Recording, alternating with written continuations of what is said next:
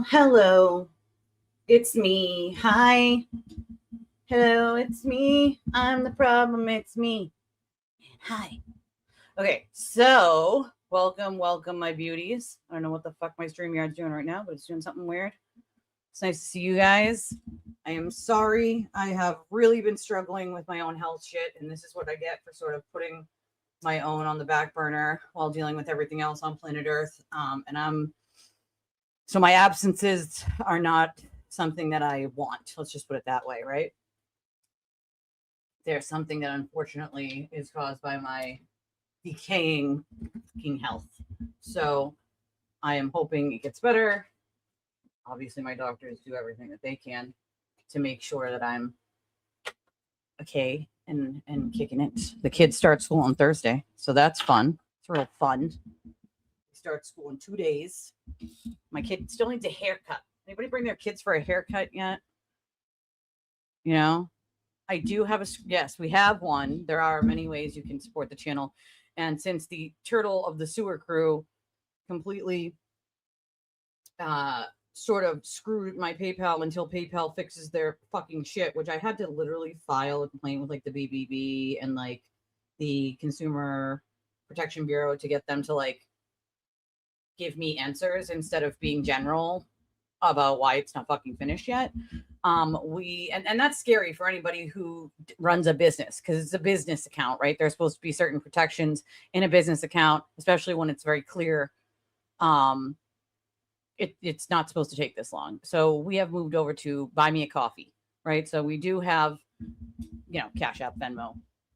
But we have moved over to Buy Me a Coffee. Buy Me a Coffee, once you've used it, it actually uses Google Pay, Apple Pay, Samsung Pay, all of the other options that you would have anyway through PayPal, debit, credit, works for a multitude of countries, all of those things. So we have sort of moved over to using Buy Me a Coffee at the moment because we can't use PayPal. And of course, that sort of has been lowered my income. Never mind not being here has definitely lowered it. So if you used to use PayPal, I would appreciate it if y'all switched over to Buy Me a Coffee or Revolut or Chime or Cash App. We'd appreciate it. All right, so let's look at these shenanigans, shall we? Please hold for 1 second.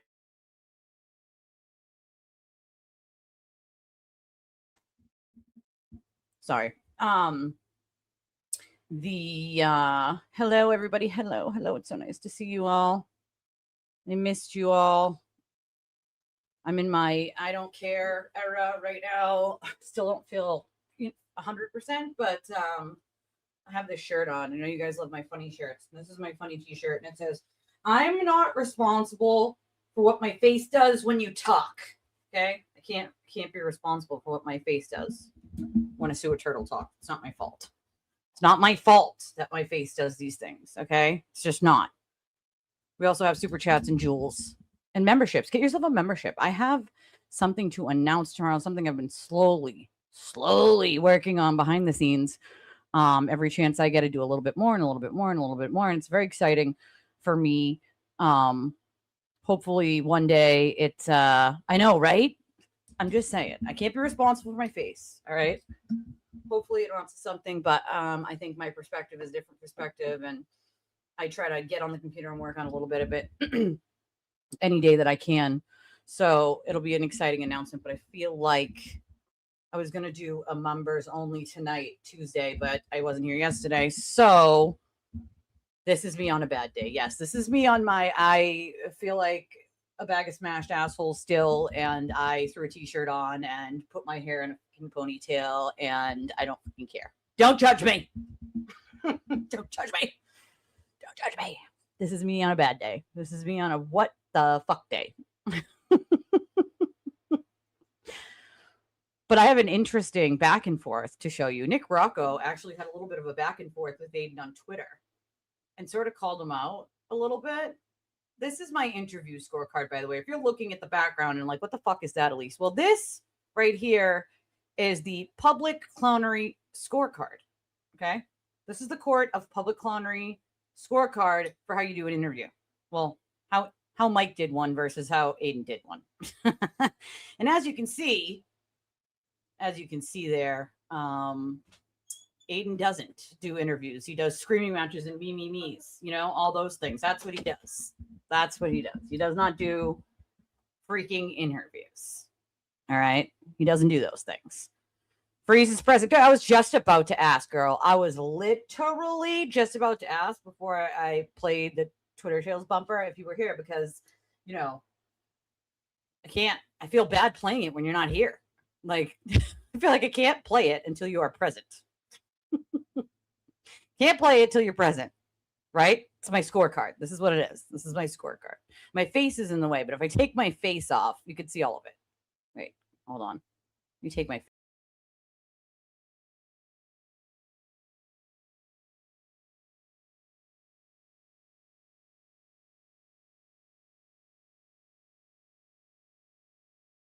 Damn, that's how you do a damn interview, right? Like a normal human, you let the other person sort of answer the question, ask a follow-up question.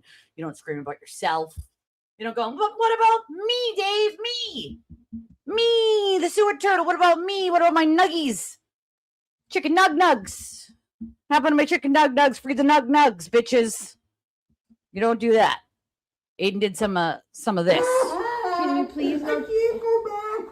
Can you please go? I can't go back. He had a couple turtle tanties during the interview he did with Dave.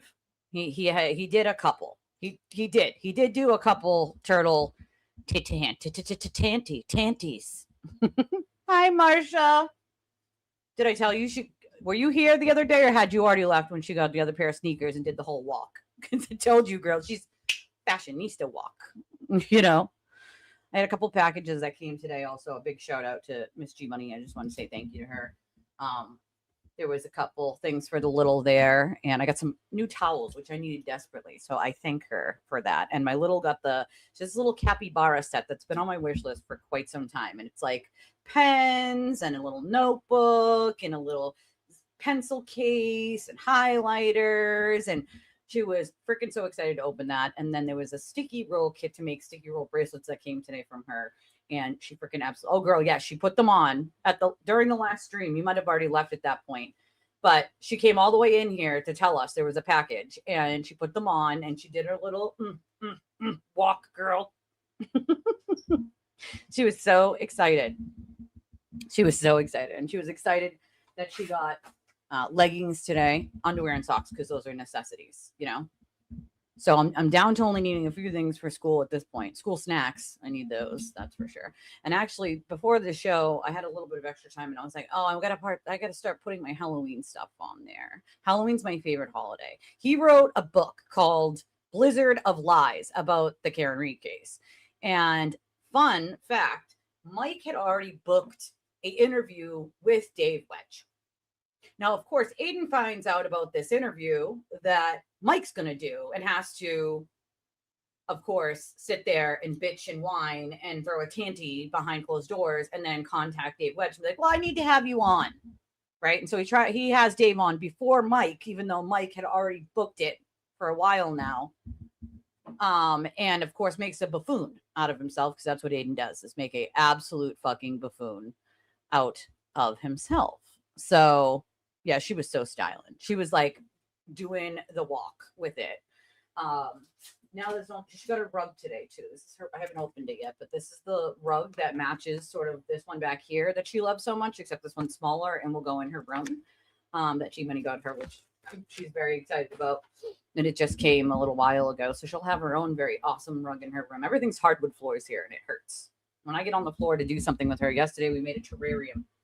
We made a terrarium with chia seeds and dirt, and it came within a little kit, and we made a terrarium, but I moved the rug because I didn't want all that dirt and whatnot on the rug. But it's a very cute terrarium, and we made a terrarium yesterday, me and the little. So it was fun. We did that. All right, so there's my Nightbot. The Nightbot will plop up periodically with ways to support the channel. It just helps me sort of not have to do it all the time. It's gives the links on, why is it still doing the PayPal one? For the love of God. I already changed this earlier, so I have no idea why it's still giving the PayPal one. But yeah, he didn't even read the book. I mean, how do you interview somebody without reading the book and what was written in it? You know what I mean? Like, how the do you do that? How do you do that? I don't understand. But we all know that Aiden doesn't like to do his homework, right? He does not like to do his homework, and he didn't do his homework, right? He didn't do his homework. He doesn't know how, right? And part of the problem with Aiden and the things that at least he's admitted thus far is that he still has not even read all of the documents in the Karen Reed case. He still to this day has not read all the court documents and all the information. Why? Well, because it's boring, he says. Yeah, he thinks he did write the book. That's half of his problem. What he wrote was propaganda, right? And I think that Dave Wedge went a little further than I would have when giving Aiden any sort of credit. I think he said he has good journalistic, like, not ethics, obviously, but journalistic, like, instincts. And in order to have journalistic instincts, you have to actually do some homework. You have to actually find out some of the information yourself and not it be passed to you by the defendant or the defendant's attorneys, right? You have to actually look at not just that, but everything the prosecution's saying, take up documents, try to verify these things on your own, so on and so forth. And at least what we know of now is Aiden didn't do any of that. He didn't cross-check anything. He didn't see if anything made sense, if anything contradicted anything. He took whatever Karen and her attorneys gave him, and he put it out there. He even tried to take credit for finding Lucky when it was, in fact, Karen Reed's team that talked to Lucky first. But he tried to take credit for that. And there's still a stream up where he takes credit for him being the one that found Lucky. Well, that's a fun fact. He didn't find Lucky, right? He just simply did not. So, that's the other. I doubt he read his own. He probably had a ghostwriter. The C's and D's gets degrees guy, Yeah, a lot of people have been glued to the Clancy trial, and that's about to wrap up. That one was a little hefty for me in general.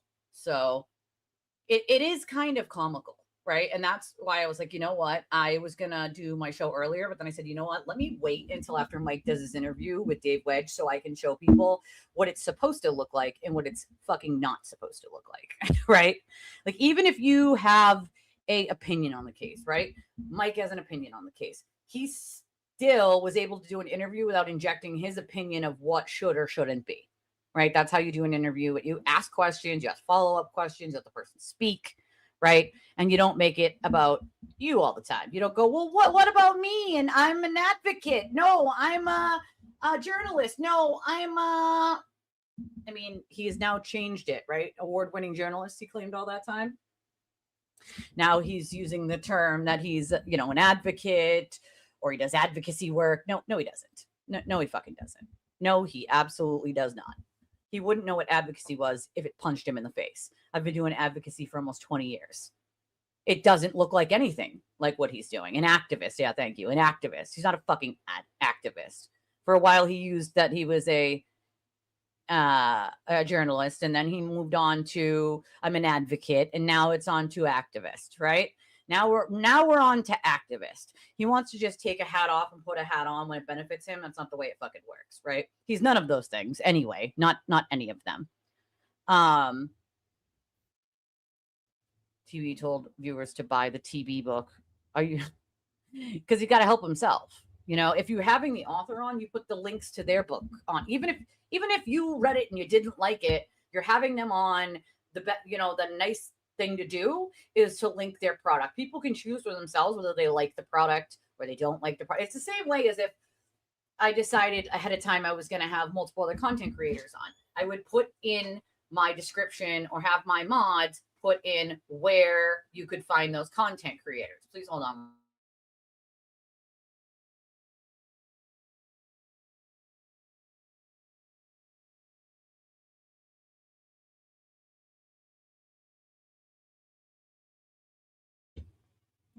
Okie doke. Sorry, the little was leaving with hubby to go to softball, so might be one of the last ones she can do before school starts. So, that's what I said. Give me a fucking actual break. An actual fucking break. Oh, girl, listen, I've had a shit last 3 weeks, so I am with you. I am freaking with you. Of course, I knew Mike was doing this one, and so I was going to, like I said, I was going to do my show earlier, and then I was like, I don't want to run into Mike's interview with the author, because for me, that like, it was important to see the difference, right? To show people the difference between what it's supposed to look like and what it's not fucking supposed to look like, you know? So I said, let me wait until Mike is done, and then I'll do it a little later. And plus, I wasn't feeling really hot this morning anyway. So I was like, let me just woosah and wait until after he's done. Right. So I did that. And then I came upon something fun, you know? Well, that's the other thing. They petitioned the government, right? He's an influencer, like I'm an influencer. I also would say independent media of sorts. I'll report on things that are important, that are not just in my area, because I'll also report on other things that aren't in my area that I find interesting, or, you know, things like that. But I wear two hats myself, but I take one off, you know, like right now I am in doing content creation, right? That's what I'm doing right now. I'm giving my opinion on things that have been going on, my insight into it. When I'm not here, I often do advocacy, right? And sometimes even on my platform, but it's different, right? When you're advocating for someone. Most of that is done privately, right? Behind closed doors to help someone navigate something or some things, right? And that is what you do. That's how you do it, right? That's unless there's something that needs to be public, or a way that you can garner your community together to help someone who needs your advocacy help, then it's normally done mostly privately, right? Aiden wouldn't know how to do any of those things. The only person he advocates for is his big fucking dick nose and his big dumb mouth, right? That's it. That's literally it. Hey, Grammy Cheryl, nice to see you. Well, he wants to litigate his case in the court of public opinion 24/7, you know? The thing I didn't quite understand, and again, you guys know that you might not get the popular opinion with me, but what you're going to get is what I believe, right? The things that didn't make sense to me, and if I had the opportunity, I would ask, obviously, the author myself, but, and he kind of answered this a little on Mike's show. Why go on with the sewer turtle? And if you're going to go on with him, what I really wanted to know is, if you're gonna, right, try to go on with him, why not do it after Mike's interview? I think Mike booked that interview first, and this was a way for Aiden to try to just have a turtle TNT, have him on first, and try to pull it being important away from Mike having that sort of first interview in the community of people who like pay attention to this on social media. It was an underhanded thing Aiden did, and he did it on purpose, right? He doesn't give a fuck about what the author has to say or what the author doesn't have to say. He didn't really give a shit, right? He never did. So I feel like that's the only thing I really didn't understand was, if you're going to go on with him, cool, do it. But why not wait until after you do the interview with Mike first? You know, don't give Aiden that fucking satisfaction of screwing Mike over, because that's essentially what he's trying to do. Aiden doesn't give a fuck about what Dave has to say or what his book was about. You know what I mean? Like, he just doesn't give a shit. Does not give a shit. Thank you, Natalie. Thank you. I appreciate you. Natalie said, thank you, Elise, for supporting people whom he's trying to destroy. Chat, match me for Elise. She's a good egg. Oh, thank you, Natalie. I appreciate you. Hello, Miss Elisa, my twinsy. It is like a gang war, like with him. Everything is about him, right? Everything is about him. And so I'm going to show you guys the ways that you don't conduct an interview. But before we do that, I have to show you this. I have to show you the madness on Twitter, because this is so wild. I just want people who hate watch me to see that it's not just people who Aiden doesn't like, right? Magically, all of a sudden, when they know who he is, it's people who work closely with him, like me and others, that know what kind of behavior he does, right? Like that's the bottom fucking line. And the way that he behaves and why he behaves that way.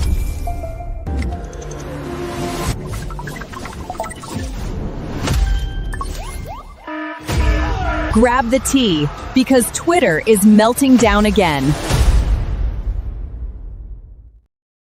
All right. Now check this out, right? Oh, shit. Hold on. I forgot that I was on an entirely different fucking. Damn it. Damn it. Damn it. Hold on. What the hell? Hold on. Now I gotta fucking open it on this. God damn it. It's because I opened StreamYard on a different tab because it was giving like a different browser. It was giving me trouble with something earlier, and I was like, I can't fucking deal. All right. I see I had it all pulled up. Son of a bitch. All right, here we go. Let me try this. Okay, here we go. I apologize. All right, let me pull this over here real quick. So, like when Wedge told him, and he was not there to talk about TV's case. Well, that's the whole point. He's not there to talk about his case, right? That's not why he's there at all. Right? Want the truth? It's here. He's a joke, and he just does keep proving it. The people that just ignore it, that's what is so wild to me, is that some of these people just ignore it. It's so crazy. It's just so fucking crazy, dude. Yeah, I mean, I'm glad Mike asked some other questions that people were asking in chat. That was good too. Thank you, Miss Elisa, for matching. You guys can match on regular Cash App, Venmo, PayPal, and buy me a coffee as well. Those count as well. All right. So this is a back and forth, right? He was too nice. That was the other thing that I had a little bit of criticism of, which I get it. He didn't want to get into like a pissing match with Aiden, but I would have pushed back more on Aiden when I knew he was lying and being disingenuous, Like when Aiden was like, no hypothermia. Like anybody who watched the trial and actually paid attention, which he clearly did not, knows that hypothermia was a contributing factor. And the only thing for hypothermia to have happened is your body has to be under a certain degrees. And I believe that degrees is under 80. It's either under 80 or 90. I can't remember exactly, but then it's considered hypothermia, right? So for me, I would have pushed back on that when he was like, no, you're wrong. That didn't happen. I would have been like, no, it absolutely happened. And you can argue with me until the cows come home, but you are incorrect, sir. And Dave kind of just backed down, which he kind of did a lot. I think he, just like he said earlier on Mike's, is that he didn't really want to get into a pissing match with him, which I totally fucking understand and I totally get. But at the same time, if you do that with Aiden, he uses that as an opportunity to be like, see, I was right and they were wrong. Look how stupid they look. You know what I mean? Like so you can't do that. You can't do that. You have to stick to your guns when you know you did the fucking homework and he did not, you have to, you absolutely have to, and it kind of turns out that it was good that Mike went second anyway, but I feel like I can't believe that Aiden, and maybe that's why he did it, right? Because I didn't, the answer wasn't, the specific answers I wanted weren't clear, of course. You know what I mean? Like, so Jack D sends $22.13 on Venmo. Thank you, Jack. I appreciate you, my friend. I appreciate you.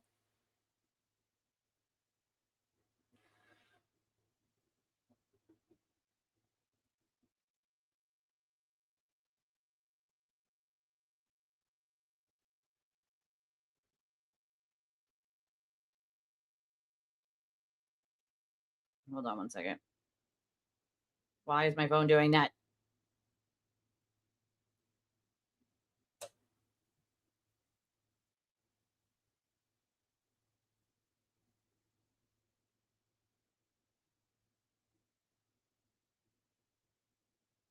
All right.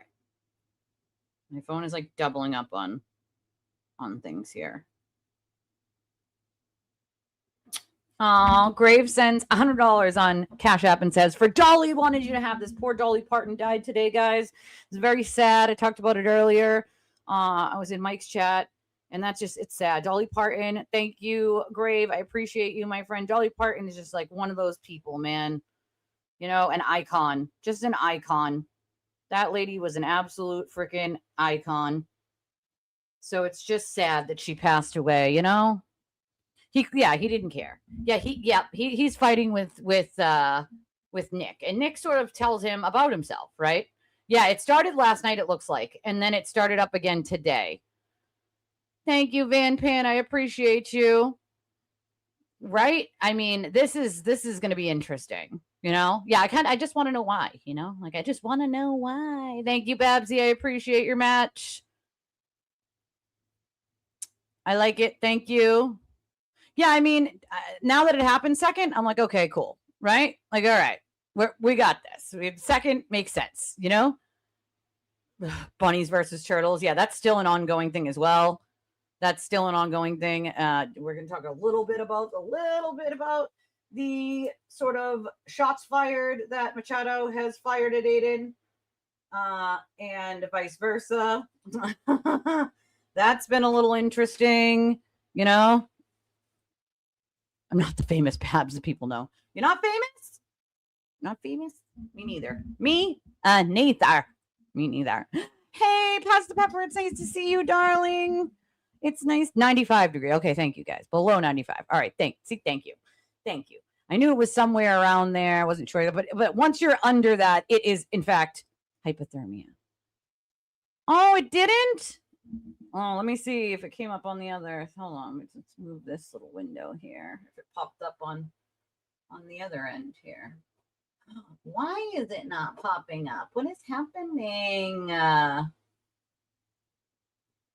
Why? Yeah, it didn't pop up. That's really strange.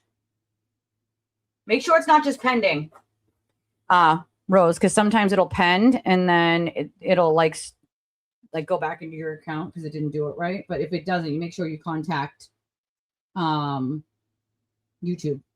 This is why I always tell people to use like the direct options in case something like that happens. But if it doesn't, and I'll obviously tell you if it doesn't come through on my end. If it doesn't, definitely contact them though. Don't let it like eat your money. That's not. I've had that only happen one other time with someone. So just keep an eye on that and remind me because girl, you know my brain. Okay, I'm gonna write it down right now, but. Sometimes it'll show after the show and sometimes not at all. And if it doesn't at all, like that's YouTube got to fix it. They got to fix it. But that's why I tell you guys to use like the direct options as much as you can. Buy me a coffee that we have or Cash App or Venmo. Those are your best options to use because it's direct to me. I see it right away. Even the buy me a coffee that dumps into my account, even though they take a little tiny bit of it as PayPal would anyway. It dumps into my account every day. So like today's stuff I would get tomorrow, so on and so forth. Which is definitely helpful for back to school on fucking Thursday, That's for sure. Do you think Aiden is going to critique Mike's interview? Absolutely, he's going to. Absolutely. He's going to shit on it because that's what he does, right? That's very true. Then Aiden had to interview Afroman. Aiden can't come up with any sort of idea on his own. Let's remember that. Let's remember that. Let's remember that it's not. So why? Okay, Nightbot. I don't know why we keep putting the PayPal option in there. It's not an option anymore right now. Ignore Nightbot on the PayPal thing. Bye-bye. He has a show tonight, so I bet he makes it most of his show, like Natalie said. Oh no, Rainbow Bridge. I am so sorry, Justice. That is like a whole family member. Oh, I'm so sorry. I'm so sorry. I am so sorry. That is so sad. Oh, he definitely watched it. He was stage 5 clinger. Yeah, it was an easier read for me because I read fast. I'm a fast reader. Yeah, she passed away. She was 80, I believe. She was so good to kids in general. She had a thing where they shared books with kids, and I'm a reader, so I can really appreciate that. Yeah, Aiden did after he wanted to, right? Like after Mike did, he tried to get Afro Man to come on with him. I don't know if he ended up actually doing it, but he tried to get Afro Man to go on with him after Mike did the Afro Man interview. Because he can't think up anything on his own, I had to type in a bunch of my info today for my chat when I normally double click. Okay, maybe that's it. It kicked me out altogether. See, that's probably why. I'm telling you, it's going to pend and then not pop up. But that's why I say you just use a regular donation. Nightbot, yeah, Nightbot's drunk. Nightbot had a few. I don't think he ended up getting him to come on, but he tried. I believe. He tried. Mike did the interview with Afro Man, and then Aiden announced he was going to do one, and then I think they never ended up doing it. But he tried to get him to come on. So, why? Why? For what reason? He declined. Of course. Of course he did. Oh, I know. I read so fast, girl. Like I read so fast. When people are like, I'm on page 5. I'm like, I'm on page 50. Like I just read so fast. I don't know why. I mean, I talk fast, so probably, same. But I hated being in AP English, reading and writing in high school. It was just like, harder because it's AP English. But I mean, I did like the books. I can say I liked the books. I've always loved reading. Reading was always one of the things that I would lock myself in a room and read a whole Harry Potter book in like 2 days. Till they got bigger and bigger and bigger. The first couple, I did it in a few days. I think the other ones took me like a week because they were fucking huge. But I remember just being in my room, just like delved in the world of Harry Potter, reading all of those books. And then I read them again when I had COVID. A dear friend sent me the ones that I had lost over the years, the missing ones that I had. And I read them again during COVID while I was locked in my room for 11 days. So, and they were just as good then. You could just picture all of the things that are happening. I'm a reader, use your imagination. You know what I'm saying? All right. I read the Twilight books quickly. Yeah. See, I mean, when you like it, I just can't put it down, like when you like something or you're like, want to see what happens. You're like, all right, well, I can't stop reading this now. It's like 3 a.m. Oh, well, I'm still reading. Oh, well. Oh, well, I literally almost missed some of you when some of you were saying hi to me over at Mike's. I had to look back up and look back down, but this eye is blurrier than this eye. I need a new prescription for this eye. And I'm, crossing my fingers. I don't have like a cataract or anything, because this one is definitely way blurrier now all of a sudden in the last couple months other than this one. And so I have an appointment, but it's 2 months from now. And so even looking at the screens now with my contacts in, this side's a little blurrier than this side. And I do everything mostly over here other than when I'm streaming, which is I have you guys here and then I have everything else on this screen. So it's difficult. Everyone list your favorite author. Oh, I would love to know what everyone's favorite author was. My dad's was Steele. Back in the day, I didn't know who he was. And those books are Dean Koontz. Dean Koontz. My dad had like 1 million Dean Koontz books. And I love that my dad was a reader. But Dean Koontz, that's like a whole shelf. Dean Koontz, Dean Koontz, Dean Koontz. Like just Dean Koontz books. I'll never forget that as a kid, just, because the author was written big on the side back then, at least. But dang, it is food for the brain. I wanted to know. I was, listen, I could ask Mike his opinion, but I wanted the opinion of the author, and let's get Nick's opinion right now. So what's going on here? You guys might ask. Well, a shit show. Anne Rule, Stephen King. Who doesn't love Stephen King? Ooh, Patricia Cromwell. That's a good one. It does. It doesn't stop you from making typos with your fingers and arthritic hands, though. I do it all the fucking time. All the goddamn time. Especially if I'm doing anything from my phone. And I'm just like, fuck this, dude. I'm sending it. I don't give a shit if it's typos, it's spelled wrong. I don't care. I don't care. I'm not writing a dissertation to my college professor. It would be correct. I don't give a shit. I don't have the capacity to go back because my phone hit the wrong button fucking 6 words ago. I don't care. Jackie Collins, Vincent. Oh, I'm gonna butcher this last name. Yeah, I don't want to butcher that. You ever notice that when you reread a book that you miss things that you didn't catch the first time? It's always good to reread a book. Or you miss like a concept that you didn't get the first time until you talk to other people about it and you were like, now you understand like what else they were saying, like Helter Skelter. Yes. Paul Coelho when I was younger. There's just so many good books. Colleen Hoover. Listen, now you can read everything like on your phone too. So like, give me a few like, corny werewolf novels. I'm in. Who's the Luna and who's the Alpha? All right. If this was a werewolf book, Aiden wouldn't even be a Gamma. Okay. Wouldn't be a Beta. He wouldn't even be a Gamma. Okay. Not even a goddamn Gamma. All right. Let's check out what happened here. So, Bunny Hunter. Okay.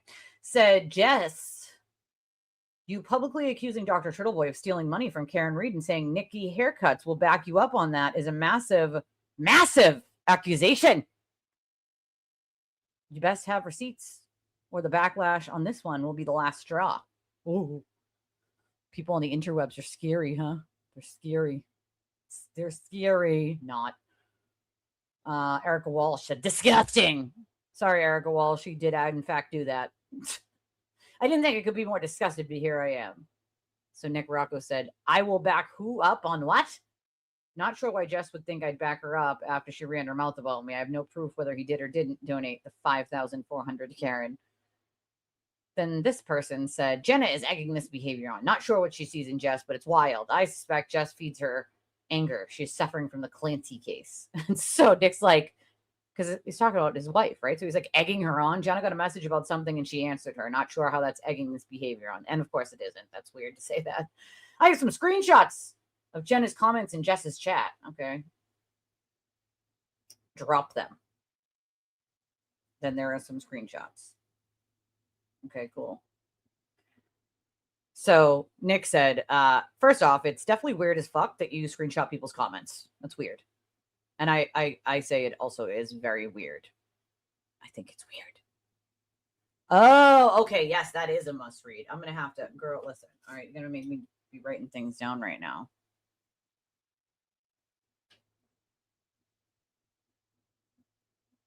Definitely a must read, at least for me.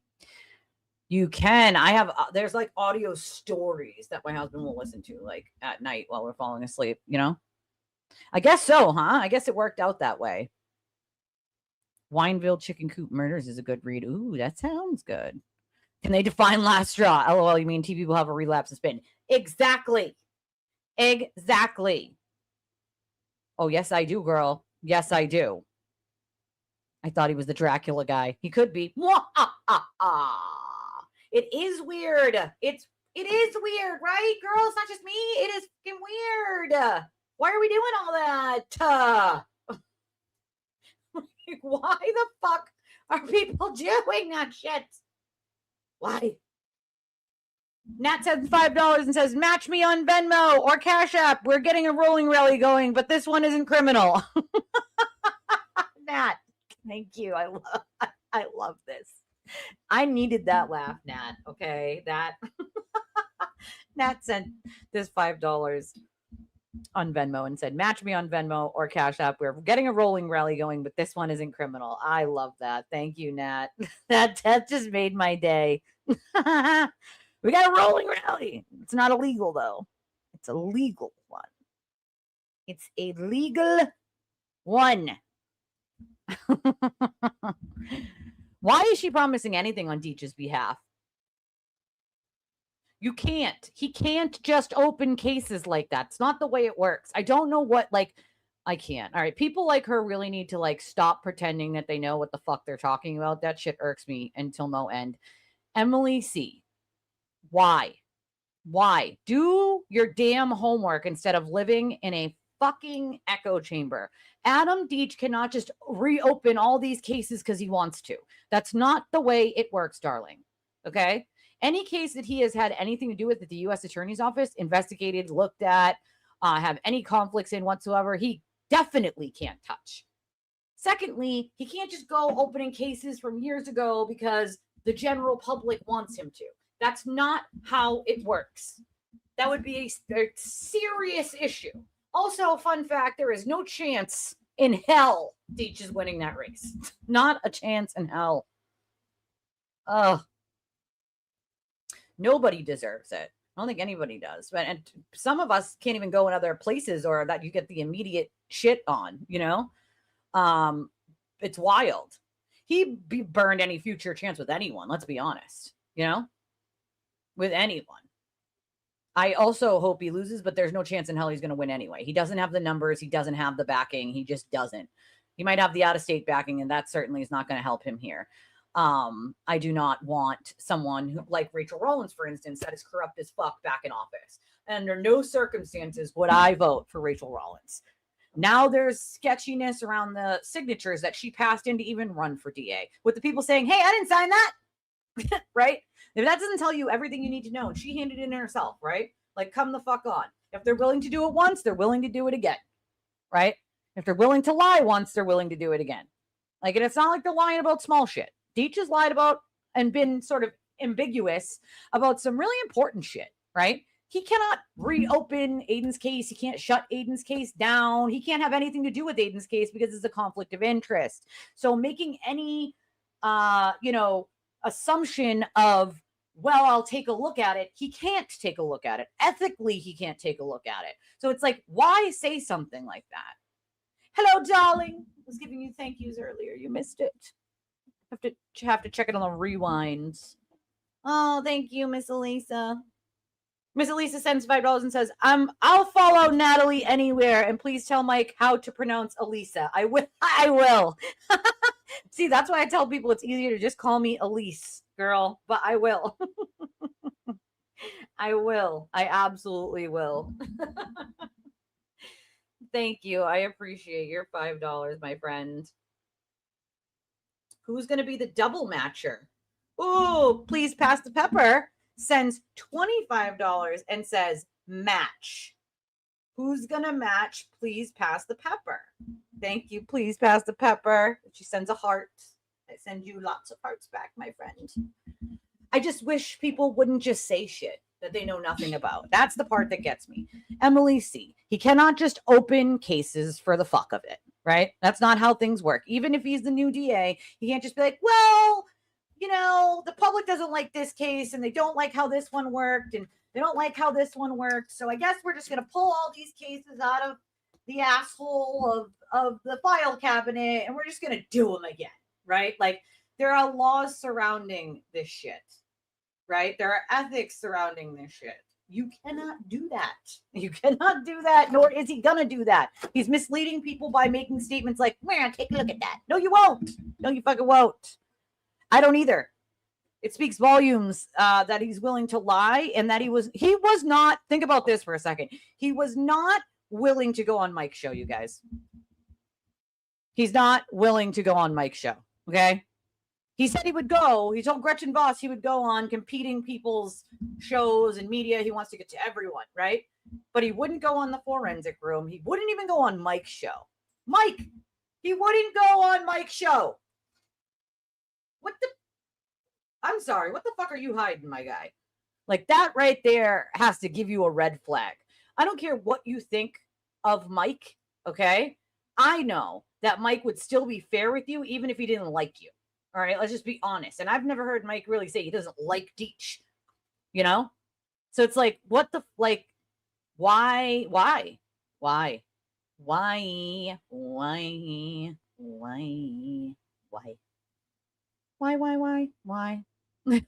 do you choose not to go on with Mike? Yeah, he had almost all of the other candidates on. That's the thing, right? And he was fair with all of them.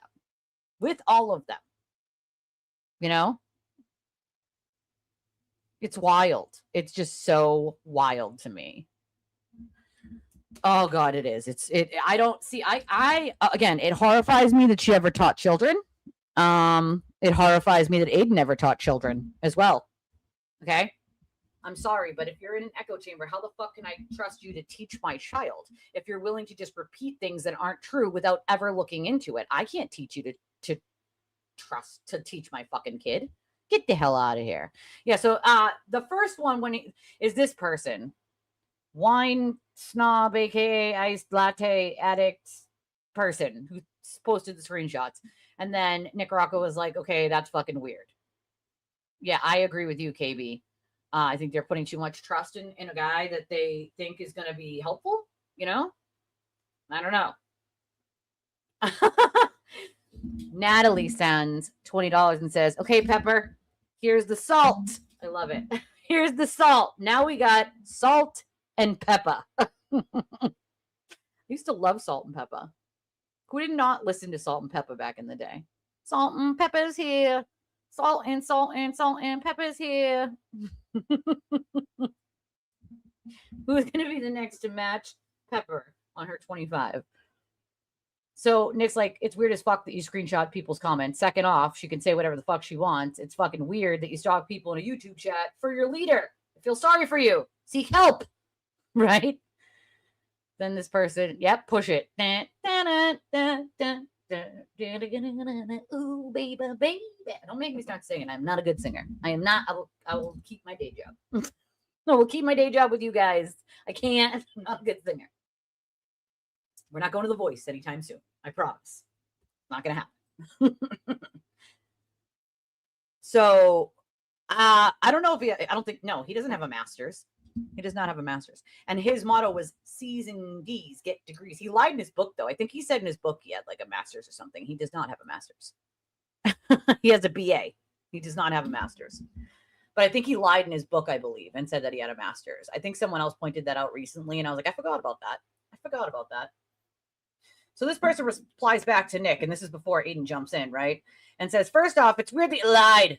Secondly, it's not hard to find someone else's comments, dummy. Okay, but screenshotting other people's comments is weird. Oh, wait, you do hair, or do you? Also, I don't have a leader. I have my mind of my own. I love when people say that. I don't have a leader. I have a mind of my own, but I just repeat all the things that Aiden says. You don't have a leader, but you repeat word for word what he says? Come on.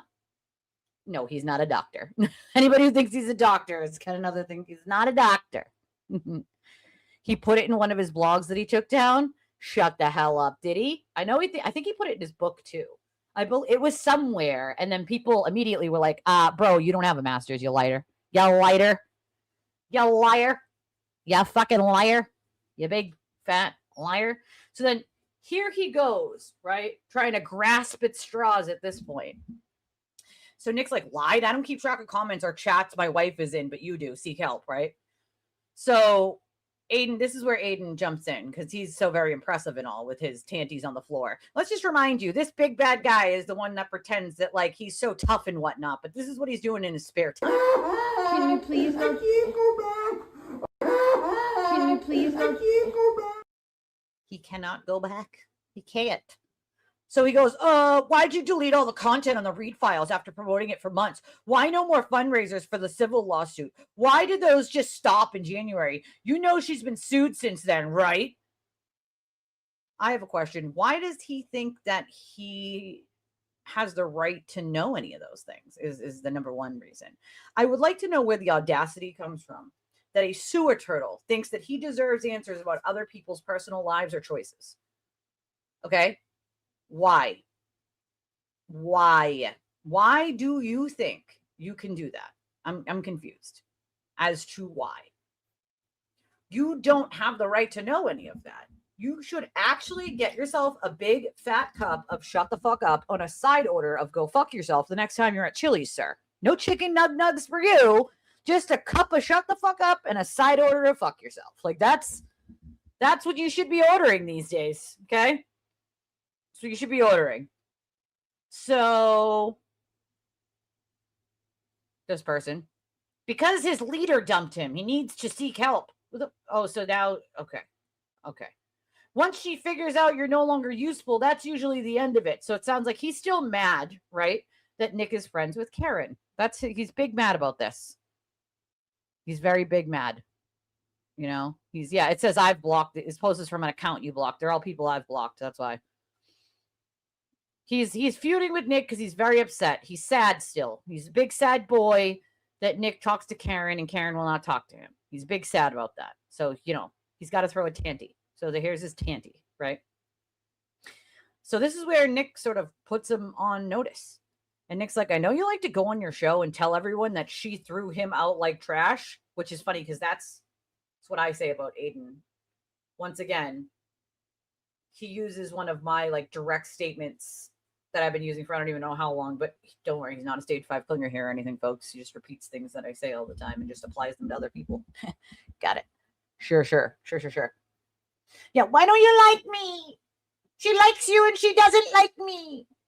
She wouldn't buy my chicken nugs. She didn't even invite me to the dinner. I had to invite myself. Karen didn't even invite him to the dinner after she was acquitted. He had to invite himself. Well, can I go? Karen, can I go? Can I go? Can I please go, Karen? Can I please go? Can we please take that picture that you promised me that you would take like 6 months ago? Can we just take it? Just please? Because as we found out later on, he forced her to take that picture and like begged her to take that picture with them at dinner, even though he wasn't even invited to the dinner. He had to invite himself to the dinner. Tells you everything you need to know there. She didn't want to invite him, right? You weren't invited, dude, because she didn't want to invite you, you dumb fuck.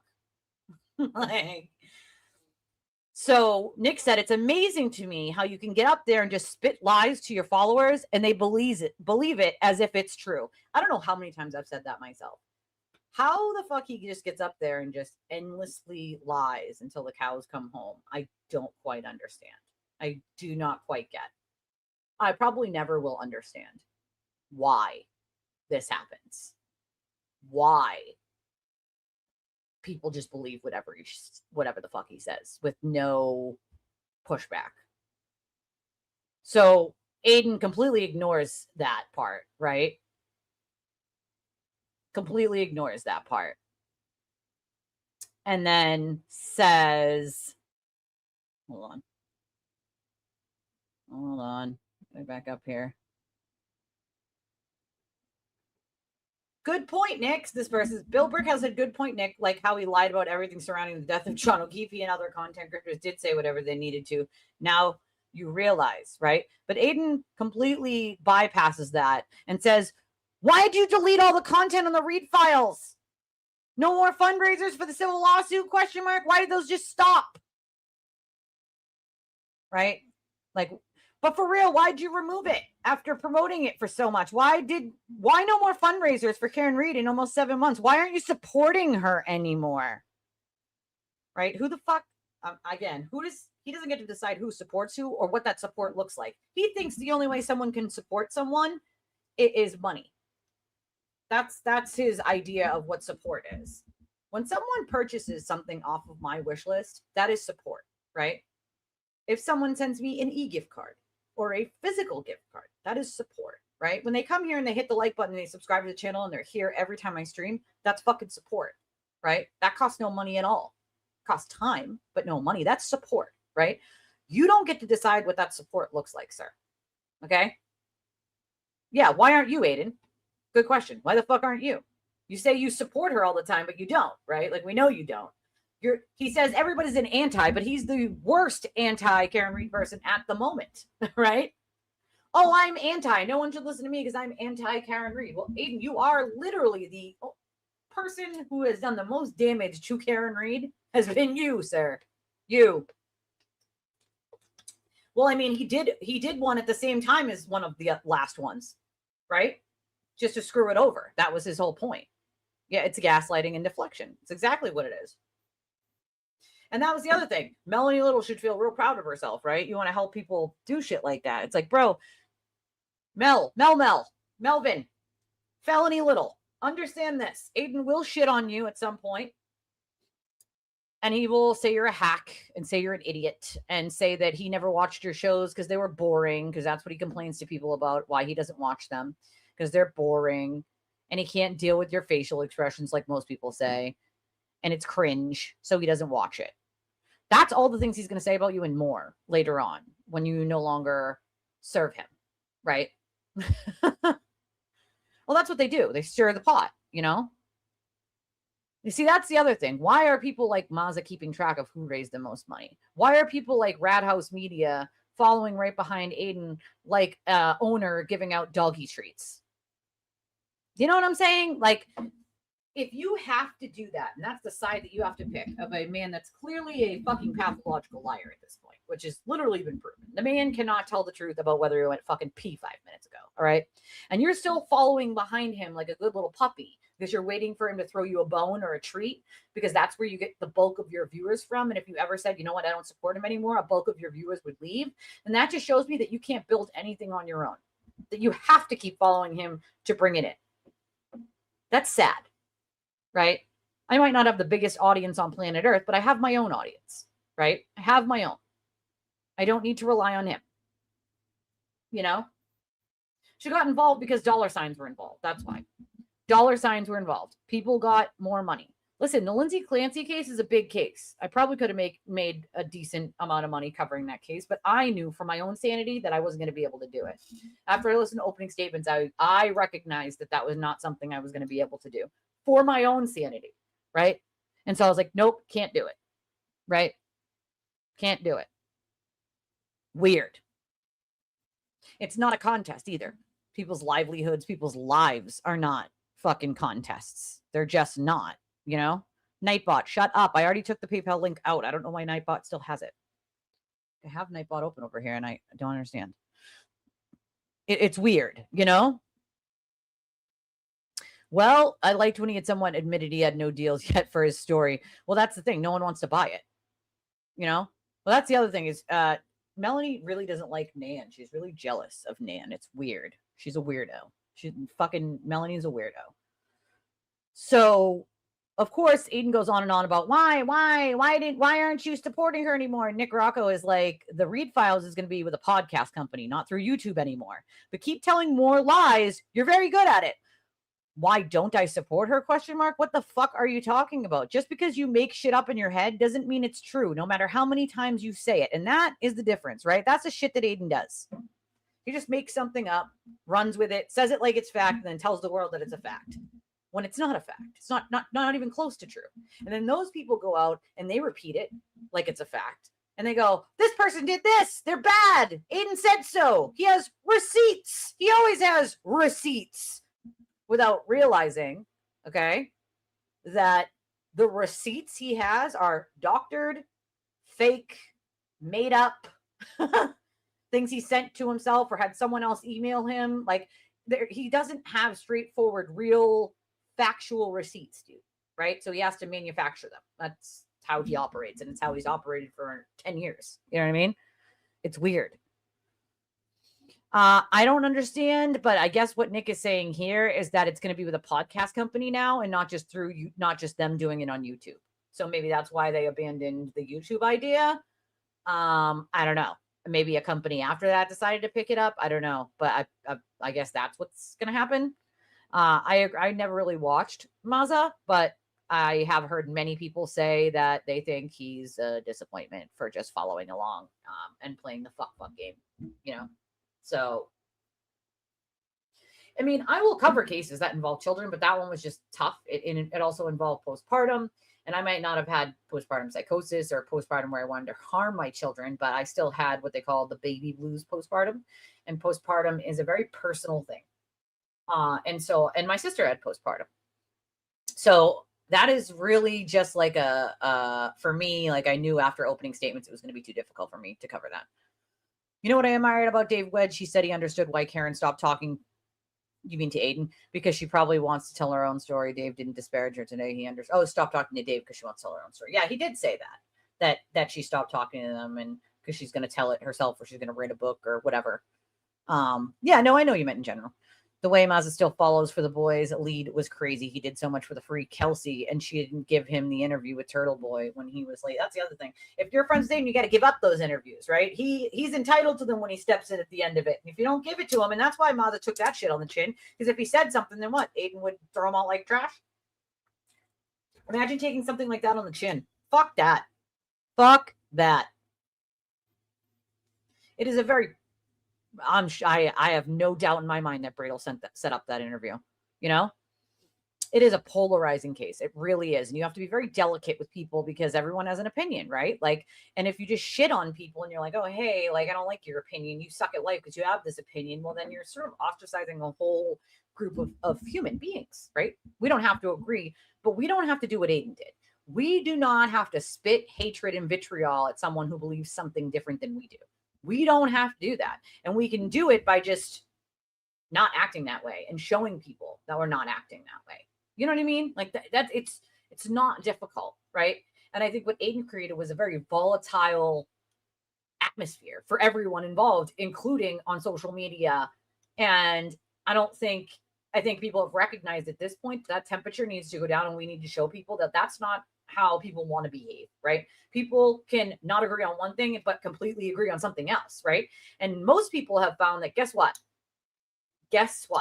We can agree that Aiden's just a piece of shit, right? I mean, the way he did that interview was just like, wow. Like, wow.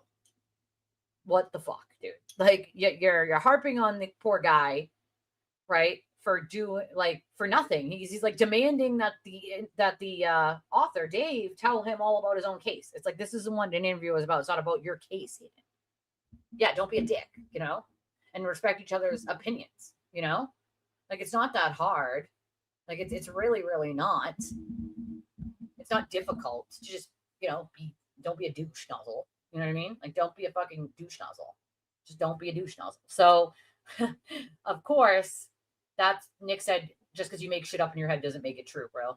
And Aiden's like, you said you were independent and aren't controlled by Karen. You started a channel where you said you were going to bring exclusive content about Karen's legal team. Now, mind you, he's still harping on this. And Nick just gave him an answer. He said it's going to be by a podcast company now. So why are you still acting like he didn't just answer the question? That's one thing that Aiden always does, right? Is that he pretends that someone didn't answer the question that he just asked because he didn't like the answer, right? And so we'll just keep harping on that same fucking thing. That same thing over and over and over and over, even if you already answered it several times, which his followers also have a habit of doing. You can answer the same question 72 times. If they don't like the answer, they'll put their fingers in their air and pretend that you never gave the answer. Be like, why aren't you answering me? I answered you 75 times. What the fuck are you talking about? The fuck are you talking about, bro?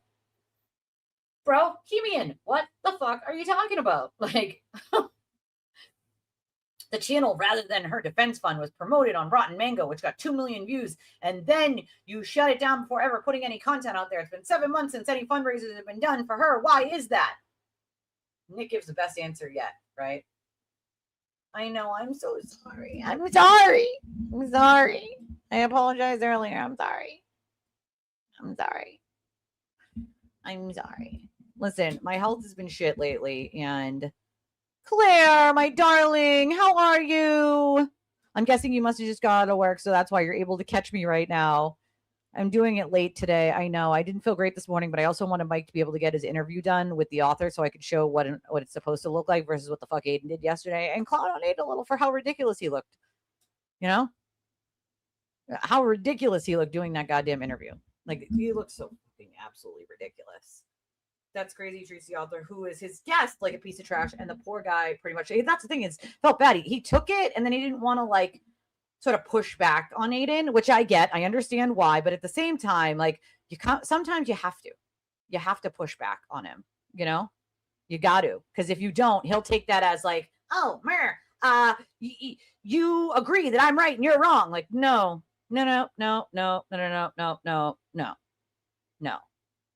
No, she didn't. Oh, I can't. Something is off with those fucking people, all right? It's just perfect. They say something's off. Like, something is fucking off with their brain cells. With their goddamn brain cells, okay? So, Nick hits him with this. This is a good one, right? This is what Nick hits him with. He says, it's really none of your business. Why don't you move on to a news story like a real award-winning journalist would? I fucking died. Okay. I goddamn died. I freaking died. I was like, is this real life? Then, of course, Aiden kind of ignores that and is like, the Karen Reed civil case continues to be a story. Why, sir? What? Like, what? The fuck are you talking about, dude? Like, what are you talking about? You know? So yeah, I talked about that earlier. Jess said he still hasn't paid that $5,400 he took for the fundraiser from Karen. But today he said that he paid and has receipts, but he won't show the receipts, right? He won't show the receipts. He should use his award-winning journalism to get the scoops then, right? Right? Weird. Something's off. There is something off with their fucking brain cells to say some shit like that. But I'm like, all right, Nick, go right ahead. Do tell him about himself. So Nick answers, and this is what he says. He says, again, with more lies? Do I need to say it in a different language for you to understand? The only one that could cut off is you, because you're a ticking time bomb. You stab anyone and everyone in the back the moment you can. Here's a question for the receipt king. Where's the receipt of the $5,400 you were supposed to donate to Karen? Until you can show that, shut the fuck up. This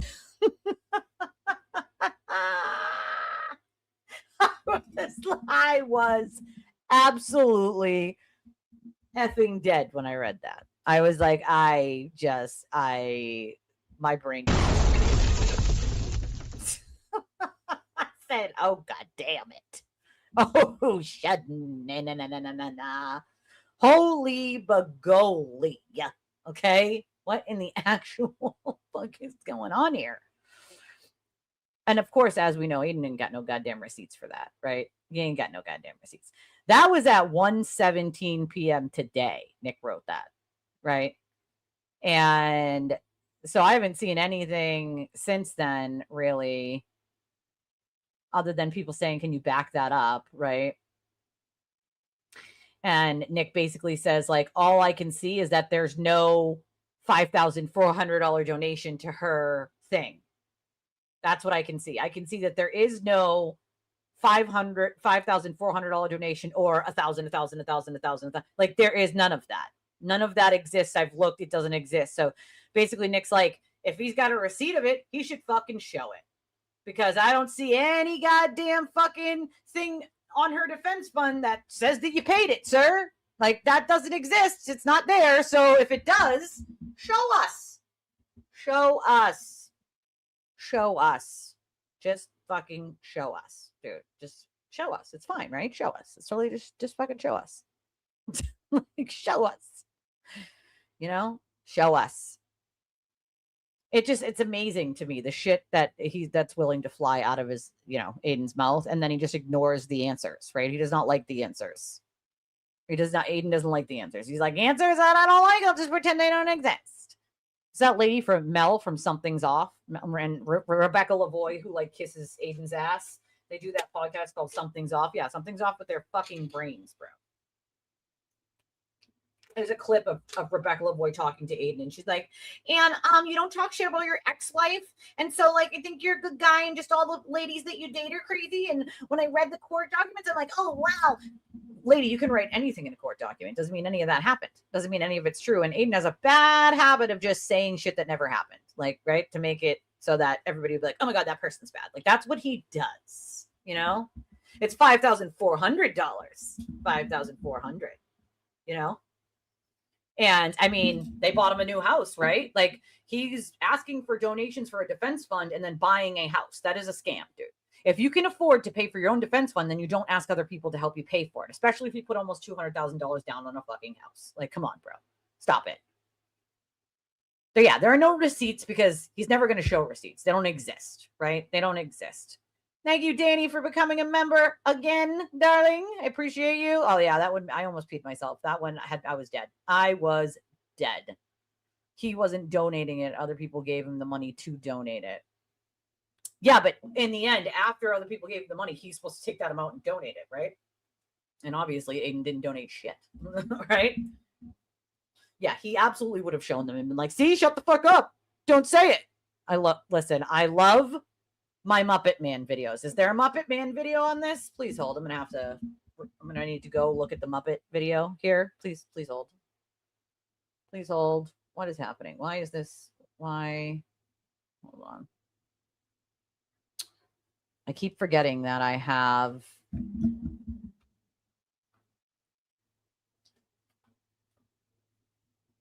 different tabs open here because I had two different things. I'm gonna have to show you guys the Muppet video. Hold on. Before we get into his nonsense, we'll get into the Muppet video. He says he has never given a dime to Karen and he won't. Oh, he said it on video? Interesting. I remember when people were asking about t-shirts, the ones that said Free Karen Read, and people were like, he was harping on everyone else on planet Earth. Like, oh, so people were on the Facebook group, and this is back when I was around during all that.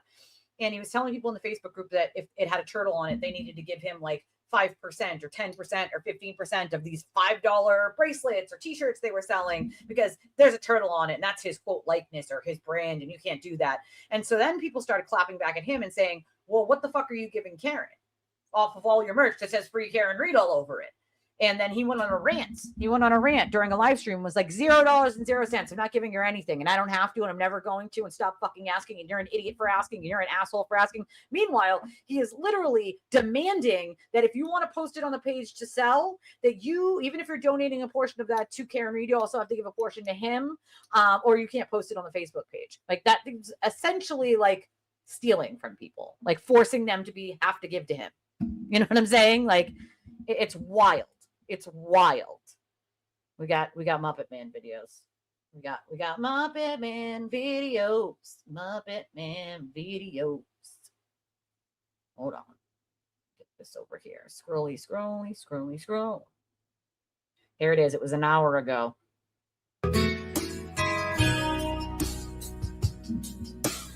Who is the guy who did it all? Protected her so she didn't fall. It was Nick Rocco. Who was there for all to see? He fought for her on court TV. It was Nick Rocco. Fundraisers, he was always there. Abby's on it. Still found time for cutting hair. He sacrificed, he gave his time, never took a single dime. Became the butt of future's jokes. Said his lips moved when Karen spoke. But now it's plain to see they're all filled with jealousy, wishing, hoping so much so, but they'll never be Nick Rocco.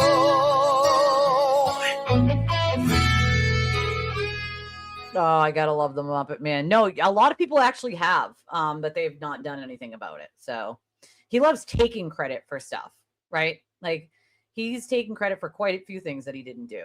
You know, yeah, they're in the turtle viewership train. So that's why they sort of praise people in that fucking cult. You know what I mean? Well, I mean, no, he was having everybody else send money to our defense fund, but he wasn't raising. Aiden didn't raise a fucking. He claims that he raised so much money for him, but he himself, he in his own capacity, did not ever give a single fucking penny. Not a single goddamn penny. Not a single penny. You know? Not a single goddamn penny. It's wild. Oh, he's going to be extra super spicy tonight. If we're still here, we would just peep in on that crash out. You know? He's going to lose his shits. Yeah, Nightbot's still drunk. Oh, I can't. What's the Uncle Kevin thing? I missed the Uncle Kevin thing. He's going to be wicked pissed off guy. Well, of course they are. And when he's saying he doesn't have money left or he's going to run out or he's not, make no mistake. Once again, he wouldn't have put almost $200,000 down on a house if he didn't have at least that already in his bank account. So who, the Muppet Man? No, he's not new. Muppet Man's not new.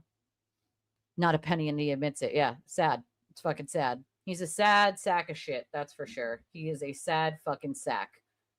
All right. So let me pull this shit show of a fucking interview this idiot did. All right. And then his ridiculous bus stop where he actually, you know what? Let's pull the bus stop first because yeah, he could have put 250 down if he wanted. Oh, he's definitely stout. 100%. Listen, he is so cheap.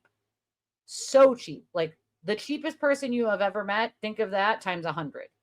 That is how epically effing cheap Aiden is. Okay? Make no mistake about it, my friends.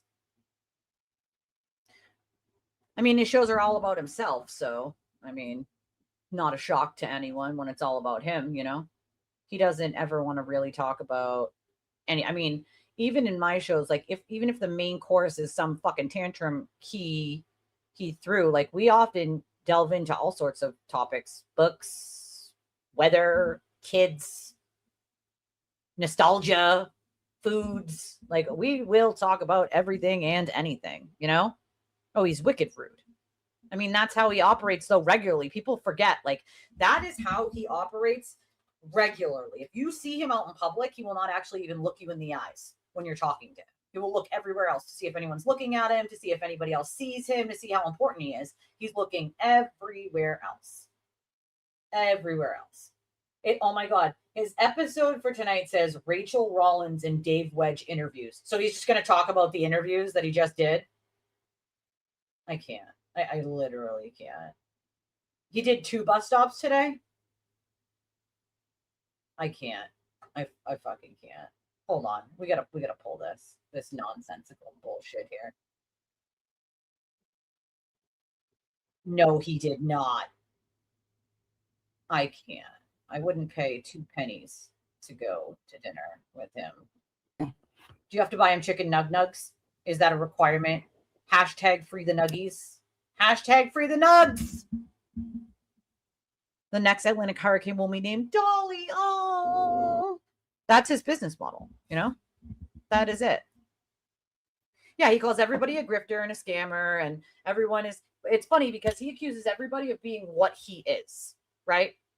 No one else has that kind of money, right? I'm a fucking poor person, right? It's not a secret. I don't also have a large channel like that. My channel is very small and I make very little. Oh, wait, he was offered $500? I can't. Right? Should be a max of $5 nugs for him, you know? He loves the 2 for $20. He loves the 2 for $20. He said he wanted to bring Betero there, get a 2 for $20, but Betero wants steak, so he can't bring him there for 2 for $20, you know? He has to do a 2 for $20. That's his thing, you know? Well, that's the other thing is most of his, you know, viewers at least, they don't realize, like, they don't know that is what he does, right? That is what he does, is accuse everybody of all the things that he does. Why? Well, because either he's jealous of them or they know too much about him. And if they talk about him and they know it, he's got to shit on them first. So that way, when they do talk, he can say, well, I exposed them. So they're just scammers and grifters and liars. They're just lying and they're mad I exposed them. And they have Turtleboy derangement syndrome. It's the same playbook he's been using for 10 years. Innocent people he has sat there and shit on because he was afraid of being found out. And so he's even said it in private messages. The reason why he does that is so that later on people don't believe anyone when they're telling them the truth about him, right? Like, and that's sad, you know? Right. Apparently that's his business model. Well, that's the other thing. Why is he in Julie's house? And if he was watching his kids the last time, why wouldn't he be in her house if he was watching kids the last time? You know, why are you there now? Weirdo. Listen, there were some meals that he didn't even pay for while he was out with Lindsay. She paid for her own. Like, that's, I mean, you're asking her to go somewhere and you're making her pay for it? Like, oh, he had one and then he left at 5 o'clock and they weren't done. And so now he thinks he doesn't have to go back. He's like, well, I was already there until 5 and I walked out and my lawyer was like, oh, what are you going to tackle me? Like, nobody's going to tackle you, bro, but you're going to have to go back for a second or even third day. For as long as it takes to do the whole depot, you're going to have to do it. And he whined and bitched like, I don't have to go back. They should have got it all done. That's not the way it works, dumbass. Or guess what? Sanctions that you're going to have to pay for everyone's time if you don't fucking show up. Like, it's who he is, guys. It's who he is. Before we play this ridiculous, nonsensical bullshit here, do me a favor and hit the like button and subscribe to the channel if you haven't already. I think the last match I got on Venmo was for $25 from Pepper. Who's going to match Pepper? There are many ways you can donate to the channel and help out the channel. We would appreciate it, of course. School starts for my little in 2 days. We do have a wish list. There are school snacks and some other school clothes like t-shirts that she needs and other pants on there right now. I just added a bunch of stuff, especially the school snacks and juice boxes and whatnot she's going to need for school. The wish list is in the description of the video. But there's a bunch of other ways that you can help support the channel. Buy me a coffee is a big way. If you used to use PayPal with us, we have moved over into using Buy Me a Coffee. It is the easiest, fastest way that if you used a debit or credit card before with our Justice Chat link, you can do that here also on Buy Me a Coffee. You can use Google Pay or Apple Pay. You can use crypto. There's a million other ways that you can do it on Buy Me a Coffee. We appreciate it more than you know. Support us either on Buy Me a Coffee or Cash App or Venmo or Chime or Revolut. And they're all the same. On Cash App, Venmo, Chime, and Revolut, it's always SKYE3188.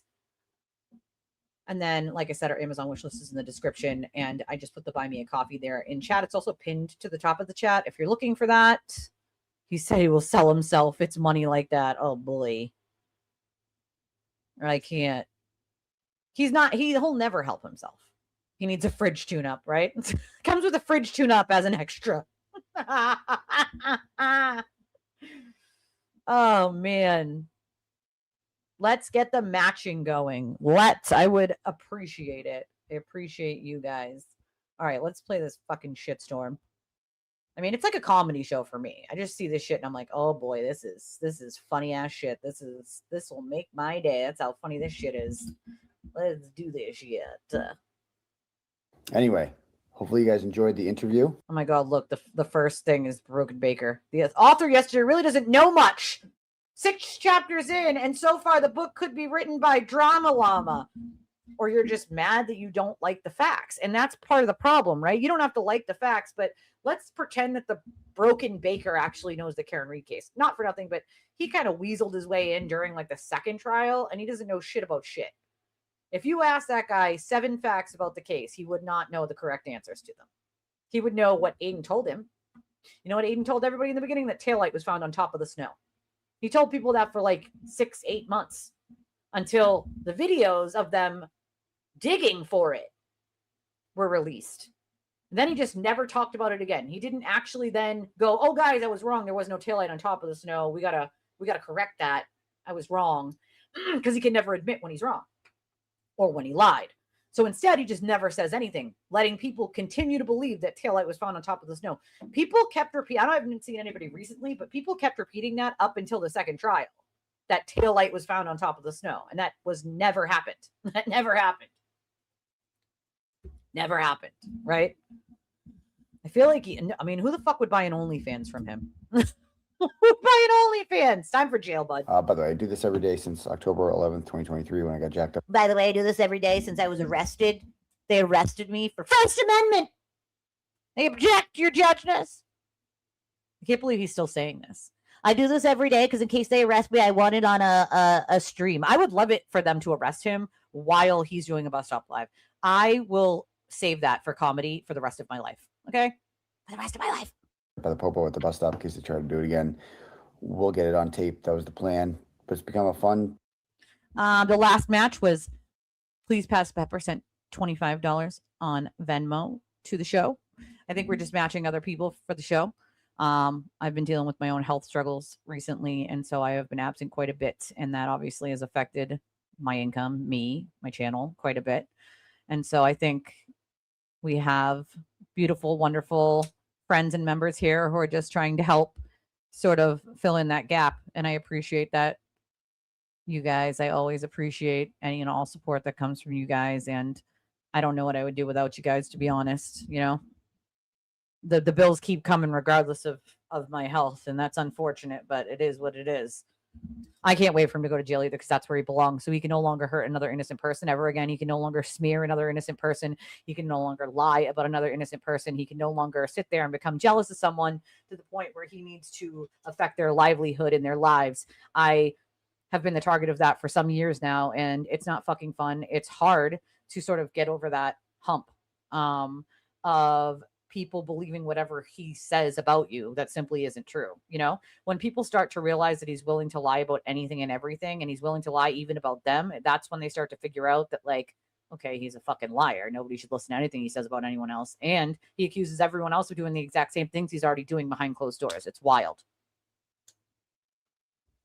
He did it after he was arrested the first time. So he seems to think that, like, I don't know, having a live stream, he's going to be like arrested on it. And it's going to prove what exactly? I don't know. Well, you know, it's going to show us that he's going to have a panic attack when they arrest his ass. You know, I have not heard that song yet. No.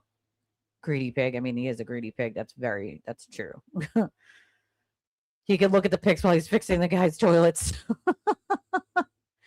Chez is taking his followers to Mexico if Aiden goes in. Sanchez, I would love. Let's go to Mexico, Sanchez. Viva la Sanchez! And part of the grift. So, yeah, he's a grift. Might as well do it. And a good way to start the day. Talk about announcements, etc. So, I can't wait to get that body cam when he gets arrested next time. Over like that. Over. Yeah, where's Nina? It's fake. It's not a real Bus Stop Live. It's fake. Nina, where are you, Nina? Viva la Sanchez! Where's Nina? Putting a bow out for Nina. God damn it, Nina. We're watching the fake Bus Stop Live. Nina, where are you? Like that. But we are back. And it's good. I like getting back in the swing of things. I mean, it depends on what it's for, right? I have, not everybody will take the initiative to have a fundraiser for someone else, right? And I understand that. I've done several for other people because they don't have family. For instance, we did one for Ashley's dog. She doesn't have family, so she would have had to do it herself, and that would have sucked. But you got to do what you got to do, if you don't have, anywhere to turn. And so, some people do have to do them for themselves, and it's unfortunate, but not everyone's going to think up the idea of like, hey, this person is struggling. Can we do a fundraiser for them? Right. I don't think I have anybody that would take up and be like, oh, I can see she's struggling.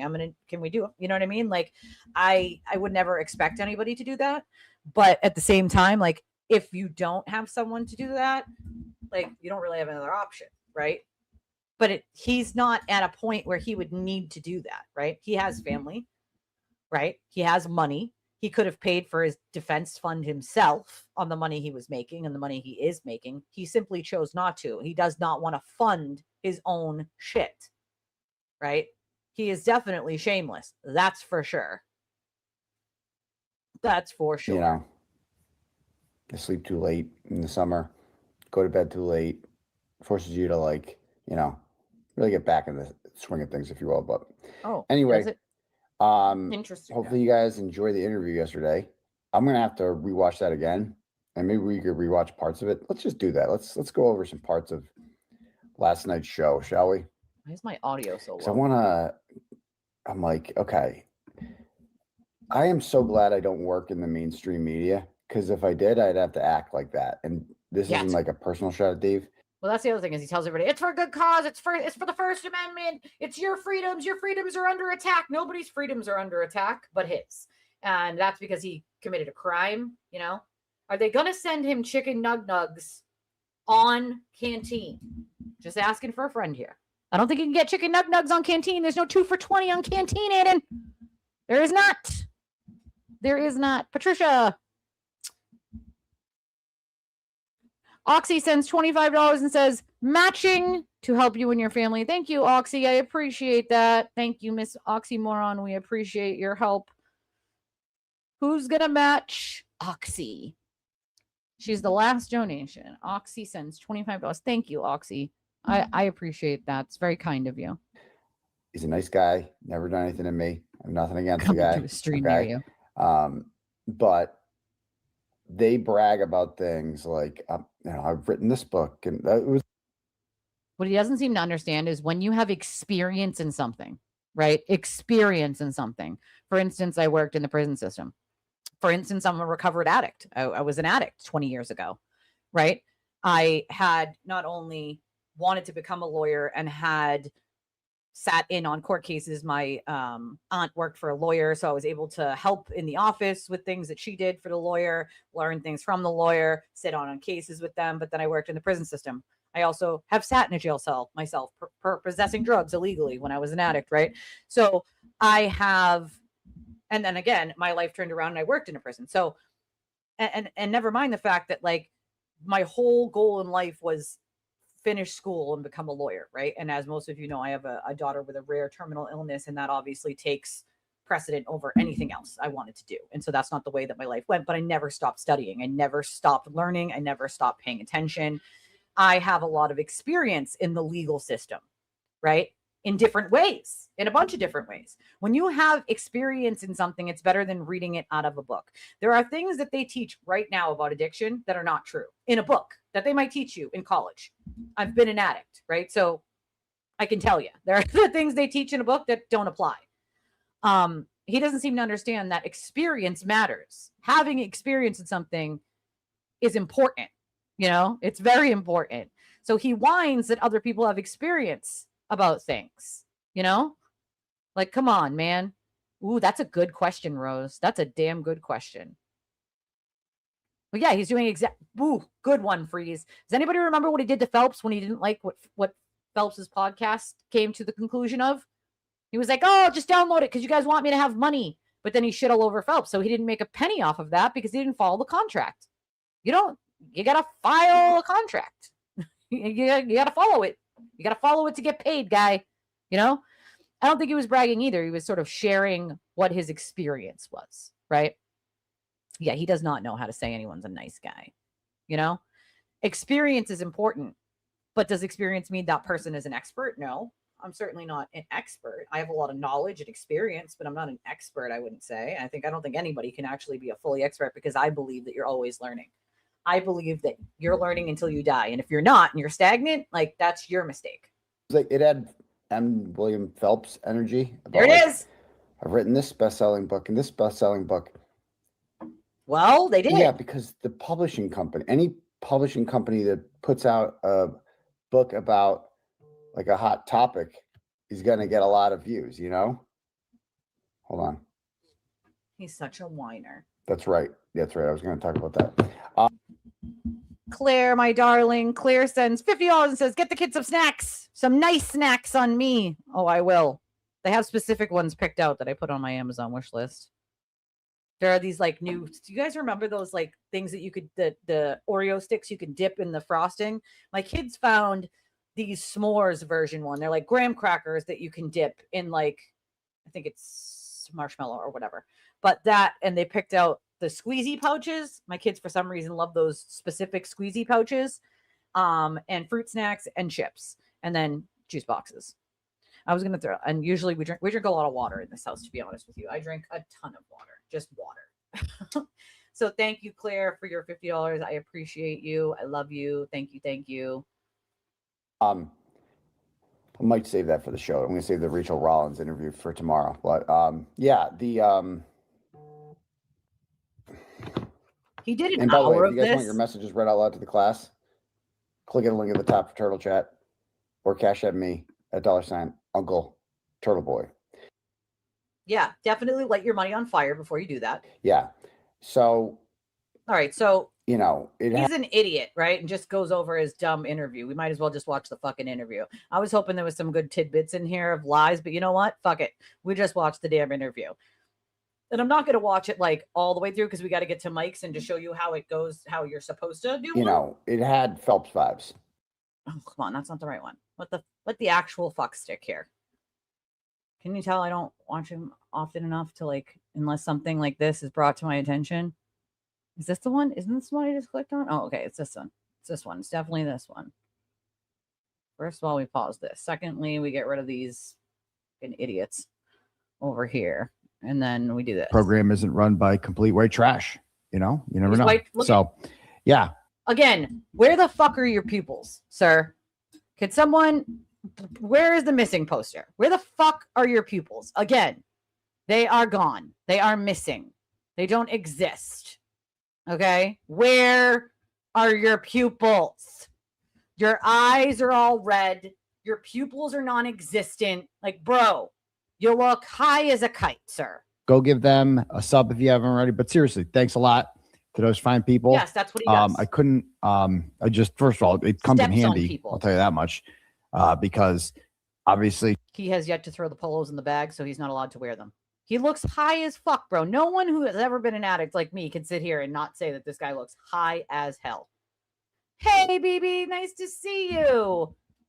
Listen, my opinion as someone who was an addict 20 years ago, he looks high as fuck. His pupils are missing. They're in his pocket, okay? They're non-existent. Peanut butter and jam sandwich right here. Peanut butter and jam sangy. Trial coming up. Maybe a few Xannies, but usually if you get Xannies, his eyeballs would be big. Opiates make your pupils really small. Stimulants make your pupils really big, right?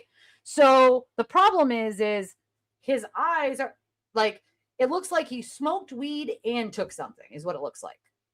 You know, right? It's not just me, right? Like an addict can see someone who's high from a fucking mile away because we used to be addicts, right? It's something that we can see. I can see it. If I'm standing in a park and there's 50 parents, I can tell the one parent that's high, right? Even if it's just weed. This motherfucker's high, in my opinion. All right. Very, very high. Yeah. Not just stoned, bro. It's not just stoned. I can tell by his pupils. Well, he takes Adderall, but this ain't Adderall. The Adderall would make your pupils big or bigger, right? His pupils are teeny. They're tiny. They're funny, they're funny, they're all a little loony. And in this cartoony, we're invading your TV. Me too. Me too. I love it. I mean, it could be an opiate of any sort that would make your pupils small. Yeah, unlike them moobs. Those things are a size D or bigger now. I mean, again, once again, poor, what was it, Susie? What was Annie? Annie let him know where the moob bras were. I guess he didn't get one. Yes, of course, sir. Our size C moob bras are right over here. You know? Just saying. It's a combo. It's definitely a 1-2 punch combo. Right? He's using multiple things, prescribed or unprescribed. But I'm going to tell you right now, prescribed, you're not supposed to look like that. So if you were using everything as prescribed, you wouldn't look like that. Just saying. Yeah, to the right. Size C moves. I mean, listen, my husband smokes weed. My husband never looks like this, right? My husband smokes weed. He smokes weed before he goes to bed. He goes outside. He smokes friggin' half a blunt and goes to sleep, right? Coke is a stimulant. Yeah, so that would make you'll make your pupils big. Cocaine would make your pupils big. Opiates will make your pupils small. So anything that's like a downer, OxyContin, Percocet, heroin, fentanyl, morphine, all those things would make your pupils small. Things like Coke, Adderall, meth, if you're hanging out with methany, things like that will make, even like ecstasy, it'll make your pupils big. Large pupils, I mean, you know what? That's a good idea. You could probably get a bra from Ethel. You could probably get one from her. You could probably do that. It's definitely a combo. It's a combo. My husband smokes weed and he does not look like this. Okay. My husband does not ever look like this. I don't smoke weed. I never have. I'd be a paranoid mess. The last time I smoked weed, I was like 19, 18, maybe 17. I was young. My husband's been trying to get me sick. Smoke some weed and calm down. For like 12 years. Not going to happen. Yeah, see, I would say it would be left over from his ear infection. But the problem is he's looked like this long before that. His pupils have been missing since like before 2023. So that's on and off. It's like a full-time job trial. Like full-time job. Bettero's whole November is clear. Like, I'm his for November. And December, basically. And so it's going to be crazy. Oh my God, you remember that too? You remember the 36B bra she put out? And I go, dude, that's like my size. And Victoria's Secret measures me at like a 38C. And I'm like, there's no chance my boobs are a C. It's all padding. All padding. All right. I am definitely a B.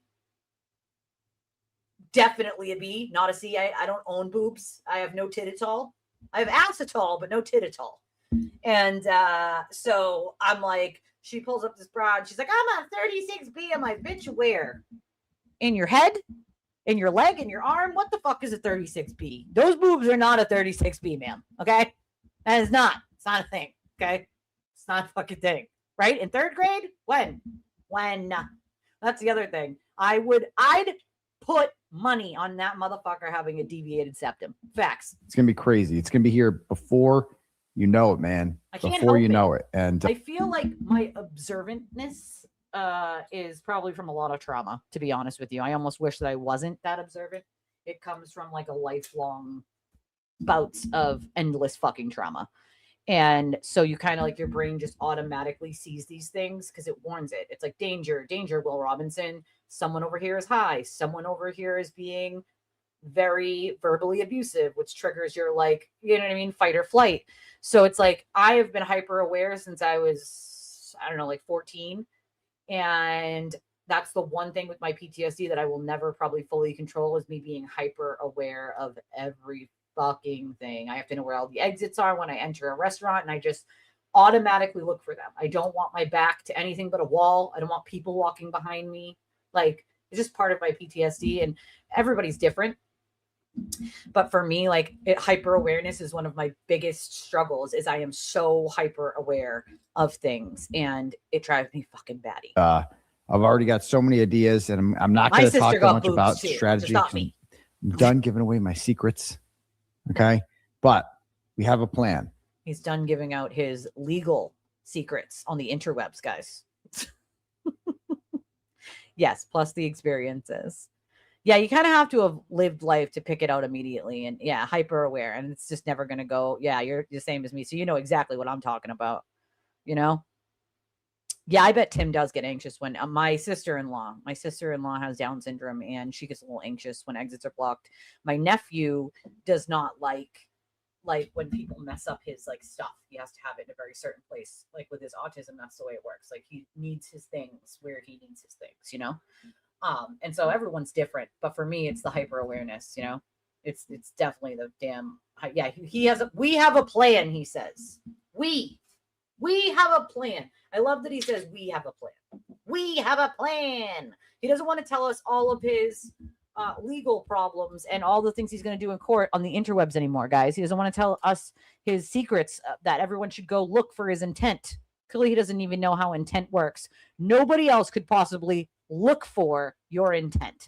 And if you have to look for your intent, then you're telling the court what your actual intent was, you fucking idiot. Right? Like, what? What?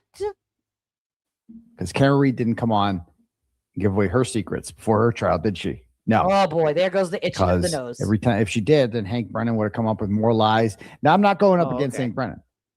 I'm going up against Bobby Cosgrove. He's, he's not an asshole like Spanky Brennan. Like Spanky Brennan plays to win or played to win. Dick Nose Babyface over here. Free the chicken nug nugs. Loves giving nicknames to everyone else. Right? Look at that honker, bro.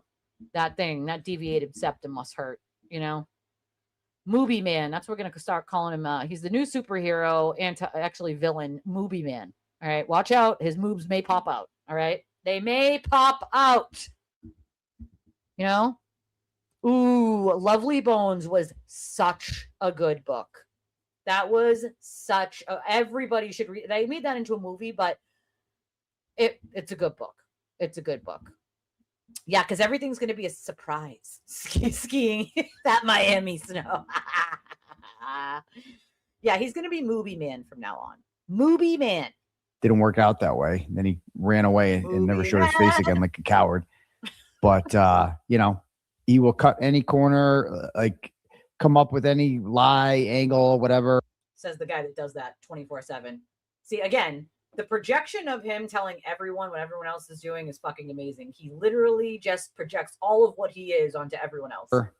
Anyway. It is horrifying. But we'll such see. a good book. We'll see. So we're not going to give away too much, but it's expensive. Let's just put it that way. So that's big. And we're going to have some more fundraisers coming up and other stuff. So yeah. Ooh, more fundraisers. Speaking of, so the reason I'm here tonight and not last night, and I could only briefly go on the Rat House Media fundraiser for me. So I went out last night. So I got a message on Facebook like a month ago.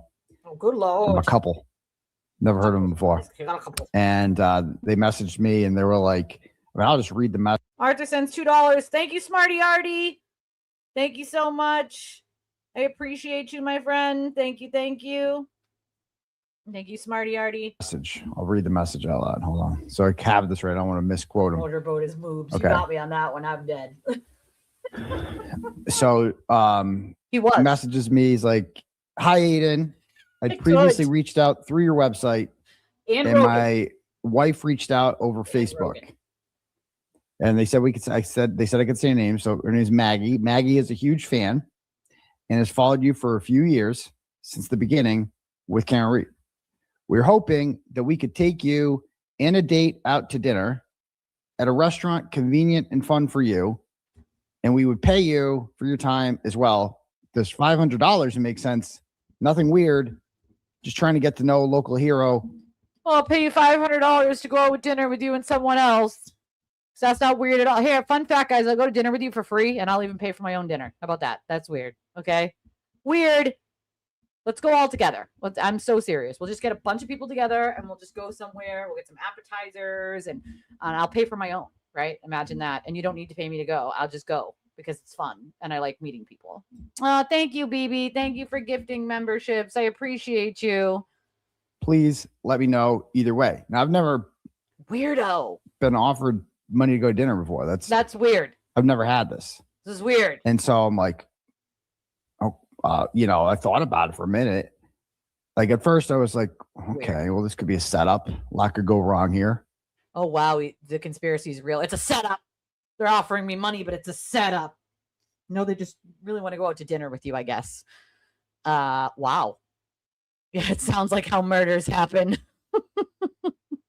Right? I guess they're hard up for a friend. I don't know. Like, I will totally go to dinner with all of you for free. I'll pay for my own dinner and we will all have fun and have some laughs anyway. But then I was like, prostitution? $500. Like I'm going to be paid sugar daddy? to eat. It's a sugar baby? And like, yeah, fuck it. You know, like, why not? Like, they're offering whatever. Are you going to be high when you go to dinner too? I mean, if you didn't just catch that, he was almost in a half a nod. He was like, yeah. Yeah.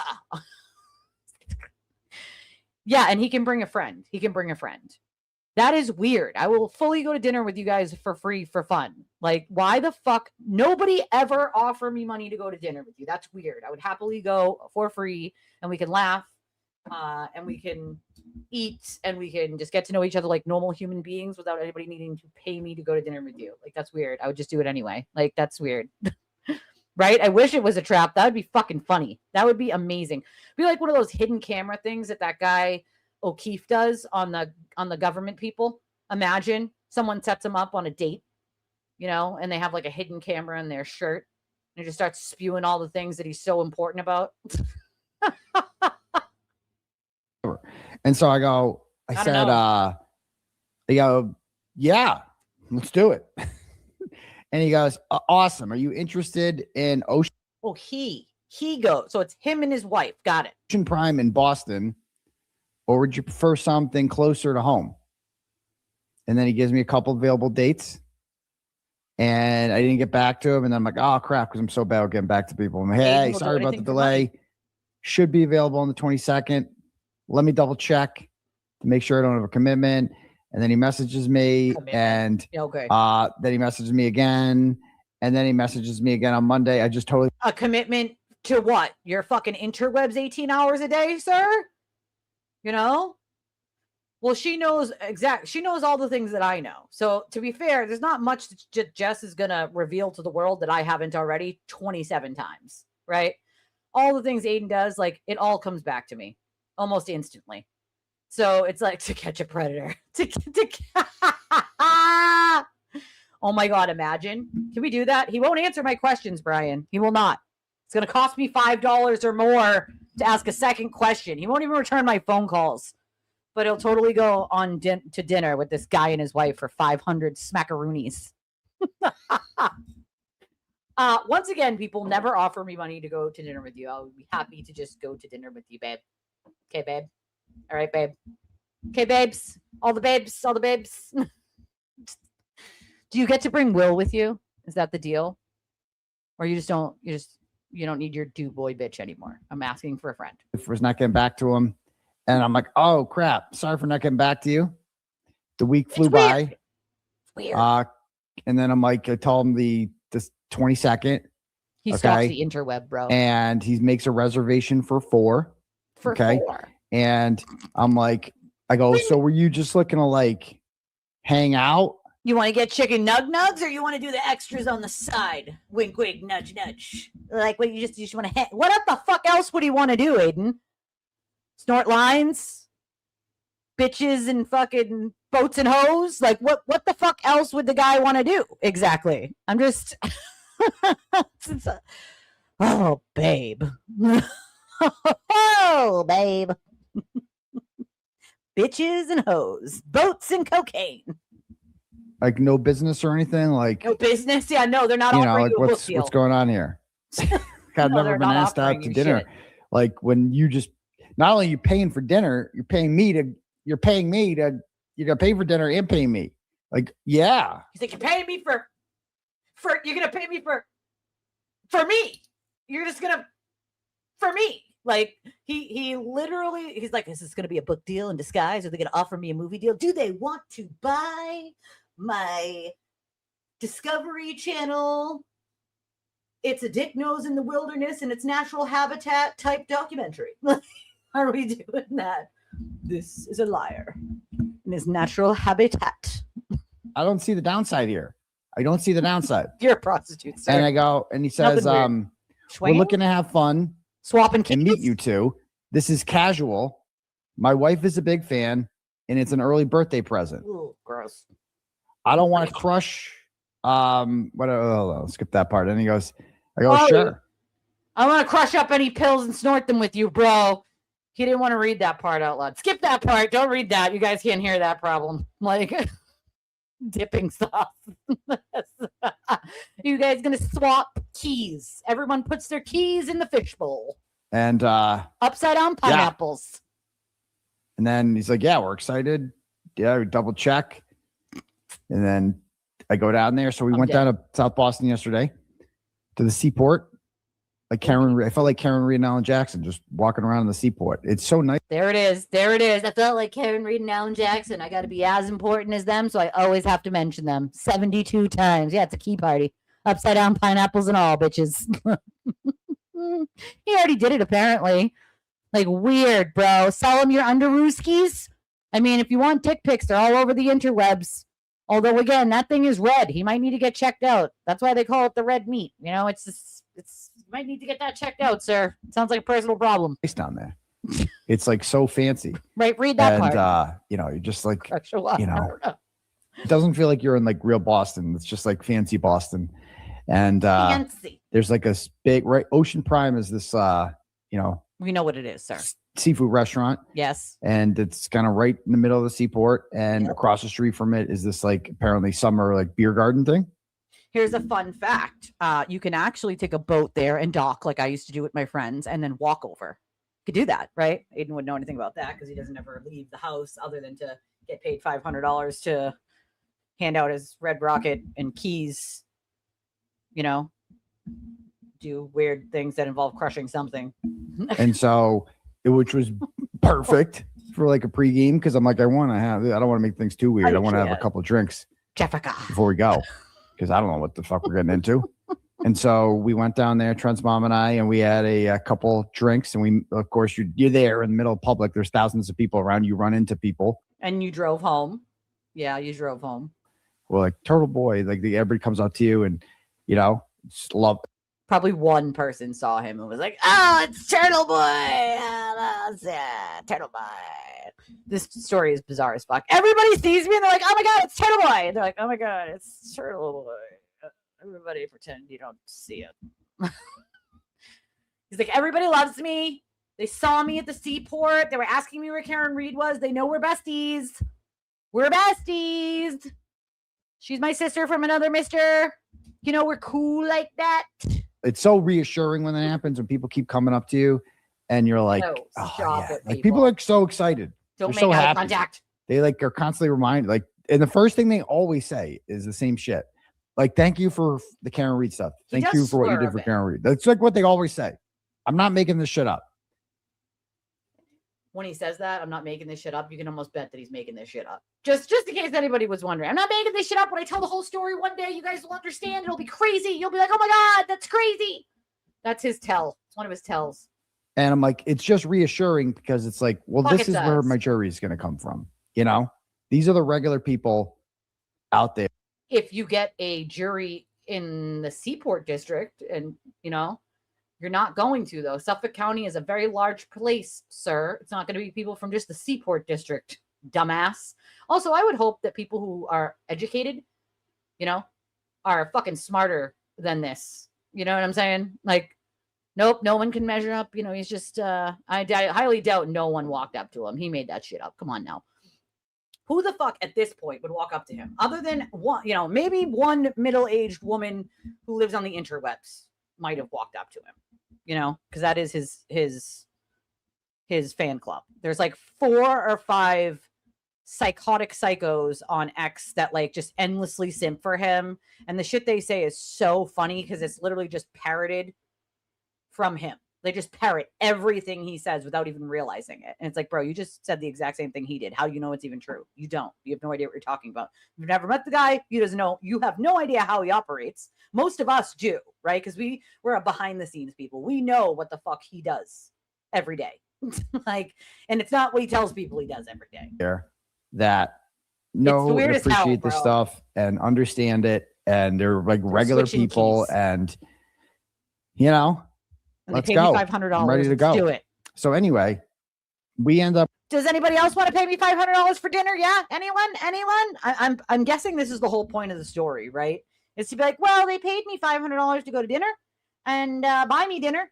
And so does anybody else want to do that? No? Yes? Maybe? You know?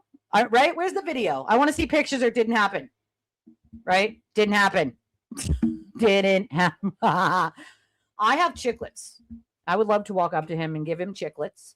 because I just always have, boxes of chiclets because, I mean, it's gum. Duh. And his emergency undies. I've been holding on to these for quite some time, Aiden. You need your emergency undies. Emergency underooskies. You need these for when you're found guilty because I know you're going to shit yourself. So, you need these. These are imperative, okay? You need them right now. Don't worry. I'll save them for you. It's fine. If you ever decide to not be a coward and call me back, you got my number. We didn't block it. You got it. Call me. You don't want to answer any goddamn questions. Come on now. We go inside and we meet them, and they seem like nice people. Mid-30s. Fuck that. And I'm late 30s. Screw that shit. I'm calling bullshit. They got there before us, and he's like, "Get whatever you want." Me neither. I'm like, okay. They got us the whole. It's weird.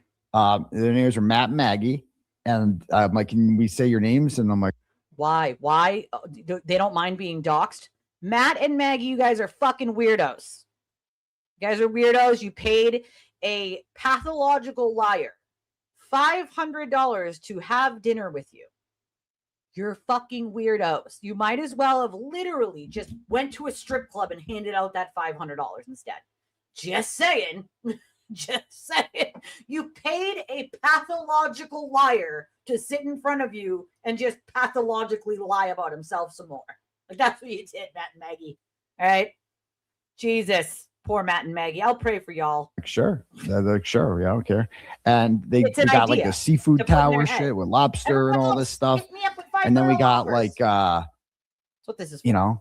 What did I get? Oh, I got the lobster linguine. Is excellent. I mean, sounds like a cuck. That's what it sounds like.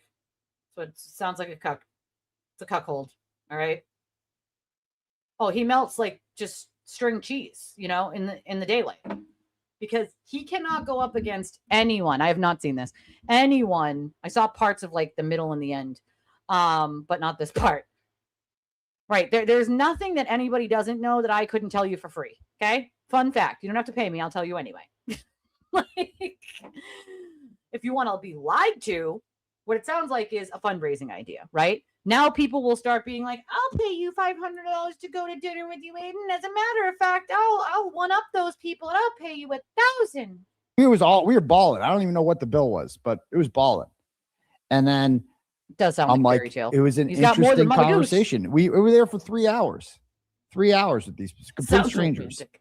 And I'm like, I don't know, someone's wife. Because they weren't even I don't know, big, it was a mom. That diehard. I was expecting diehards. I was expecting if you're gonna pay $500 to take me out to dinner, I'm dead. I would assume that you're a turtle rider. Yeah, you're a turtle rider. You're gonna be a diehard turtle rider if you're gonna take me out to din-dins. Not buy me chicken nug-nugs. How much you bet he was mad he didn't get chicken nug-nugs? He wanted his chicken nug-nugs, Matt and Maggie. You guys fucked up. That's when you know you fucked up. He didn't find you guys to be diehards because you didn't buy him chicken nug-nugs, and you didn't know that they liked Chili's 2 for $20. Like a wicked big die. And you didn't get him a baby seat because he didn't wear his platform shoes. You didn't get him a high chair. Hard, and they didn't really know much about my charges. They didn't know who Tim Breda was. They didn't. I'm like, wait, they didn't know about his charges. Oh my God, I can't. How stupid do you think those people felt afterwards? I'm just saying, if a man just started talking about their charges, you guys didn't know I was charged? You don't know who my attorney is? Well, this is preposterous, I say. Preposterous. I'm sorry, but how do you not know that the man is charged with witness intimidation at this point? And how do you not know that he fucking broke the law and is definitely going to jail? You wasted your money. He does not know how to again, but he doesn't look at people. I'm guaranteeing you, even at that dinner, he was looking all around the restaurant. He wasn't looking at them. He wasn't paying attention to them. He was looking all around the restaurant to see who else would see him. Who can he talk to? Who important will see him? That's what he does. Okay. That's what he does. And so I'm like, oh, so I actually talked about them more than I thought I was going to get a million questions more about oh, tell us about this detail about this or this or this. And I was prepared to talk about anything, but they were just kind of casual. No one wants to talk about your dick. Okay. Stop it. No one wants to talk about your weird subject matter that you always talk about. All right. Which is always sexual in nature. You creepo. You fucking weirdo. right? Imagine, here's the bill, bub. We paid you $500. You can put it right on their bill there. His next one, well, he's got motions in limine due in November, but I think his next like check-in with the court, I believe, is September. I forget the exact date of it. I'd have to look at the docket, but it changed. It was one date and they changed it to a different date, but September is the next like check-in he has with the court there. And his lawyer just filed that ridiculous motion, so I'm sure the judge is going to do something about that in the next week, I would say. So there might be something sooner coming, probably. You know, right? It's going to be a table of women. It was a guy. Well, that's the thing. He wanted his ego stroked, right? He wanted these people to know all about him. All about him. You know, he only wants to, well, that's the thing. He talked all about his charges and why he's for the First Amendment and why they should support him and everyone else. You know, his lips are moving. He's fucking lying, you know, never. We know what you mean. That's his audience. You know what I mean? Like, that's who his audience is, unfortunately. Like, he's a comedian. If he thinks we believe he didn't talk about himself, he absolutely did. He certainly like, did. And they were just like, you know, he's Maybe like, I've watched the trial a lot. We watched all the trial, but haven't really been keeping, like, I don't even know what they're watching right now. Like, they didn't seem like Not regular viewers. No, they were younger. They're like 10 years younger than me. They were like in their early 30s, young parents, you know, 2 kids at home. Weird. And, you know, got a sitter for the night. And, yeah, we had a good time. Paid a sitter to go out with this lunatic. She, the birthday girl, she had a bunch of drinks. And she brought a vape pen with her. She let me vape in the bathroom. I vaped in the bathroom. Never done that before. And, yeah, we had a good time. And can't so vape around Aiden. He that was like it. So, and then like on the way home, we were driving. We were just like, that was interesting. That was like, not like, you know, because that means he didn't like it, by the way. Sorry, Matt and Mandy, Matt and Maggie, Matt and whatever the fuck your names are. This means he doesn't like you. Okay. This means he didn't like it. He said it's interesting. He didn't say this was fun. I enjoyed it. He just said, this is interesting. And then decided that maybe he might need to say, because this is what he like stumbled and was like, well, I guarantee you now he might make some small compliment in case they're watching. But he said, ooh, that was interesting, which means he thought the wife was a sloppy fucking drunken mess with her vape. He didn't like it. Okay. He was judging you, Maggie. All right. And Matt, you should have punched him in his fucking stupid dick nose while you had the chance and replaced his teeth with chiclets. All right. Just saying. For satire and entertainment purposes only. Go into it. You're just a little like, you guys got me all fucked up from it. In the chat last time when I told you guys I was doing it, people were like, oh, they're swingers. No, they weren't swingers. They were just swingers. Like, it was just a thing. They go, you should do this more often. They go, you should do this. This should be a thing you do. I fucking knew it. I knew this was a ploy. This should be a thing you do. You charge people $500 to go out to dinner with you. Oh my God, we do. We need a cartoon turtle with underoos and a cape. Oop, jotting that down. Movie man. Okay, hold on. Gotta write it down. He's got to have Duntana underwear. If you don't know what Duntana underwear is, look it up. And a cape. Has to say movie man.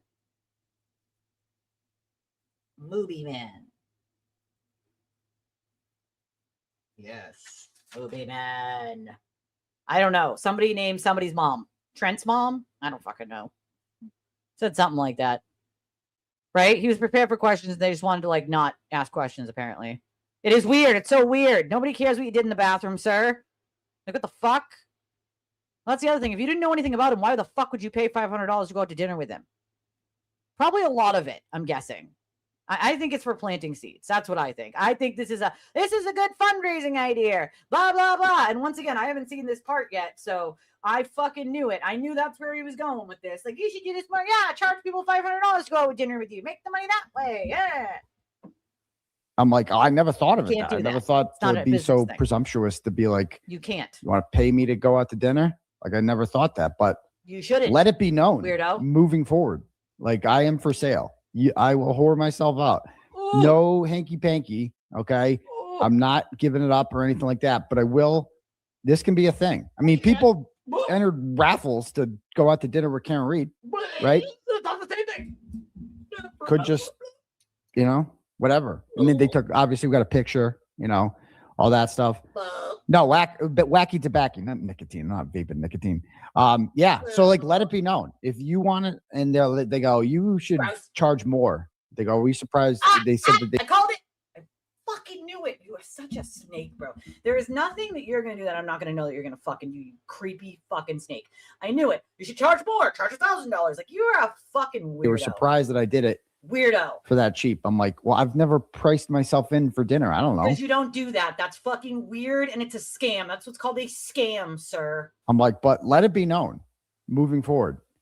If you would like, I am for sale. I will whore myself out to you. If you want to take me out for dinner, anywhere you want, and you want to pay me to do that, I am for sale. I will absolutely do it because I got a trial coming up. He does. He thinks I got a trial coming up. So like, let it be known. I will whore myself out for anything. Maybe we'll do some giveaways, like, you know. Might as well tattoo a QR code on his forehead. The real life OnlyFans with moobs and a dick nose. How fucking embarrassing, bro. I mean, to be fair, I did make a thumbnail with him with the clown nose on the other day, right? Rent an idiot. You might just rent a liar. It's a new business model. Rent a pathological liar and a narcissist for the night. Need someone to gaslight? Rent a narcissist. Like, what the fuck? You can't make this shit up. You can't make this shit up. It's his business model from nowadays. If he bumps into you on the street, you owe him $25 for looking in his direction. Fucking can't. Oh my God. And this is the guy that looks at my pockets and everyone else's pockets. Like, if you think this is as absurd as I do, please tell me you think this is as fucking absurd as I do, because I cannot be the only one that thinks this is fucking bonkers and just some weird ploy to get people to pay him more money to go to dinner with him like a loser. Please let it be known for future reference. I will go out to dinner with you guys for free just so we can have fun and laugh at this idiot. I will happily do that. Let's do that. I can't. Instead of doing that, what you should do is get yourself a membership on my channel for our members only live tomorrow night that I will do at 6 p.m. Or support our channel. We have real life issues going on. We don't spend 18 hours a day on the interwebs. And we don't just fucking make shit up and try to charge people to go out to dinner. That is weird ass shit, bro. But we do have what's called Buy Me a Coffee now. So for those of you who were using PayPal, we now have Buy Me a Coffee. And it works essentially the same way. You can use credit, debit, Google Pay, Apple Pay. There's a ton of options. But I would appreciate it so kindly if those of you who were using PayPal, and I know it's hard to get people to switch from using one thing to the other, but it really has affected my everyday life because some people don't like to switch. I get that. But Buy Me a Coffee is a great way. You can use your regular debit credit card for many other countries. It's set up for many countries. And it does the exchange for me and all that. Thank God. And then we do have regular Cash App and Venmo. Get yourself a membership on the channel for tomorrow's member only live. If you don't already have one, get yourself one for sure. Because wowza, I have a feeling that even with my little announcement tomorrow, we might have to do the rest of this. I mean, I'm obviously still going now, but we might have to do the rest of this tomorrow because wow, there is so much, and I can't. This is so crazy. Like they did with Unetti and Karen, the raffles to go out to dinner. We've done that before. We did it last year for one at Chili's. Baby back ribs. The winner never got back to me. I emailed her a few times and she never got back to me. So she don't like you anymore. Anyway, yeah, I'll take it. Pay him to hang out. You guys thought it was gonna be weird. It is weird, but it was interesting. I mean, it's like a good idea. I'm like, well, thanks. And it was just interesting. I'm like, they did. I thought that they were gonna be diehards. Like, if you're gonna pay me to go out to dinner with you, I figured you're like wicked into this. Yeah, it's desperate.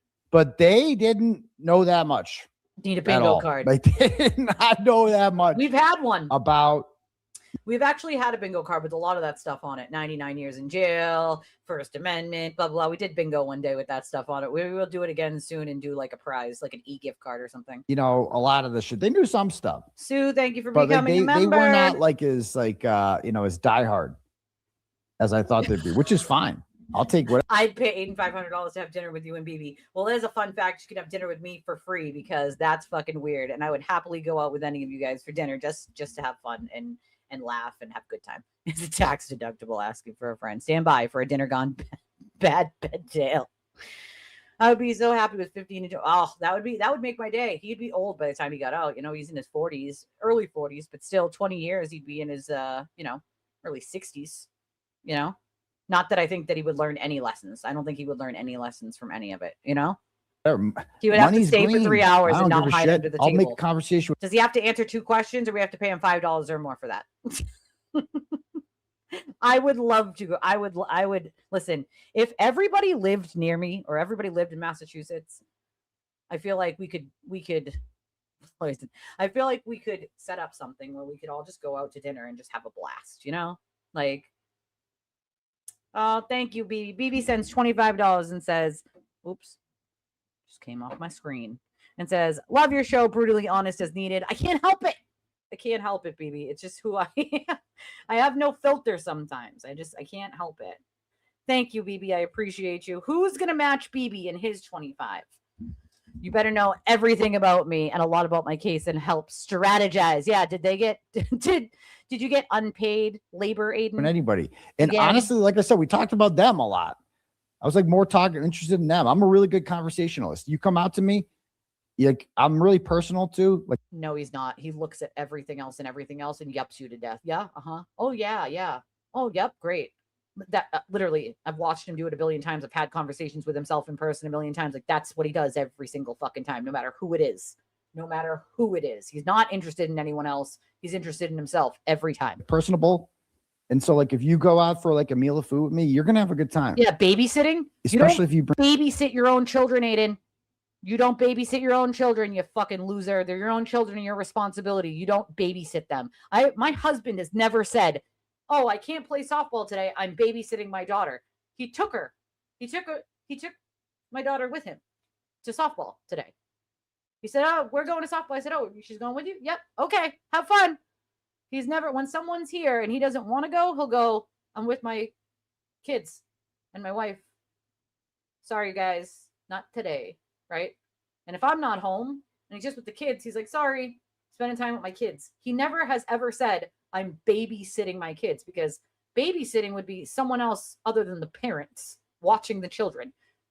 They're your kids. They're your responsibility. It's not babysitting. It's your responsibility. Bring a vape pen, So yeah, let's I got a do vape it. pen. You got a Let's problem have a with great that? time. So anyway, I don't believe him either. yeah, there's that. All right, Shirley cool. Max, hashtag So Shirley stay tuned Max. with that. Also, the new tickets for the new Probably show Shirley Media. are expected to go on sale this week. So stay tuned for that. We'll have an announcement coming on what day they're going to go on sale. It's going to be Whatever place decided to like let him host there, like maybe they should call the Wilbur. Just saying, hey, place that's hosting him, maybe you should call the Hanover and the Wilbur. Ask the Wilbur how the last one went and why they won't have him back. Maybe you should do that before allowing these people into your fucking theater, dumbasses. Right? Come on, dude. in later October. I'm not going to give the exact date yet. They obviously are diehards for paying him money for that, Just clear your schedules. I know a lot of people are asking me, can you give me an I have quite a few people I know that are still in the system that have asked. They have also said that he might be the person that washes all of the underwear on cell block C. I don't know. Approximate time frame. Can you say where? I'm not going to say where yet until it's official. I'm not going to say where. Which basically is at this point. And say, what the fuck's wrong with you? So there you go. All right, cool.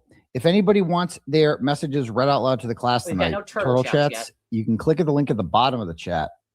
And when you do that, you can pay whatever you want. You can say whatever you want, and I will read your message out loud to the class. If he had to come get it and also from you cash person, at me, $ Uncle Turtleboy, and we can do it that way. Okay. So, such a loser.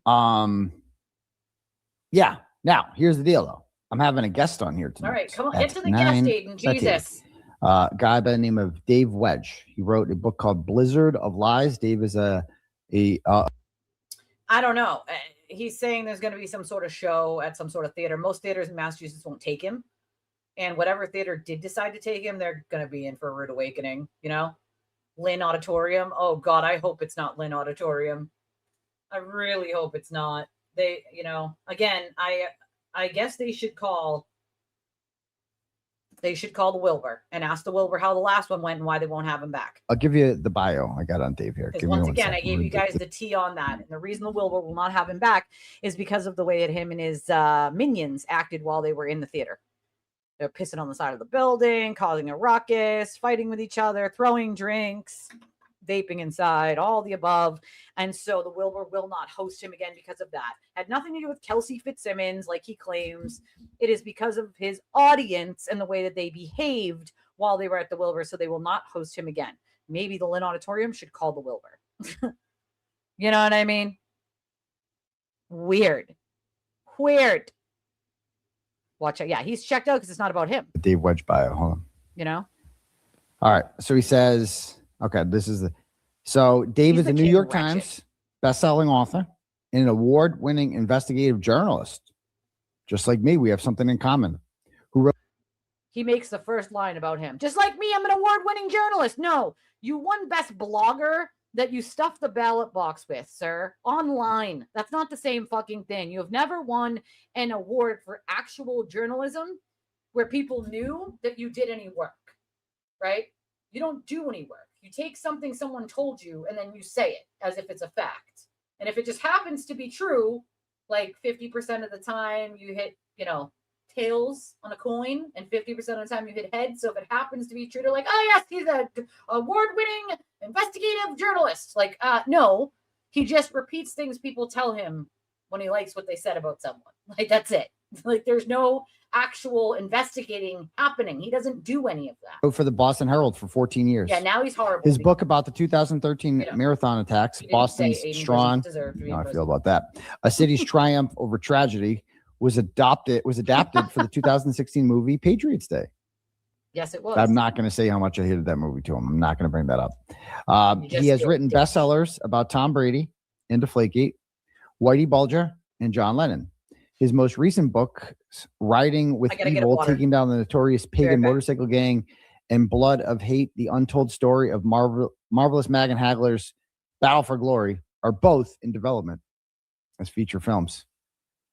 Dave is also a co-producer on Hunting Whitey Bulger, a 3-episode Hulu docuseries produced and narrated by Ben Affleck and based on Dave's book, Hunting Whitey, the inside story of the capture and killing of America's most wanted crime boss. The series airs in early 2027.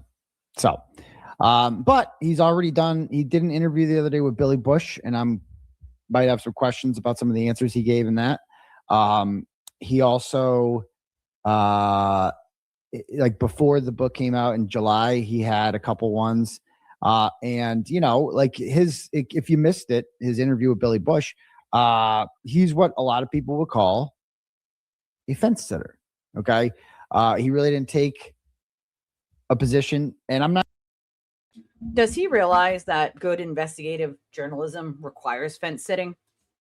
Does he realize that? Does he realize that it takes an unbiased attempt when you're an investigative journalist, that you cannot just like one side or the other, that you have to get the story from both sides and take the facts as they are proven to be true and put them out there, even if you don't like where it's going and your opinion is it's the other way.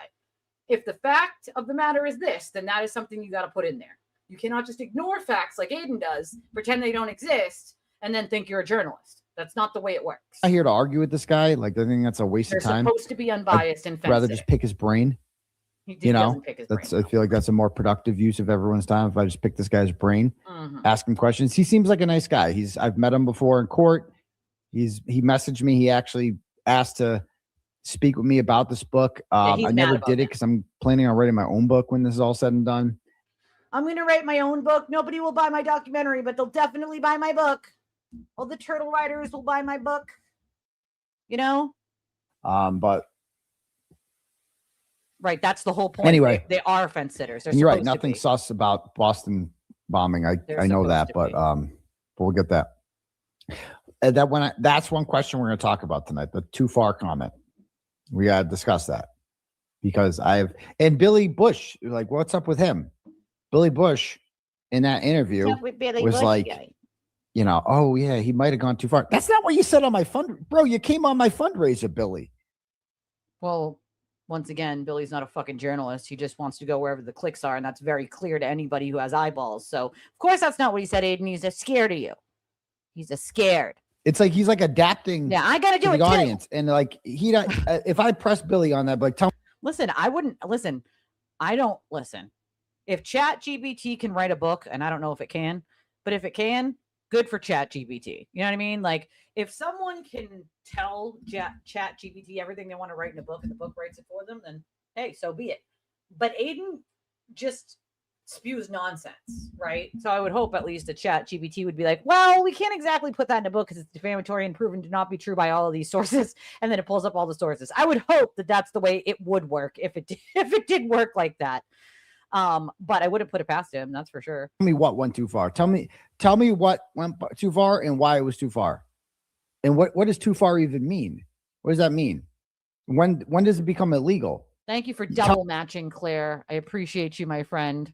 Claire sent her donation earlier. I think she's a little bit behind in the stream, but yes, Claire double matched. She gave a $50 donation earlier before BB's.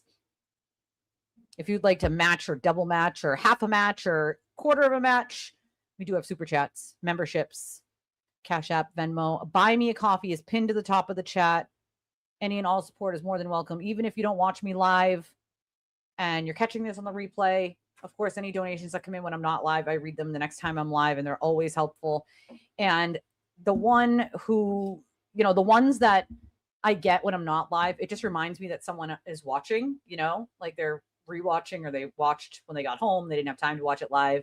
And so it's always a cute little reminder that like, oh, hey, a donation is coming in. Someone's watching. It's like it's a feel good. It makes you feel good, Ooh, Claire gave a directive. She said, double matched. Who's next?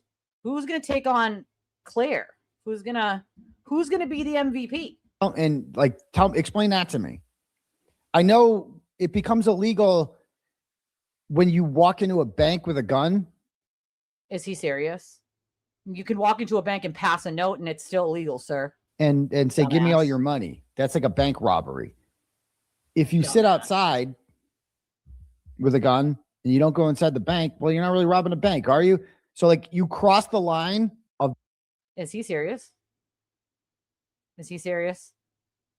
Bank robbery when you walk into the bank and say, give me all your money. So I'm curious, like when. It's not okay. How did I cross the line? And right, Claire did a double dog dare. She said, how did that happen? I don't know. But anyway, we'll talk about him. Let me read before he comes on. Let me read some turtle chats to get this party started here. How many of these are fake, guys? How many? About the Machado Valid Truth Journey, I'm putting it together, man. I'm putting it together. Shut the fuck up. Okay. No, you're not. I haven't decided if I'm going to do members only or maybe I'll just stream it for everyone and then put it on members only like Randall does. Or maybe I do what the Glare does. And no, he will never level up. You want to know why, Space Coast? Because he can't work with anyone. Right? I'm a more the merrier type person, right? If I could work with 5 or 6 other people and we could all level up together, I'd be more than happy with that. That'd make my heart extremely happy. For me, I don't want to step on people to grow. I don't need to step on people to grow, even if it slows down the growth, right? I prefer to do it with other people or even just on my own, but without stepping on people. There's no need. There's no fucking need. But Aiden has also a bad habit of sending these turtle chats to himself or reading things in a turtle chat that he made up and being like, well, I was just answering a question, right? So questions he doesn't want to talk about himself and bring up himself, he'll pretend he got a turtle chat about and he'll read it and then he'll give his opinion on it, right? And say, oh, I was just answering a turtle chat. When in reality, what we know from people who have worked with him is that he's been making these up for years. So if he doesn't get any, he gets embarrassed. And so he just reads ones that don't exist. Sad. Start it as a free one for everyone and then switch over to members Pushing only. Resources, yeah. Bananas. But yeah, I haven't fully decided yet. But the Valid Truth Journey it's not going to be like a trash talking one, like rip her apart. Like we are. Don't worry about that. But it's more like just to explain like how this chick is not like a victim. Like she's out here being like, oh, he's just mad about Baker. He's mad about this. He sided with Baker and that's why he dumped me. No. That is a complete lie. No, this goes way back and we're going to analyze it. It goes way back like car seats. I wrote a blog about her, but then I forgave her because I needed her seat in the courtroom. And so I dealt with her because she helped me and she was good, with making money for me and like simping for me. But the second that she was making more money and I got a little jealous or she was creeping up on me, I needed to smack her down to size. So I'm just going to shit on her now. Like I do everyone else. Like you might as well just tell the truth at this point because we all know what the fuck's going on, bro. That's why we call it a valid truth journey. Top dog, right? Like I don't need to be the tippity top dog. I just need to be me. You know what I mean? Like I don't need to be the toppity tippity top. I just need to be me, right? Like, and I would actually prefer that it was like a group thing. Like we're all the top dog. Like everyone's the top. There is no like pyramid where it goes down to the bottom. Everyone is strictly at the top, And if this person needs a little extra help, then we push a little help that way. And if this person needs a little extra help, we push a little help that way. Like that's what a community should do. And unfortunately, YouTube doesn't always work like a community. It works like a, step on each other. And I'm not down for that business model. You know what I mean? I'm just not. It's gross. It's fucking gross. I mean, he doesn't ever shut the fuck up, Rose. So it's hard to get. It's a journey of truth. So before I bring Dave on in a couple minutes, I just want to read some turtle chats here. God. We got Free the First Amendment sends $25 and goes, can't wait for the day that you get to keep the donations we throw at you. Hashtag. Do they really believe he's not keeping this money? He bought himself a house. Are you guys that fucking stupid? And let's be clear, he definitely wrote that one himself because he has said that exact same thing numerous times. I wish I could come to a point where I get to keep these donations. He has said that so many fucking times I can't even count in just clips that I've been sent. I don't even watch his shows. So this is just in the clips that people fucking send me. It's constant with him. I wish I could keep these donations one day. Like, there is no way someone actually sent that to him. He made that shit up on his own. If they really believe he's not keeping this money, they've lost their fucking marbles. He just put almost $200,000 down on a fucking house in cash. That's not keeping it? Of course it is. Stop it. We got turtles to free. Hashtag let's fucking go. I'm looking forward to that too. It must be nice to like make money and just keep it. He's such a liar. And not just give it all to, Mark Betterow, Jeff Pyle, and he isn't giving shit to Mark Betterow, Jeff Pyle, or fucking Bradle. All of his viewers gave it to them. He hasn't paid for shit out of his own pocket. Tim Bradle, that must be awesome. So I'm looking forward to experiencing that one day.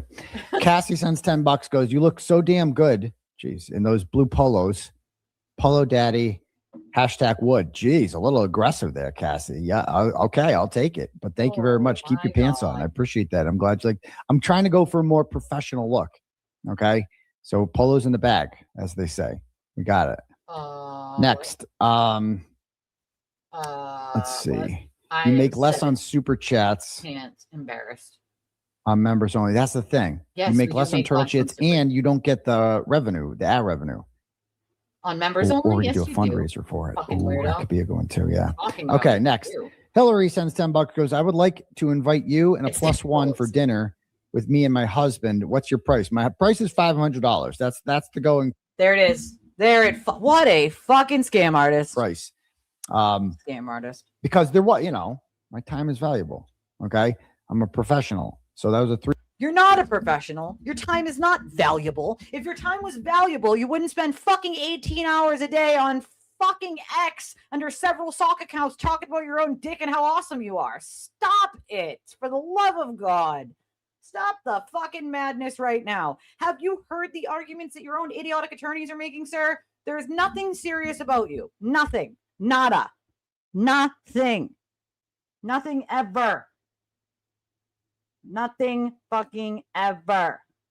I can't. I literally can't even deal. I can't. I literally can't. Yeah. I mean, citation needed, credit needed, right? You got to actually give credit to someone for that dick face. 3-hour dinner. That's like $150 an hour plus, tolls. So yeah, I'll take tolls. I appreciate that. Next. Bullshit. Who will take the bait? And you can just email me if you want to pay me to go out to dinner. you can just email turtleboysports@gmail.com and I will whore myself out to you. No problem. I can't. Just I'll eat anything, anything you want me to, just as long as you pay me. No. Next. No. Herder, and I'm not paying for dinner either. You got to pay for dinner too. That's the other catch. Okay. Oh, I can't. If you you can offer more. We'll start at 500. I can't. We can do more. All right, next. What a weirdo. That's a setup. Let's see. Herder of Cats sends $15, goes, it's not $500 for dinner, but every bit helps for the grift, right? It does. It does. The grift it's really a grift for like the Commonwealth. They're the ones grifting off of this, but thank you very much. Lena sends $10, goes, hello from. Yeah, everyone else is a grifter, not him. I mean, this is the guy who just said he makes like $25,000 a month, right? Like, but he needs your 500 to take him out to dinner. I can't. Well, that's the other thing, right? Like, you'd be making more. Other people would hire you to do other jobs if you actually took yourself serious for more than 5 seconds and actually did journalism work instead of just shitting on people who know the truth about you. You know what I'm saying? Like, what if one of these people wants to Jeffrey Dahmer you, sir? Like, what if someone pays you $500 to take you out to dinner and they Ted Bundy your ass, right? They're just like, nah, bitch, no. Like, what if they stuff you in a trunk, wrapped up in a? What if they wrap you up in a blanket and stuff you in a trunk? What if they 90s style mob your ass and just stuff you in a trunk and then deploy that car into the Quincy Quarries? I'm just saying, okay?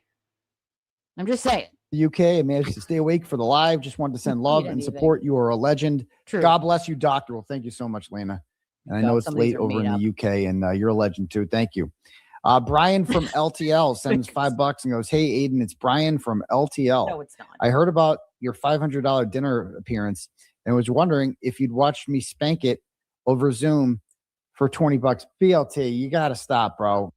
I mean, these people think this shit's funny. Like, here's $5 for me to try to make fun of someone I'm jealous of, and it's not funny, but you guys should definitely think it's funny. Like, you're fucking Delulu, sir. You are actually Delulu. Brian wouldn't send you a nickel. He wouldn't make pennies rain on you, dumbass. All right? He doesn't support losers. He doesn't support disingenuous people with fucking liabilities and who have Superman alter egos called Movie Man. All right? No. You got to, I would just log offline. You had 44 people watching your show the other night. Says this guy. You had 44 people. He knows how streaming works, bro. First of all, some of your viewers don't just come from YouTube, right? I have a lot of viewers that come from X. Some from YouTube, and I'm not doing my normal time right now, so it's going to be less anyway, but come the fuck on with it. The fact that you're watching people's numbers is the creepiest part of all of this. You're a fucking creep. He also seems to forget that he gets like thousands of hate watchers. You might make money off those hate watches, sir, but they're not watching you because they like you. They're watching you to document evidence that comes out of your fucking face hole, to laugh and clown on you like we're currently doing at the moment, okay? And to show epic stupidity, all right? So if you call that a win because it's a view, be my guest. Things aren't going well. The 47. Like, at some point, you got to... Like, come on. Stop, you got to wrap it up, bro. At some point, you got to realize this is not... It's just, also, fun fact, Brian's not in it for the money. He makes good money at his regular fucking high-paying job. So there's that. Just not working out. It's just not. Also, he doesn't hold his microphone like a dick. Just saying. Aiden and his fucking... Meh. See? There's plenty of people that hate watch. I want to see what ridiculous, nonsensical bullshit thing he says next. What fucking ass clownery is happening here? Like, I can't. He's a jackass, and he's a clown. So he's a jackass clownery. Court of public clownery. All right? He has pissed enough people off. Like, come on. He's just mad that he's not babe. He has no babes. He can't keep a babe either. You know? Right? What the hell? Like, does he actually think he's even good? Like, bro, sorry, not sorry, but in looks wise alone, Brian blows him out of the water times 100. Like, what? I mean, what kind of fucking methany ass crackheads are you hanging out with, Aiden, that tell you don't look like anything but a goblin? He looks like the goblin under the bridge. You know, he comes out from under the bridge. He's like, fee, fi, fo, fum. Why do you got to cross this bridge? You know, don't you have to answer 3 questions or pay it a nickel or something? You know, that's him. He's a gremlin under the bridge. You know, that's what he's doing. Yeah, girl, listen, he's single. Okay, he's single. All right, right? Like, what planet does Aiden live on? I'm just wondering. Like, what the fuck? Working out. Things are not. No matter how much you and Crawford say that, oh, we're killing it. Again, he calls Mike Crawford. The only person I've ever seen cry on a fucking floor like a bitch is him. Can you please not go back? Can you please not go back? Like, we're just gonna every time you say someone else is crying, I'm gonna remind you that the only person that has cried on a floor, on their girlfriend's fucking floor after they allegedly peed on the couch, we don't know why it was wet. It was wet. We don't know why you were the last one on it. Is you. Can you please not go back? Can you please not go back? I don't think I've ever seen Brian or Mike do that. You know, my husband's never done that in 12 years we've been together. He's never cried on the floor and thrown a fucking tanty. No tanties. Only the turtle throws tanties. You're not, bro.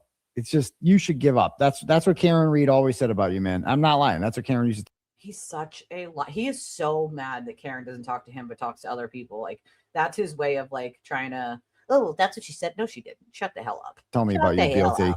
Is that you should give up. He was making money for her, but she said he should give up. I mean, come on, listen, I'm not a Karen Reed fan, but even I can call that out as a fucking joke and a lie. He's making money for me, but yes, give up. He should give up. He should give up with all that money he's helping bring in for me. I think he should give up. Like, how? Come on, Jan. Knock it off. All right? Such a fucking diabetes with this one. That was Karen's advice to you, and I think it's great advice, so thanks. Uncurable. Shannon sends $5, goes, escort daddy is hitting the streets. Yes, he is. So there's that. All right. All right. So momentarily, I got him backstage. So what was that, a whopping 10, 20, 50? That was $50. That was $50 he got there. $50. I'm going to bring up in a minute. But like I said, Dave is the author she did not. of Blizzard of Lies, which is available did not say that. online for purchase. And I believe it's on audiobook as well, which part of which has been sent to me. Let's see here. I'm going to bring this up. Billy Bush, where he goes. Okay. The person who's facing all charges who's going to go to jail should give up. That's the person who should give up. No one else is facing charges. Without further ado, I'm going to bring Dave up now. Let's bring Dave up. See what Dave has to say. Dave, how you doing? What's up? How are you, man? Good, thanks. How are you? Backstage, like, am I too close here? Do I look like a? Good? You're good. Good to go. How's it going, man? Good. Thank you for coming on. I appreciate it. Yeah, no, thanks for having me. I follow your work. You've been following your work for a long time, way back to my Herald days. So thanks for having me on. Yeah, I listened to your interview with Billy Bush, and you mentioned Monica Cannon Grant and other stories that I've written. So you understand that this is not the first story for me. That one to him. This is not. No, and you were on my radar way back when you first started Turtle. When you first started the whole thing. Because to be fair, I think this guy says it out of pity to Aiden. To be honest, because I don't know any real journalist that is going to give Aiden any credit for anything. When you are just repeating things that people told you and you're not actually doing any investigative work, I'm not. Why would anybody give Aiden credit? You know what I mean? Like, to say, like, if you've been following him for that long and you're watching him do what? Ratchet madness? Shitting on people who have addictions? You know what I mean? Like, come on, man.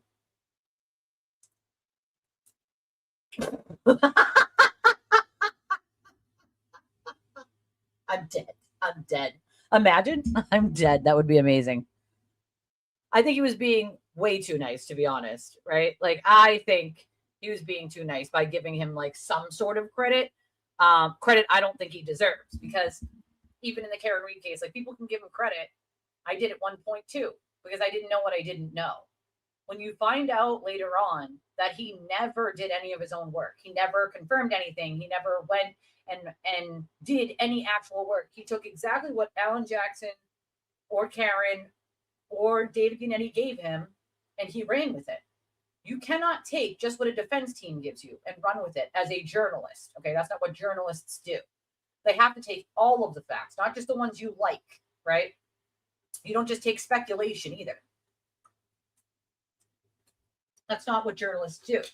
And when you find out later on that all Aiden, and Aiden admitted it himself, right? Himself. He admitted himself that everything he had was fed, and he said this, fed to him by Karen. So it's like, That's not work, dude.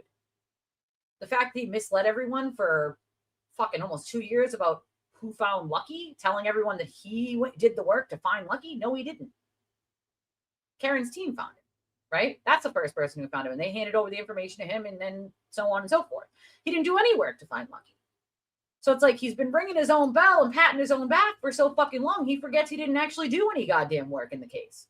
He just repeated shit. That's it.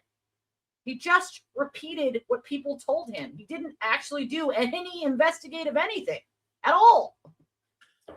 You know, it became pretty clear a long time ago that the kind of platform you had was going to be competition for the mainstream news. And I knew that way back when I was at the Boston Herald in the mid 2000s. And, you know, when I saw you do the stuff on Monica Cannon Grant, you know, that was right during the whole. Which, let's remember, the Monica Cannon Grant stuff, once again, Aiden didn't find that stuff out on his own and get that information. Rachel Wallens called him and was like, hey, I got this information for you if you'll basically stop attacking me, right? It was like a deal. He like made with Rachel Rollins, like, hey, stop attacking me. I'll give you someone else. Here's Monica Cannon Grant. Now, not only was that completely fucking unethical as her position in the government, right? For her to do that. Why anybody would want her back in government after any of that, I don't know what fucking planet they're on, but that's not investigative journalism. You then take that information and you actually have to go investigate it yourself. You don't just take her word and say, okay, cool, write a story. That's what he does. You go out and you do actual research. You find other sources, independent sources, not just people who, after you write the first ridiculous blog with many things that are wrong in it, 72 people go, oh, well, I went to school with her 20 years ago. She sucks, right? Like, that's not an independent source. Can be credible, right? That's not a thing. He didn't do any work on that case either. He was given something. He immediately wrote a blog and put it out to the world. Didn't check a single thing that he wrote. George Floyd reckoning, and the media wasn't touching that. So I did think that was some good journalism, that one. And I thought the work you did on the Rachel Rollins one was excellent as well. Well, thank you. And there's been others. Aiden, tell him Rachel Rollins fed you that story to stop attacking her. Great. Reference a lot of them in the book, you know, and I think you know, you've done some good work on those cases for sure. Yeah, and I'm sorry I haven't had a chance to read the book yet. I went on vacation from July 11th to 18th, and I was going to message you and ask you, but I saw the book wasn't released until July 26th, because that would have been the perfect. I never read except when I'm at the beach. Yeah, I know it's fine. I would have got your copy if you wanted, but sorry about that. No, but I'll definitely get around to reading it. No, he doesn't read. He doesn't even read all the court documents in the one court case that he did fucking do. Oh yeah, some people have read it. And you've talked about it, and I've heard bits and pieces of it. So I'm not that educated. So first of all, let's start from the top. How'd you get commissioned to do this book? Well, you know, I was a reporter at the Boston Herald for 14 years. I've been a reporter for over 20 years, newspapers, and I hosted some radio over the years and freelanced and stuff. And I've written several books. My first book was about the marathon bombings, and I wrote that with Casey Sherman, who's another author and a good friend of mine. And that became the movie Patriots Day, the Mark Wahlberg movie. So once I did that, I was out of the daily news racket. I was writing books, and I've been writing books full time ever since. And this is my 8th book. So, you know, when this happened in January 20, he's not paying attention to a word Dave is saying. He's literally reading the fucking chat right now. 22, I started getting calls pretty quickly from people, you know, like you did, that were calling and saying something's rotten in Denmark here. People like, you know, these people involved here. You know, the first calls I was getting was about Chris Albert and you know, how he was a selectman and he had this incident where in 2022 you were getting messages like that? I would say probably late 2022, early 23 maybe. So after or before I started writing about it? Probably around the time, you know, around the time, but you know, people that knew the town well. He's on 1 fish, 2 fish, red fish, blue fish. Okay. He's on 1 turtle chat, 2 turtle chats, yellow turtle chat, blue turtle chat. All right. That's what he's on. Knew the players involved, said there's more than meets the eye here. That's basically what was relayed to me. And I was kind of thinking about doing a book about it back then in 23, and I tabled it, and I ended up doing my last book, which was about the boxer Marvin Hagler. Totally different stories. I grew up in Brockton, so that was kind of a passion project that I really wanted to do. And so I finished that. And when I finished that, I had He's reading the chat and he's like, I don't even know who Marvin is. Boxer? What are you talking about? Not interesting. Read the chat some more. Talk with my agent, and right, me first. You know, she was like, "Look, you're one of the New England true crime guys, Boston true crime. The story is right in your wheelhouse. I think you should do it." So that's when I started doing it, and that's what happened. So you first messaged me, and I look back on our messages. It was like early 2025, and you told me that you were doing a book, and you know, you were interested in talking to me about it. Did you know much about the trial at the time? Did you watch the first trial? Yeah, because I was thinking about doing it. That was so I'm bad with dates, admittedly. But I was, you know, I definitely watched the entire first trial. I went to some of those I attended some of the first trial, and I attended a lot of those pre-trial proceedings before the first trial when I was first thinking about doing the book. And that's what I just said. I tabled it, did the Marvin Hagler book. After that was done, the second trial was coming up. And that's when me and my agent said, you know what, it's probably time to try to do this book. And that's when I reached out to you, reached out to a lot of people, you know, and I wanted to talk to everyone I could for the book, you know, to try and, you know, that's what I do with all my books.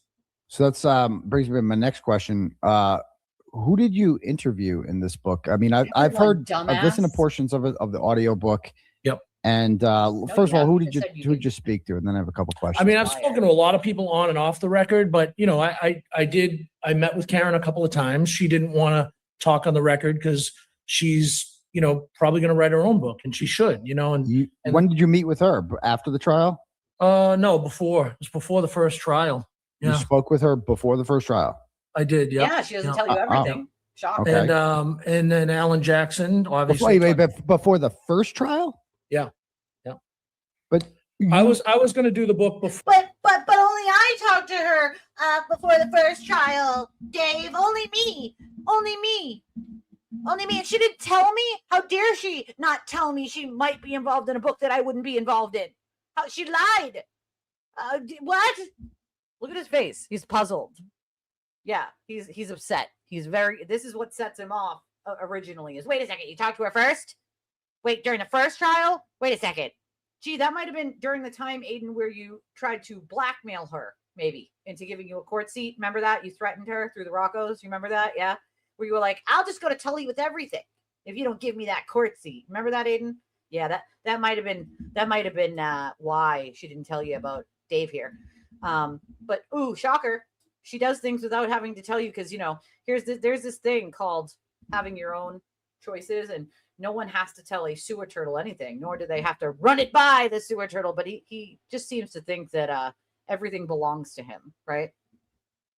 Everything belongs to him. Everybody needs to bow to a sewer of the turtle. Like, yes, before you, sir. Before you.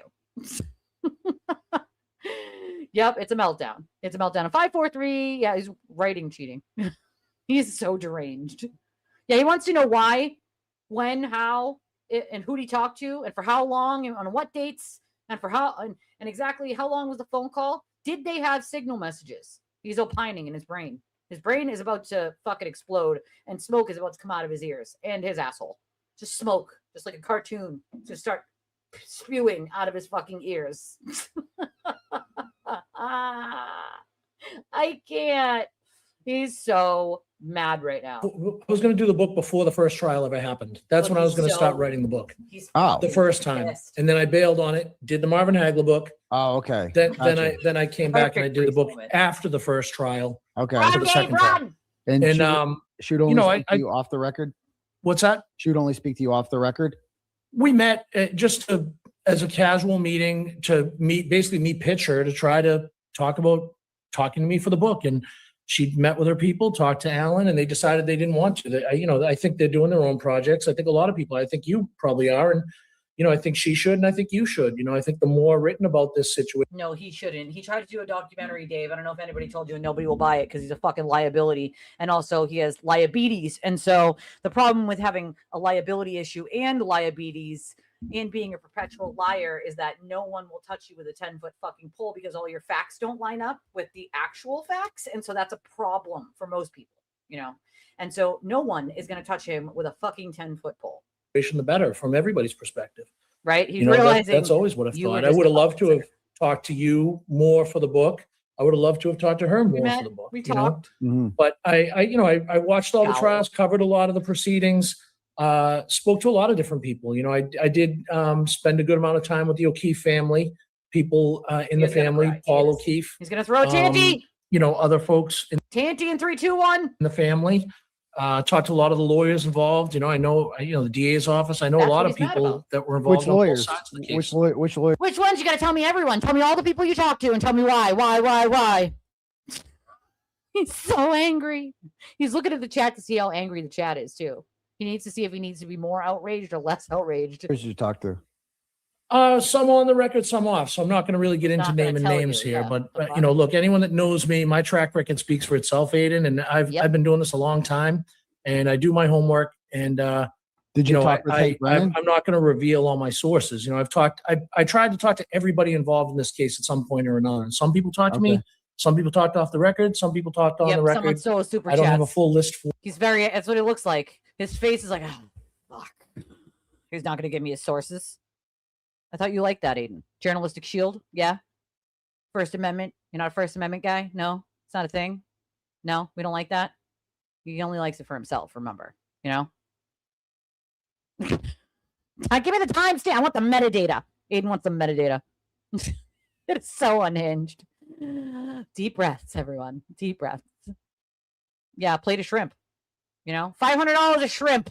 Well, yeah, but hi, Nicole. I've talked to a lot of people. Did you speak with Hank Brennan? Oh my God. I tried to. He's not going to tell you all of his sources, you jackass. You want to talk to me, And Cameron's attorneys you couldn't talk to? I talked to him at the courthouse, the proceedings and stuff, and I have had some conversations with them over the years. I never talked to David Yannetti. Okay. But I've talked to Alan Jackson many times. He's just going to go through the list. Dave just said he's not telling you all his sources, right? He's not going to tell you all his sources. And he's like, well, what about this one? And what about that one? And what about this one? And what about that one? And what about this one? And what about that one? Huh? Tell me when. Who? Why? What did they say? Metadata, pictures? It didn't happen. Receipts? Receipts? I'm a receipt king. I have receipts, Dave. They're not manufactured. No, they're not, Dave. They're not made up. No, they're not, Dave. Okay? They're real. They're real receipts. Do you want to take me out to dinner for $500 in shrimp and upside down pineapple? Comes with keys and a goldfish bowl, an upside down pineapple, but you got to pay for dinner too. You got to pay for dinner too, Dave. What about Adam Lally? No. Okay, so none of the actual lawyers. No, the prosecutors wouldn't make themselves available. Mike Morrissey wouldn't talk to me. Adam Lally wouldn't talk to me. Hank Brennan wouldn't talk to me. What would you ask Michael Morrissey if you could ask him anything? I'd ask him why he charged Karen Reed with second-degree murder. I'd ask how that decision was made and what it was based on, and why they decided to make that change in the case. Because that I feel like I know why. I feel like most people know why, because that's a weird question. But you have the right to want to know it. To me, was what just escalated everything. Look at his face. Okay, so you think that a second-degree murder charge is too much, but a manslaughter charge isn't? Is that what you're saying? I think that would have been appropriate if they were going to charge her. Yeah. No, I just think that let's say you think that Karen Reed was responsible for this. Okay. If you think that, to prove that she intended to back into John and kill him is see, that's where, and I'm going to criticize Dave here. Sorry, Dave. And that's where you're wrong. And that's a misconception. And if you've been following, and I heard Dave say earlier that he's been doing trials for a long time, blah, blah, blah. But this is the problem with people who are journalists and people who know the law, is you can cover trials until the cows come home. That doesn't mean you know how they work. Doesn't mean you know all the things that happen behind the scenes. It doesn't mean you know what things are and what they do, right? And if you did your homework, Dave, murder 2 does not require intent in the state of Massachusetts, just a reckless disregard or proving that basically backing up at a high rate of speed in the dark, in the snow, could have caused or was likely to cause someone to be hurt or killed. And there is no intent that needs to be proved with murder 2 in Massachusetts. Now that's different in different states, but in the state of Massachusetts, you do not have to prove intent for murder 2. And I mean, to be fair, Harold and the Purple Crayon, Aiden's idiotic attorney Bettero, argued with me about this very same thing on Twitter way back when. Oh, it requires intent. No, the fuck it doesn't. Pull up the law yourself, sir. pull it up. It does not require intent.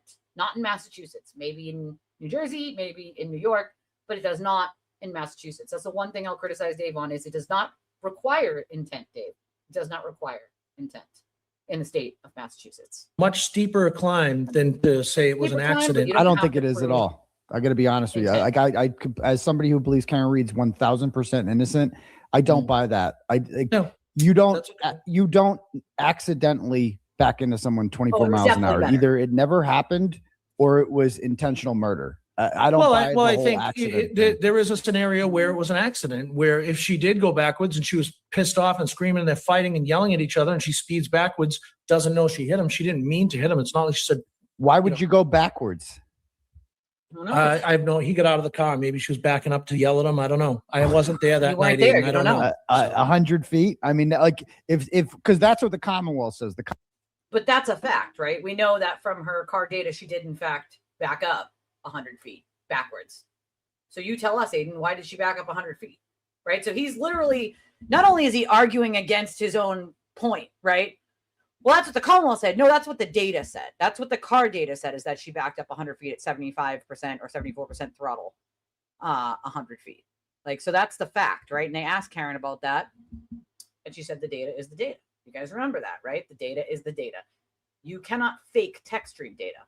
Okay? Can't alter or fake text stream data. So she did, in fact, back up 100 feet with 74, I think it was, % throttle. Are you arguing that just the Commonwealth said that, Aiden, and that never happened? Because it did, in fact, happen. Even Karen admits that she backed up. So I don't even know why he's arguing that. 84 feet, close to 100 feet, whatever it was. But like, come on, bro. Are you just arguing? No, just the Commonwealth only says that. No, sir, that's the data. Commonwealth says that she backed up 100 that's a good feet point, Panda. at 24 miles an hour. All right. Did you happen to see my test when I went in reverse? I went to Fairview Road and I went in reverse as has fast. Nothing to do with whether she did it or not, because again, the data is the data. She did do it. She did back up. We know that. I hit the gas as fast as I could, going in reverse. I think I've seen that clip. I've seen a lot of your clips. Yeah.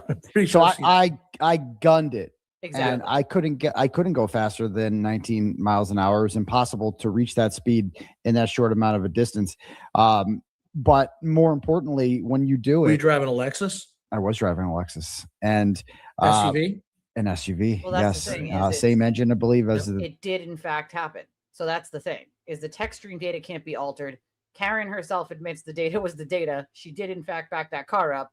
Like, so is he arguing that she didn't? Like, I don't get it. Like, ignoring a fact does not make it. And that's his problem. And so the problem he's going to have in his civil cases, which is ignoring facts, right, is not going to help you say, Your Honor, I fully believed this. Because judge can say, well, these facts were presented to you and you disregarded them. That's neglect, right? A willful disregard. You willfully disregarded this fact, right? Like, he's never getting over that hump in the civil cases. The LX. And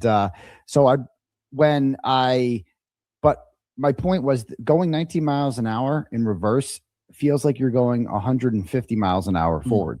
It is a roller coaster. And when I did that for the first time, I'm like, oh, if she did this, which I don't believe she did, if she did this, there is no way possible that is an accident. That is the most intentional thing.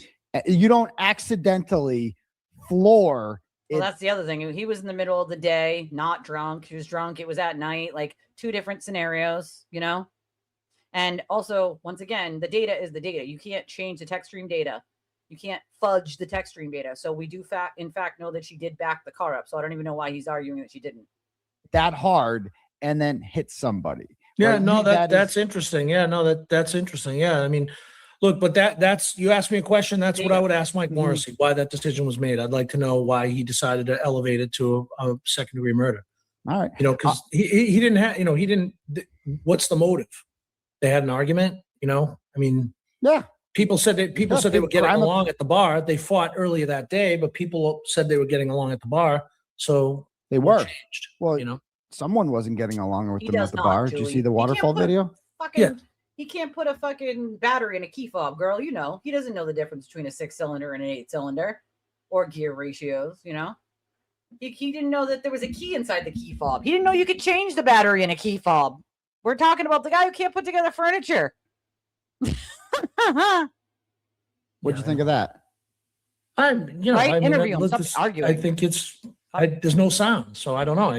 Would you see Brian Higgins being held back by Brian Albert? I do. I've seen that. Yes. What do you think of that? I don't know the guy, so I don't know if that's how he is all the time. But I mean, it was a piece of the evidence in the case, you know. Yeah, I mean, do you think that Brian Higgins and others should have been considered suspects and treated like that, as opposed to just they were never treated as suspects ever? With a baby. I mean, you know, I don't know. I'm not a police officer. I'm not an investigator. I mean, I'm a journalist, But you're a smart guy. Yeah, no, I mean, look, I think that more questions should have been asked of a lot of people involved. But you know, yes, armchair quarterbacking. You know, 4 years. Aiden doesn't. He wants to Monday morning quarterback, right? He wants this guy to get to agree with him on everything. And if you don't agree with him on everything, then he's going to rage out, right? He doesn't. That's the other thing. You can't tell tone from a text, just like you can't tell in a video what happened before it, what happened after it, what they're talking about, what's happening. Like you can't do that. You don't. I could take 7 different stories from a non-audioed version of a video. You know what I mean? Like until you have the full context does matter. You know? Don't worry, we're going to play a little bit of it. Later is a lot easier than doing it when it happened that night. You know, that night, certainly they, in my opinion, from all I know about the case, they didn't have any reason to treat anyone else as a suspect that night. You know, they could have asked more questions. Sure, they could have done that. I'm sure there's a lot of people that wish they did do more that night to dot some I's and cross some T's, but they didn't. What about the next day on January 29th? Throughout the day, I mean, do you I mean, I did notice in your Billy Bush interview, you said that the sources in the DA's office, I don't know if you misspoke when you said this. Yeah, I've seen this on Twitter. I didn't mean to imply that they found pieces of the taillight there that night. They found them that morning. Yeah, they did. Yeah, that morning when the body was found. I misspoke there, but okay. But they did know that the taillight was broken. Yes, they have. You know, and again, this is well documented from the trial and people I've interviewed, other things like that. That they believed that she was making some sort of confession, or at least that's what's been reported since, that she was saying, I hit him. Did I hit him? She was inebriated. She was in custody, and they see a broken taillight, and they have no evidence that John O'Keefe went in the house. That's all true. So at that point, they don't have enough to get a search warrant to go in the house. Nope. And they don't have any reason to interview anyone else as a suspect. How do you know they didn't have enough? Because she was saying, did I hit him or I hit him? That's because I've been doing this a long time, and you need probable cause to get a search warrant. I know it should. No, they have a dead body on the front lawn. That's not. Yeah, but they had no probable cause to believe that he was ever in that house. Have you ever had your house searched by the police? Oh my God. I have not. No, I have, and I've read the warrant that was used to search my house. And the probable cause to search my house for evidence of witness intimidation was the fact. But you, sir, witness intimidated people on video and then bragged about it. You fucking idiot. Those are 2 very different things. That is probable cause, dumbass. That I did my show in my house. Mm-hmm. Is he for real? That's not the probable cause. The probable cause is you videoed yourself. So yes, you were in your house. You videoed yourself on your computer, which would be evidence, you dumb fuck. I can't. This man is so, again, season D's get degrees, everyone. Season D's get degrees. Can't even read a search warrant correctly. That's his interpretation of what the probable cause was. That's not what the probable cause was. The probable cause was he fucking decided he was going to record himself doing the witness intimidation, and his hard drives and everything, of course, are in his house. And that's all it took. Dumbass. And they just said, a judge, as somebody speaking from experience, I can tell you that judges will. Speaking from experience of being a criminal and having my house torn up by the cops, like that's not the same as knowing whether there's probable cause, sir. You fucking idiot. Sign any search warrant the police give to them, and they say, we'll say probable cause. They took my phones, my computer, right to. And searched my entire house, went through my kids' sock drawers, pulled every bed apart. Sir, You recorded yourself committing a crime, you absolute fucking buffoon. That's what happens when you do that, because that itself is probable cause, you dumb fuck. He did. He turned it into a Turtleboy was right campaign. I can't. I literally can't. Right? You're going to flunk with the right answers. Poor Dave. Look through every single thing in the house. And what were they looking for? They were looking for my sources. They wanted to know who is telling. They were not just looking for your sources. They were looking for the crimes that you committed that you videoed. They wanted the evidence of that because you recorded it and then put it on the interwebs. You believe they were looking for your sources. What they were looking for is the evidence you already put on the interwebs. Dumbass. Turtleboy this information, who is giving him this stuff. And so I write about that in the book, and I think I've treated you very fairly in the book, and I think that what you went through, I don't think a lot of civil libertarians would think that was okay, and clearly you've gotten a lot of support on that from the ACLU, I believe. No, they sitting this one out. Okay, so right, but I think a lot of journalists. She said the last time she saw him was at Waterfall. So why would they then believe he was in the house? Right? Don't like that happened to you, and really, what journalists don't like it? I've never heard any journalists that don't like it either. You want to know why? Because they all say he overstepped the fucking boundaries. He overstepped the boundaries. He went well past what a journalist does and did, in fact, witness intimidate. They're witnesses in a trial. He always skips past that part. They're not fucking just everyday people. They are witnesses in a goddamn murder trial, bro. Of course he didn't. Of course he did not. Of course he didn't.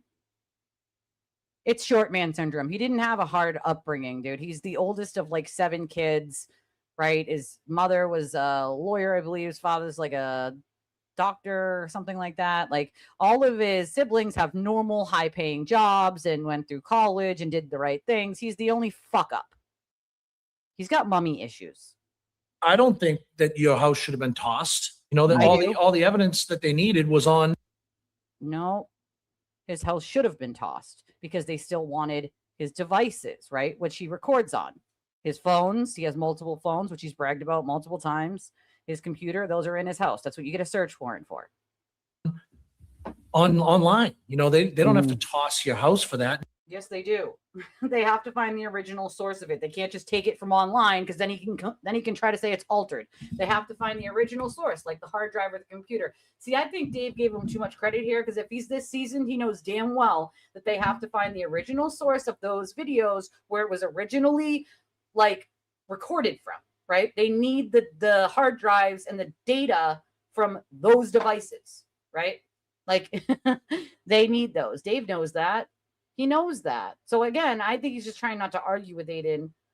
Like he said on Mike's show, I didn't want to argue with the guy. I'm not getting a pissing contest with him, but it's like, bro, when you do that, you make him think he's right and he's a martyr and he's not. And go through your kids' sock drawers, right? Unless they're looking for something else. So I'm not going to defend that. I'm not here to defend that. So. Well, when they came to my house and they had that warrant, that was the first thing I thought of. I should have thrown a dead cop on my front lawn. Because that's like kryptonite to them. They will not go in your house if there's a dead cop on your front lawn. Yeah, that's not if you do a YouTube show, good luck to you. Yeah.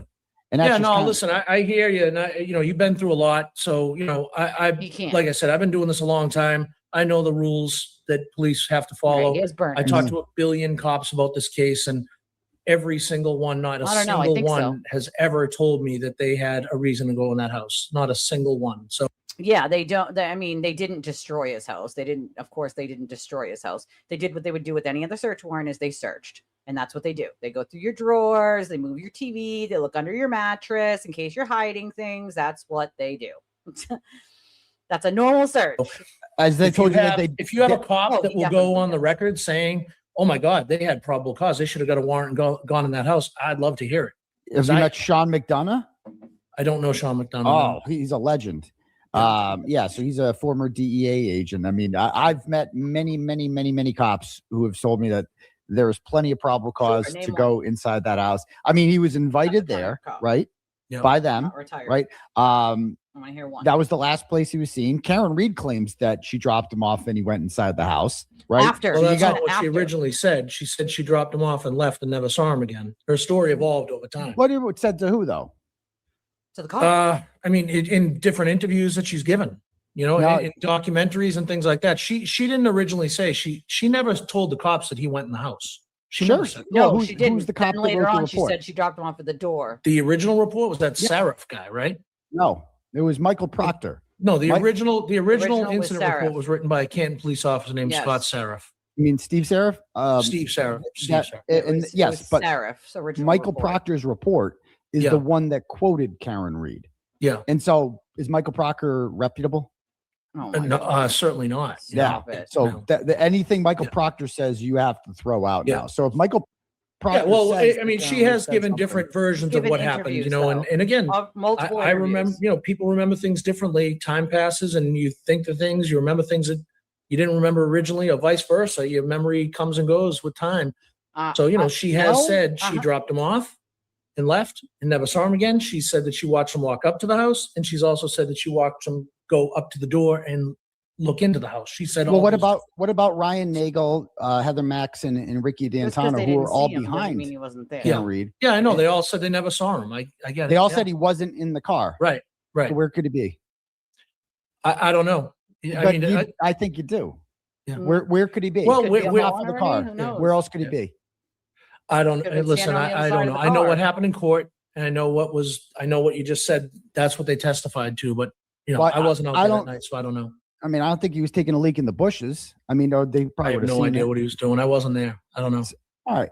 But here's my thing, right? So like one of the things that you mentioned on all about your interview with Billy Bush, something about like, and you and Billy both said it was that like I forget the exact quote, but it was something to the extent of, you know, Turtleboy is kind of crossing the line. Yeah, right? Sure did. And he mentioned the rolling rally and the lacrosse game. And what did you think was like crossing a line? No, I don't.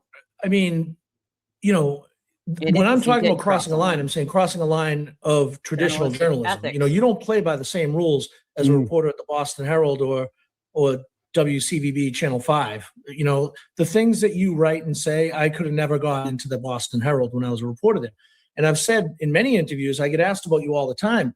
And my answer is always, he's got great journalistic instincts and he's done some great work. And I think at one point in your life, you would have made a great Herald reporter. You know, if back in the day, I think you would have been really a good Herald reporter. But, you know, I certainly couldn't broadcast the witnesses' phone numbers and addresses and invite people to go there with a bullhorn. Well, I didn't broadcast their phone. Yes, it's in the court documents. Yeah, but you put them on your show. You and I mean, right. I shared a public court document. I'm not going to litigate your pending criminal case. You asked me a question about crossing a line. That's something I could never do. I would have to blurt that out to put that up on a screen. I couldn't get away with that. I would get fired as a trained, seasoned, veteran journalist. That's the line to me. So, now, maybe you beat the case, maybe you don't. That's up to you and your lawyers. Good luck. But if you're asking me about journalism ethics, yes, that's what he said. You can't do that. It's against the rules. So for journalism, but it's not for you because you're your own boss. You can do whatever you want. You live and die by what you report. Still, there's journalism. So I have bosses and editors and publishers that would say, "What are you doing, Dave Wedge? You're fired. You can't do that." But here's the thing, though. That's not true because this document that I got the phone numbers off of was published as a PDF in several media publications because it's a public court filing. It's a literal public court filing. Right? Then if they put it online with those unredacted, then they did not. They redact the phone numbers and they redact the addresses. And then they put the document itself. Yes, the document, right? That's the part that I didn't get. Like, he has no journalistic anything. Like, does Dave realize that any of the stories he's done, none of them he investigated anything? Like, I don't think he realizes this, right? Like, right. That's my point. That's my whole point, Space Coast. Well, no, they won't touch him. They won't touch him. You know, like there's nothing amazing about his journalism. He's never actually did any investigation into anything. And that's the problem. When people say that, I'm like, oh, show me where he investigated anything. He didn't. He never has. That's the fucking point, is he doesn't have any journalistic anything. So when people give him credit for that, I'm like, did you do your homework on him? Oh, I don't think you did, because that's not a thing, right? Like, Well, that's the other thing. The ACLU won't touch him with a 10-foot pole because of what he did. It's like, dude, if you think it's First Amendment, the ACLU has backed you one time before on a First Amendment thing. They didn't want to touch you this time, bud. You know? They should be in trouble too. Okay. You can't do that. I never did it. And Right. I wouldn't do You cannot. So So that's the line when when I'm talking about crossing tuna. lines, that you ask the question, that's what I'm talking about. To me, that's a line. as where a you can't- journalist, as a you can't- journalist, as a journalist, right, you can't. but You're free to do that. right. Okay. So I get what you're saying. So Yeah. But if I put my advocacy hat on, or I put my other hats on, and I just want to be this person, even though I said I was an award-winning journalist, then I can do it, right? Like, no, you still have to have basic ethics, right? As an advocate, I don't give out my clients' information to anyone. I don't go and shit on their abusers, for instance. I don't give their address or phone number to anyone without their permission, right? I don't post it online because it's not fucking ethical. but what about as an activist? Because I'm also an activist. Oh god. As an And activist, I mean, look, please. you can You still can't do I don't that. know the rules on activism. I'm not an activist, but I know that the world is a crazy place right now with social media. And you can dox I'll give you anybody. that. I'll give you. I'll give you that this is against the I'll rules give of you that. ethics for journalists. As if that isn't already true, right? Like, I'll give you that. As if it's not already true that you can't do that, right? Amazing. Journalism, totally give you that, right? That's not the issue here, though. The issue here is it against the law? Is it against the law to publish someone's phone? He doesn't get it. It doesn't matter if it's against the law. What you're missing out on is, yes, it is, when they're witnesses in a murder trial, sir. That's the part he misses and goes right over every time. Is you're not publishing fucking my address, dude. You're publishing murder trial witnesses' addresses with the specific intent of making sure that your audience attacks them. You dumbass. Like, they are witnesses. He skips right over that part with his audience. Well, is it illegal? It's not illegal. It is when they're witnesses, you fucking buffoon. You actual buffoon. Who's going to be the MVP? I just set a goal. I set a goal in my super chats. We also count direct donations too, but who's going to be the MVP? I haven't seen one in a while. Who wants to do a match of the last person, or who wants to just pop up a super chat or a buy me a coffee? I haven't seen anybody use buy me a coffee tonight. Buy me a coffee is pinned to the top of the chat. It's like PayPal. It's like the same thing.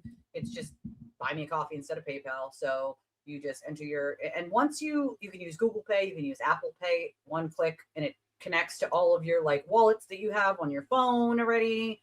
So if you don't have Cash App, you don't have Venmo, and you don't have Chime, and you don't have Revolut, buy me a coffee is a different option outside of PayPal. It does do multiple countries as well. And I set the super chats for a little goal as well. Phone number. Oh my God, I you haven't, imagine? to be honest with you, I haven't God. read the law of witness intimidation that you're would being never. charged under, and I'm not a lawyer, so I don't know. And as I said, I don't want to litigate your criminal case. That's for you and your lawyers to handle. Oh, he's I definitely wish you scared. luck in that. I'm not sitting here saying that you broke He's the law definitely because scared. I haven't read the law that close, so I don't know. Here's a fun fact, Dave. He did, in fact, break the law. Even Willie, the Marlboro cowboy, Wildo, that guy, yeah, he even admitted that Aiden broke the law. He said, well, nobody's saying he didn't break the law. Okay, cool. Well, if he broke the law, then yeah, do the crime, do the time, my friend. That's how the fuck it works, you know? He's definitely afraid. Definitely afraid. Thank you, Nat. I appreciate you, my friend. So what are citizens? What do you think Nat citizens says, match her. should do You're or a buffoon, you supposed blew to it. do when they see an injustice happening that the government is partaking in, right? And the government is allowing to happen. What else as American citizens can people do besides protest Petition the government. and show up? Petition the government. Write a fucking letter or an angry email, Karen Jr. Journalism, reporting, which you've done a combination thereof. And Well, I'm talking about citizens, like yeah. Regular people can do the same thing. They can write a blog like yours, Aiden, that smells like wet socks and broken dreams. people. Yeah. Right. I mean, have their voices heard, demand answers. Where? What do you mean? Be specific. What can they do? Be specific. Tell me all the things I want to hear, Dave. Whisper sweet nothings into my turtle ears. I mean, are we talking about this case in particular? In general, You if just you said you see an didn't wanna injustice, litigate if your you see case, the Aiden. government covering something up, What I mean, we're seeing it every day with ICE. We're seeing protests all over the country right now. We are. Do you think there should be that's the power of protest, and it happens on both sides. And so anti-ICE protests, or how about the BLM protests, right? Or how about even better example, right, petition your fucking government. These protests that happened outside of the Supreme Court justices' houses. Remember those? Yes. Yeah. Who was anyone arrested for those? I don't know, but there were reporters that were arrested for going to Michelle Wu's house, I believe. Yes, I remember that. I'm pretty those sure weren't. There was. I'm protesters. There were protesters that were arrested for going to her house. I'm pretty sure. Yes, they were. I'm not. Look, they were not charged with. That's what his fucking blogs smell like: wet socks and goddamn broken dreams. Witness intimidation. I'm not. I'm not your lawyer, Aiden. I'm not here to say whether or not you should or shouldn't have been criminally charged. I'm a storyteller. I wrote a book about the case, and some people on one side might not like some things I wrote, and some people on the other side might not like things I wrote. But my track record speaks for itself. It's my 8th book. It's my 3rd New York Times bestseller. I have an unblemished record as a journalist. And yes, am I perfect? No, but I try. I think I'm a pretty good storyteller at this point. I know how to tell a narrative and write it in a readable way that people enjoy, and people seem to be reading this book and they like it. But I'm not here to say whether or not you deserve to be charged with witness intimidation. I think it was an aggressive charge. I certainly think no, it's not. That the DA's office was targeting you. I believe that because of your activism. That's a Turtleboy narrative. That's a Turtleboy narrative. And Dave admittedly said he's been following Aiden for a lot of time. Well, that's a Turtleboy narrative. That's a brainwashing technique. They targeted me because they wouldn't shut up. No, they targeted you because you harassed witnesses. A lot of people wouldn't shut up. I don't see anybody else arrested or charged. Anybody see Mike get charged? Anybody see Brian get charged? Anyone? I'll wait. Bueller? No? Just saying. None of those people were charged. None of those people shut up, right? They weren't charged because they didn't then go and intimidate fucking witnesses, right? That is the goddamn difference. So yes, if I'm the government and you're intimidating my witnesses, then yes, I am going to target you to arrest you because you have intimidated my witnesses, and that is illegal. It's like, what the fuck, dude? Come on, Dave. Come on. I like you, Dave, but I think you're giving a little bit too much Turtleboy narrative here to him. No, just no. Okay, no. He was targeted because he committed a crime. When you commit crimes, that's usually what happens. And I think that's. I don't know if I write about it in the book. I would not ever allow my children around this man. Ever. If I was her, I mean, maybe she just didn't want to go through a custody battle. It's fucking exhausting. But I wouldn't want him anywhere near my children. Just look, you went to jail for your beliefs. You went to jail for your activism in this case. No, he went to jail for intimidating witnesses. Let's not repeat Turtleboy narratives and brainwashing. He went to jail because he, in fact, intimidated witnesses in a murder trial. And I lay it out in the book. I'm not going to sit and say that that's okay. That must have been a tough thing. I mean, how are you doing? Who cares? Oh, I'm fine. I'll be good. I'm good. I'm going to beat this, and right? I'm outraged about this. And I guess that's my point, is that this is the cradle of liberty. This is Massachusetts. This is a place where a bunch of people 250 years ago didn't want to buy British tea, so they dressed up as Indians and raided a boat and threw it all over. Is he trying to compare himself to the fucking Boston Tea Party right now? I mean, he's compared himself to Jesus, Martin Luther King, and now the Boston Tea Party. Bro, do you know what we call that? A cult. We call it Delulu land. Cult leaders do that. Okay? Cult leaders do that shit. You are none of those, and none of those apply to this scenario, sir. None of them. Well, we do know what the law says on paper, right? And what the law says on paper is that he broke the fucking law, right? We know that. We don't know if he's going to be found guilty or not, but I have pretty good idea that he should be, Yeah, he was streaming in his ex's house during his quote babysitting visit. But remember, he had his kids for the last episode, so he couldn't. They were at his house though, magically, all of a sudden. Don't you think he would have just taken them to his house if that was true last time? That he was actually had his kids last time and it was an actual emergency? Don't you think he would have had them at his house? He would have been at her house last time instead of lying to the fucking lawyers and being like, I have my kids, it's emergency, can't show up. Like, no, stop it. Yeah, he went to jail for the RO, but he was held for 60 days because he, broke the restraining order with a new charge. There's definitely cracks there. I see the cracks. Like, part of it is you admitted to following him for a long time, years before the Karen Reed trial, right? So clearly, if you follow his stuff, you've allowed some of his turtle narrative and brainwashing to be seeped into your fucking brain. But at this point, you should really know why he was arrested, right? And you should be able to speak and say, well, the witness intimidation statute says this, and they were witnesses in a murder trial, and there were a lot of people that didn't shut up, yet you were the only one charged because no one else went around intimidating witnesses, right? So, the cracks are there, right? The other crack I see is he argued that murder 2 would require intent. It does not require intent. So if you have been covering, as he says, many cases, many murder trials, so on and so forth, then you should probably know that it doesn't require intent in the state of Massachusetts, But I overall give a thumbs up to poor Dave because he had to deal with the mental and emotional abuse that is a sewer turtle. Board. Okay. Yeah. And this is like the home of the revolution, right? And here I am, an activist, right, who is in the same spirit of these people, right? Not sees an outrage, sees an injustice. There's no same spirit, okay? No.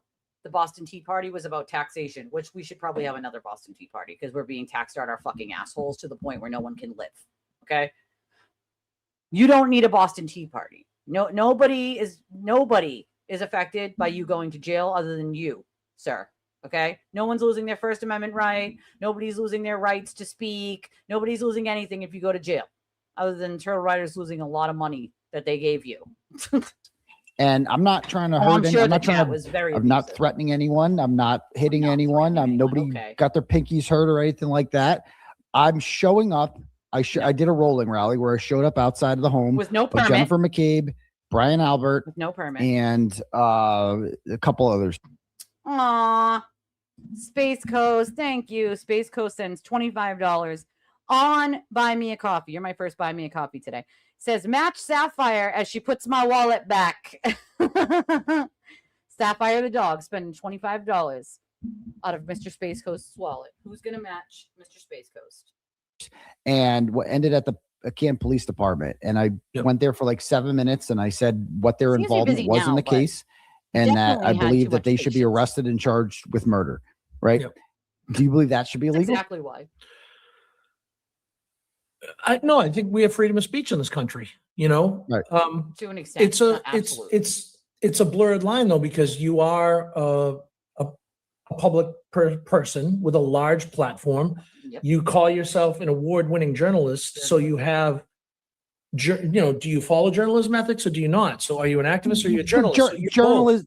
Journalism ethics is not the issue. The issue is illegality. To me, it is though. To me, because I'm there. Right. I was there at the courthouse one day when you were following Matt McCabe and Jen McCabe out, and you were calling them cop killers. I was right next to you. I was asking them questions. I asked them why they Googled how long. You were calling them cop killers. I was right. He's like, okay, but I asked them questions before and after I called them cop killers. So really, it's just asking questions. He completely it goes right over his head. Like, Aiden, you can ask them questions, but the second you call them cop killers, that's no longer journalism and no longer asking questions, sir. Just because you asked a question before it and asked a question after it does not make it fucking journalism when you call them cop killers and follow them down the street, sir. Right? That's not how it works. That's just simply not how it works. So he's like, but I asked a question before, but I asked a question after. And then you called them cop killers, sir. Like, yeah, he's debating. He's not interviewing. You were shouting at them, calling them cop killers. No, but what did I do? What did I do before that? I asked them. Yeah, you were asking questions. You were like, and then I don't remember all the questions, but I do remember. And what I'm saying, Aiden, is that I'm looking at this through my lens as a journalist, and I know you as a journalist. I don't know you as an activist because I've watched your work and I've seen you do. You say things that are colorful and for sure, inflammatory sometimes.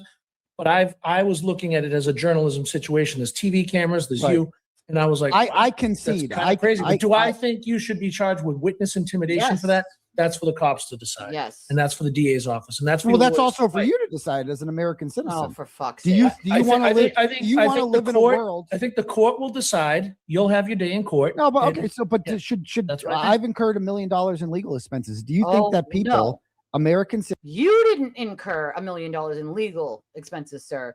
Your viewers incurred $1 million in legal expenses, if that's even the correct number. You haven't incurred a fucking single penny yet. Citizens should have to incur this type of stuff, incarceration, yes, right? Being on bail, having to pay millions of dollars in legal fees, committed a crime, just to let a jury to figure it out. Like, do you think that the average citizen should have to you're talking to a guy who was sued by a judge, and I went through an ordeal for 5 years of my life, so I've gone through it. I know what it means to be targeted by the system. This isn't my first rodeo, Aiden, and you're in a tough spot, but you have good lawyers and you have a lot of support and you have a lot of people that are helping you finance this fight. You fight it and you hope that the law is on your side. That's the best I can say to you, bud. Sorry. So you, in your book, you interviewed, you keep mentioning Stephanie Rizzitano. Who was that? So I went to school with Renee Rizzitano, who is either, I don't know if it's Renee's sister or cousin. Renee's cousins with John O'Keefe. I went to school and played soccer with Renee Rizzitano. She was always super nice, super kind, always a stand-up person. And I'm not sure if Stephanie is her sister or her, I don't remember meeting any of her siblings. But we went to school together in Weymouth and we played on Weymouth girls soccer together. And then Weymouth High, she played soccer. And then I moved back and forth between my grandparents' house in Weymouth and Quincy, went back to my mom's, played in Quincy. But I went to school with Renee Rizzitano, and she was at the court a couple times during John's cases. They're a stand-up family, and the Rizzitanos are cousins with John O'Keefe. That's John's cousin. And I'm guessing you spoke with her? Yeah, I spoke with Stephanie. So she was kind of helping John raise the kids. Right. She was at the house a lot. She spent a lot of time at the house and helped with the niece and nephew that John took in. When? Me too. I've been like, gotta go. After John died, after Kristen and Steve died, when John became the guardian of the kids. Well, Karen Reed said she never saw her there. That's a lie. I never saw her there. Karen. Well, if Karen said that, she lied. I don't think Karen said that, because as Dave here tells later on, he's got pictures of Karen Reed and Stephanie Rizzitano that were shared with him, right? So of course they know each other and have met each other. But here goes Aiden trying to be right when he has no idea what he's talking about. Why do you speak for the Rizzitanos, Aiden? Why do you speak for Karen? You have no idea what the fuck you're even talking about, that you want to argue about it. It's amazing. Said she never saw Stephanie Rizzitano. Never saw her there. Never saw her there. Well, maybe she should call Stephanie, ask her why. I mean, that's between them, but Stephanie certainly says that's not true. And he's got pictures, right? So come on. She said she saw her all the time. So I don't know. So here is, did you speak with any other Rizzitanos? Because this is Peggy's side of the family, obviously. I don't believe I did. I may have spoken to one other cousin at the courthouse one day or something, but not really. Have you met any members of John's family who think Karen's innocent? Who think Karen's innocent? I have not. No. You have not. Okay. Well, there are some, and several of them have reached out to me. For instance, this is Tom Rizzitano, who says he messaged me and he said that he had this waiting to bring it up. Like, bro, this could be, who the fuck knows who this is? Like, what the fuck? Like, I am John O'Keefe's cousin. Okay, cool. Do we know that this is actually him, or not someone who made a fake account like Aiden has done many times with someone's name and picture, as he's done many times, to claim this is him? Like, who knows? To me, it doesn't sound right? The Rizzitanos were in court all the time for John's side, Peggy O'Keefe and John's side. So it feels like to me more that someone either trolled Aiden, or Aiden made this up himself, as he has many, many times. Look, he saved it in a fucking file. Okay. Like, what the fuck? What are you doing, guy? He made up one of Ryan Waters, made an entire profile with his picture, had some like posted a threat to himself, made one of his mods say they quote found it and sent it to him under a different account. So they sent it to him under a different account, pretended to just find it, even though he just told them to do that, right? And then deleted the account. So was that really Ryan Waters? No, but Aiden presented it to the world as it being him, even though Aiden's the one who made the fucking fake account with his name and picture. So I can't take anything that Aiden says serious. Turtleboy, I think you're doing an amazing job with your intense journalism. I'm John O'Keefe's cousin. I've been following you for quite some time, and I'm just being silent now. The corrupt days, the corrupt crew of rejects who finally have it coming. I'll be attending the next court date and are rooting for you to pull this to an end. And then I had another one named Vincenzo. He did. He told me, hey, man, my side of the family appreciates everything you're doing. And that's not why she refused to have anything to do with him. And there are a few, I have Aiden's full extraction. And there are quite a few times where Karen herself actually eggs Aiden on to do some of these things. So that's not entirely true. The reason Karen stopped talking to him is because he had threatened her so many fucking times and tried to sort of blackmail and threaten her through different people and sort of give her the guilt trip. And I did this for you, and I went to jail for you. And then she had to correct him. Like, you didn't go to jail for me. You went to jail because you fucked up with your ex and you went to her house and we told you not to. Like, there was a lot of things that happened behind closed doors that I'm fully aware of. And one of the reasons why she stopped talking to him, is because he had wiretapped numerous phone calls, including her attorneys, that she became aware of. And that was sort of just the last straw in a sort of long line of him lying and playing fuck games. What seems to be the real story out there. I've been following for a while. The first time he did a I show, know things were off since it happened. Disregard anything my dumbass cousin Vanessa said. I want to see those pieces of shit cops go down for what they did to my cousin. He was such a great guy and didn't deserve what he got, no matter what he did. Blah, blah, blah. Yeah, okay. So you get the point here. Yeah. So those are 2023. Have you heard from them lately? Have I heard from Tom? Yeah. Have you heard from them since the second trial? Yeah. Have they changed their mind since then? Right? Like, have they understood the evidence now as it was brought out and completely think he's an idiot now? Right? Like, a lot of shit that Aiden was feeding to people in 2023 was not true or factual. That's part of the problem. No, I've not. Have you? I have not. No, I don't know those two particular cousins. Are you suggesting that their opinions have changed? They could have, yeah. You fucking idiot. How many people's opinions changed about you, Aiden? I'd be interested for you to ask them that. I'd be interested to know. I mean, I don't know those people, so I have no idea. Okay. Of course and they so are. You Doesn't spoke shock with me. I'm guessing, did you interview the O'Keefe family about this? Paul, the parents, they're as you can imagine, they're not in a great place, and they're sick of all this, and they're upset, and I tried very hard to speak with Peggy and John Jr., the dad, but they didn't want to speak. They're grieving their son and their daughter. Yeah. All right.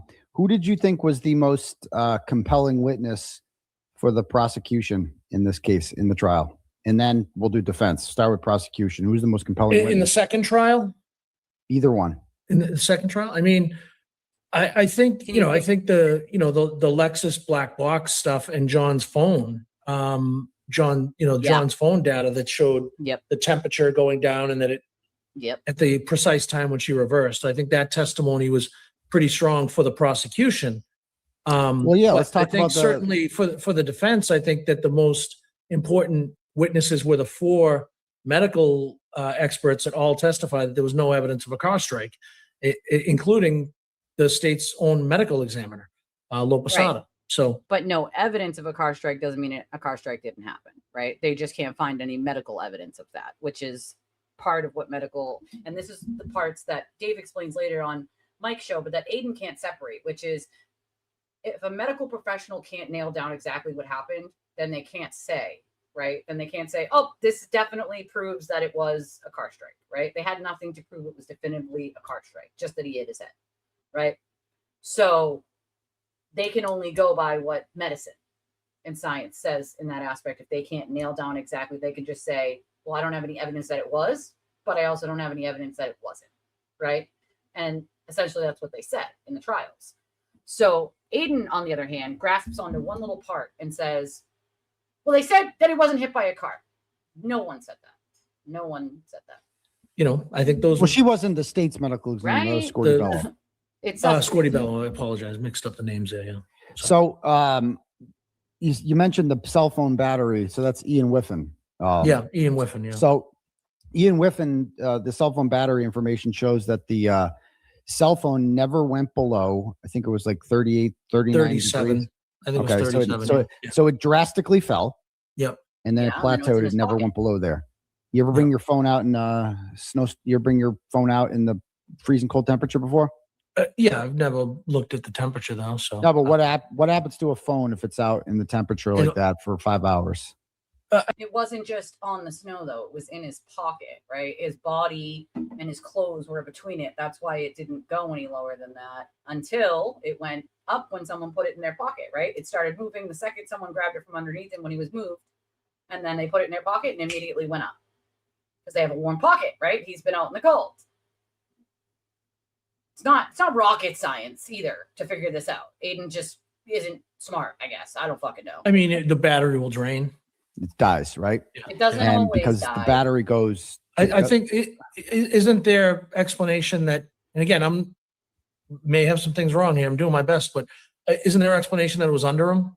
Yes. It was. It was Yes. found under John? In the middle of a blizzard, yes. Yeah, but it was under a 250-pound guy. So I think that was their explanation, Right. right or wrong. But clearly the jury didn't buy it Yes. because they found her not guilty. If John was outside for 5.5 hours, as the prosecution claims he did, Oh God! why didn't he have this is, hypothermia? Like, not an interview. He did have hypothermia. That was a He did contributing not. factor. He did found- not have hypothermia.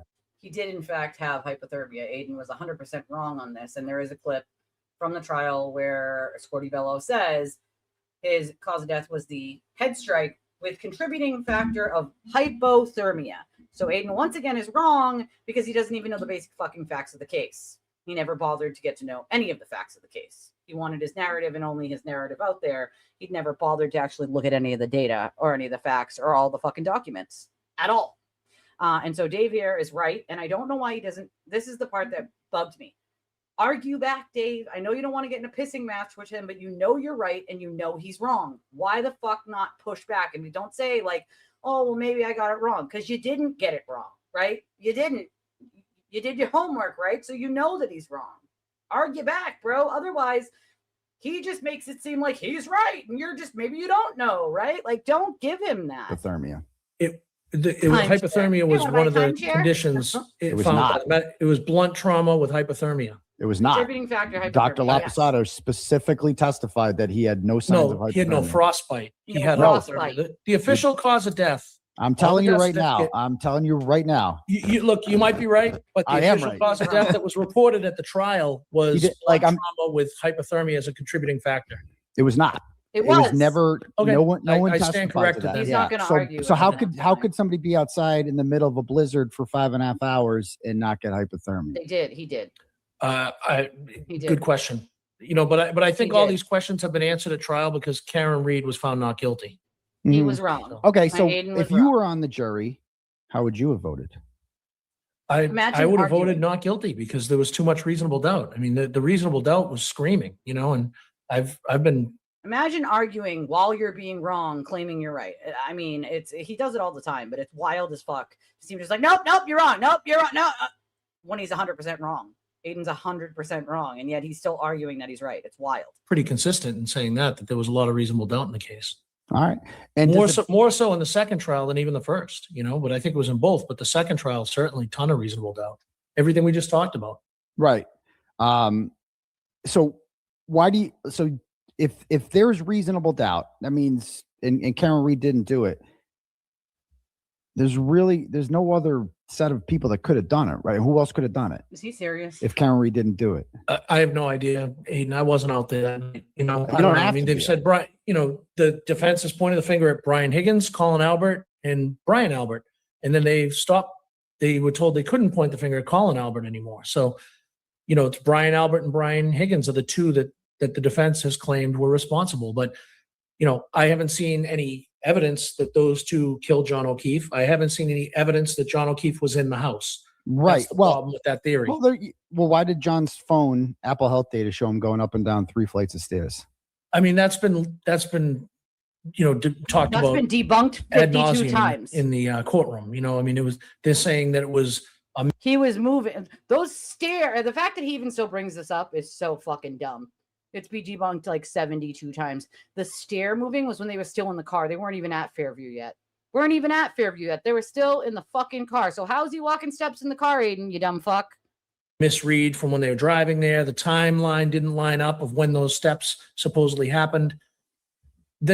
This case, look, right. So end of the day, this case was bad. So there was no steps, Aiden, when they were outside of Fairview, you idiot. Because once again, the data is the data, right? Go look at the data. The time of when the steps happened doesn't match up with the time they are outside Fairview, you idiot. And this has been debunked like a million times. I don't even know why he's arguing such a stupid thing at this point, right?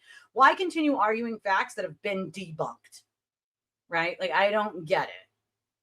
Like, I don't like, just to make yourself look stupider. I don't understand. Sorry, go ahead. So, but why would it go up and down 3 flights of stairs if he's on a hill? So there was something Apple, about the altitude when the phone changes altitude, right? And that was on. And that was the phone does change altitude and will show steps. Absolutely will. Was on Oakdale Road. Did you happen to see my investigation of Oakdale Road? Have you ever been on Oakdale Road in Canton? I've been all over the neighborhood. I can't remember the specific streets, and So it is the flattest street in Canton. If you put a marble on that street, it won't move. Does he realize what altitude means? Does he understand that it doesn't matter if the street itself is? Does he not? I mean, wow. I thought he was dumb, but I mean, wow, wowza, wow. Look up how altitude works, Aiden. And that was the street that they claimed caused the up and down 3 flights of stairs. And well, again, that's great. I think it was all proven. They like make roads on purpose to make them like even and stuff. That doesn't mean the altitude in the like road itself, like under, doesn't go up. Like, are you fucking retarded, guy? In court, and she was found not guilty. So. Yeah, she was, but it goes on. And yeah, so, but we have 3 civil cases going on here at least, and they're going to go on for quite some time. I think we'll get a lot more information over the next couple of years. So I'll continue to watch it play out and see what comes of it, and maybe I'll add some more chapters if some new information comes out. And certainly, if there's new developments in the case, I would add to my book and edit things as I need to.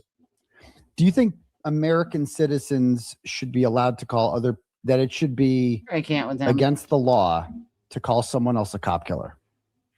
No, I don't think it should be against the law. I never said I'm an absolutist when it comes to free speech. Like, you can hate the KKK and the Nazis, but I will defend their right to march. They have a right to do that. I don't like it, but you have a right to go out there on the street with a bullhorn and call Jen McCabe a cop killer. No, if you cross a line. Not when they're fucking witnesses in a murder trial. Once again, does Dave not realize that the First Amendment's not absolute? Dave, First Amendment's not absolute, buddy. You can't go into a crowded theater and yell fire when there is none. Your First Amendment's not protected when you do that. Absolutely, my friend. Love you. Thank you. By going on her property and being told to leave, and you don't leave, that's different. That's trespassing. As a reporter, exactly. I've been kicked off people's properties in the past, and if I didn't leave, I would have been arrested. It's defamation. It sounds like we're on the same page. Listen, we have a lot. We have a lot more in common than not. I mean, like I said, you do a hard job, and he doesn't. She gets paid. You're making Look, no one should work for free. No one. Right. Okay, and I get paid for my work. I'm good at what I do. I've written 3 New York Times for about 2 minutes in the beginning. That's it. Bestsellers, and been doing this a long time. Sold a lot of books in my life, and I love what I do. I love, trying to cut through the noise and tell the story. And if people like it, great. Yes, if they don't, the market will tell me that, and I'll do something else. I'll go back to working in restaurants. What are the book sales like? Are they tracking book sales for you? Or I mean, like I said, he wants to know so that he can write his book and he might get it sold. Watch. How good is a book sale? Yeah, good. It was a New York Times bestseller. So it's this one is this one. Yeah. Oh, they come up with the list that fast? Yeah, it hit. It's week by week. It was on the list the first week. He's an idiot.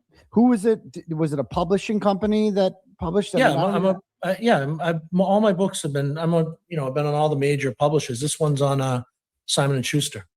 So if I want to publish a book about my experience with this whole thing, taking you, bro. How do I go about doing that?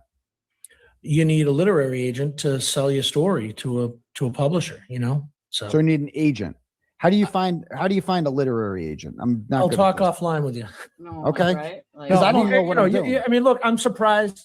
I thought I had read that you had some sort of movie deal with Compelling Pictures. Or something. Yeah, I do, but not the book. And they haven't connected you with a literary agent? No. You should ask them. Do you have a Hollywood agent? Nope. No. I mean, No I'm surprised you haven't been approached yet by someone that wants to have you write a book. I'm approachable. I'd like to. You're not hard to find. No, he's not approachable, and no one's approached him because he's a fucking liability, Dave. I'd like to write a book about it. I mean, yeah. Well, the problem is the book keeps adding chapters as we go along. Well, that's the thing, and and again, when Karen said she did not want to talk to me, I'm assuming it was because she has too much at risk. Maury says that's a lie. With the ongoing civil situation that she's involved in, and you have the same constraints. That was that was before the trial you talked to her though. So she also had but she still had she had everything. But I don't want to give you legal advice, but you can't write a book right now because A, the story's not over, and B, anything you say, just like on this, can be used against you. Well, I do a show like 5 times a week. So yeah, I know that, but I'm really sure there's things that you avoid talking about because of these situations. You would think, but unfortunately I don't. And I just keep talking. And that's the thing. It's like, well, because you know what my stance is? It's like everything I've done since the beginning is protected speech. So anything. Is he for real? So he just thinks if he keeps blabbing, it's all protected speech. Who cares if it gets used against you? He's a fucking absolute idiot. If your attorneys are behind that and they back that, that's definitely ineffective assistance of counsel. I don't know why they didn't bail a long time ago. Come the fuck on. Thing I say after is also protected speech. I'm not going to stop doing what I've been doing. It's protected, but they can use it in court. Sure, sure. And then my whole thing is and your lawyers can use it right back. Yeah. So yeah, and are you going to be covering my trial? No, in December. Oh my God, he wants everyone. Are you gonna? You're a bet. That'll give it some more credibility if you cover it because you've published books. Are you going to cover it? You're going to cover my stuff? It's important. My case is very, very important. It's more important than Karen's. You're going to cover it? You should. If you covered Karen's, you need to cover mine, Dave. I mean, I won't be in there every day, but I'll definitely be watching what happens with all the cases. Is this your civil or your criminal that you're talking? Brian, did you dip out for a while? Because I'm just saying, okay. The turtle. Someone made a super chat using your name, of course, and said something gross. And I just want you to know, all right, that my chat finds you very attractive. Okay. We voted. All right. And we had to tell the turtle that he looks like a gremlin under the bridge. And that we don't know what he's thinking because you're 10 times more attractive, 100 times more attractive, and just a better human than he is. You probably missed that part, but I had to fill you in while you're back. Okay. You have to go back and find it in the transcript, but we voted and you got some fans, Brian. We told them that you're single. You know what I'm saying? So, right? Aiden said something mean on the interwebs. What shall we ever do? One of his idiot followers said something mean. What shall we do? I might go cry in my Cheerios. I might cry in my Cheerios. This is horrible. Well, criminal. The criminal that starts in December. Oh, it will be. Yeah, I'm facing 90 years in jail. No, I know that. You're not facing 90 years in jail, bro. Stop it. Right? Me too. I'm a Dora Bibble. I'm a Dora freaking Bibble. Right? Years, yeah. I know that. Yeah, ham sandwich. I'll certainly be keeping an eye on it. I don't know if I'll be in there every day because, I'll see if my agent wants me to continue writing about this case and add chapters. But I'll be watching for sure. And I'll be certainly watching all the civil litigation as well, which I think will take even. He's not covering it in womp, womp, womp. He's just watching. Been longer to unfold. That stuff's going to go on for years. It is. Yeah. Do you think that he keeps so the O'Keefe family? You think about me? What do you think? Why aren't they suing the Massachusetts State Police or the Canton Police who completely botched this investigation for their son? You'd have to ask the O'Keefe family. I think that you spoke to him. Did you ask him that? Yeah. they're suing Karen Reed and the bars because they think Karen Reed did it. They don't think that the state police or the Canton police did botch the investigation. They think that. Well, even if you do believe Karen Reed did it, you still have. I think face. we can all agree that the investigation was botched. No. Yeah, but I don't think you can sue for incompetence, or for mistakes, or for you can't losing in court. In a criminal case, I've never seen a family do that. Can't. They're suing for wrongful death. Because here's the thing: a bum on the street would get a better investigation than you, Aiden. I mean, the only thing you investigate is your own fucking, it's the only thing you investigate other than everyone else's Twitter, 18 hours a day. Than John O'Keefe did. Like nothing. The crime. I know. You told me the other day. I felt so bad when you said you had more days to go. I was like, oh god damn, that's horrible. That's horrible. That's wonderful to hear. I'm glad. I mean, I've had to take time off too. I wasn't here yesterday. My health has been shit. So believe me, I feel you, my friend. I feel you. I'm just like wiped out and like dragging myself up and around basically, because I let my own health sit on the back burner to deal with everyone else's in my family. And that comes at a price, I mean, I can only keep up with so much. I got so many health things going on that like, I'm broken. I'm a mess. They need to put a Band-Aid on me and like wrap me up and like a mummy and like put me in a bubble or something, Protected. We have solo cups, leaf blowers, no one's questioned. Like ring cameras are not pulled anywhere. A vagrant found dead on the street would get more of an investigation than John O'Keefe did. And I don't understand why the family isn't. They can't sue for incompetence. For that. Really. There's nothing. I mean, you'd have to ask them, Aiden. I'm not, none of them expressed that to me that they were mad about the investigation. They believe that Karen did it and that they lost him. Yeah, but that's nobody's business. And B, I think what he said was, you should just give up, Brian. You only had 46 people watching your show the other day. Like, first of all, why are you watching numbers, you weirdo? Secondly, people watching on the replay, like you dumbass, number one.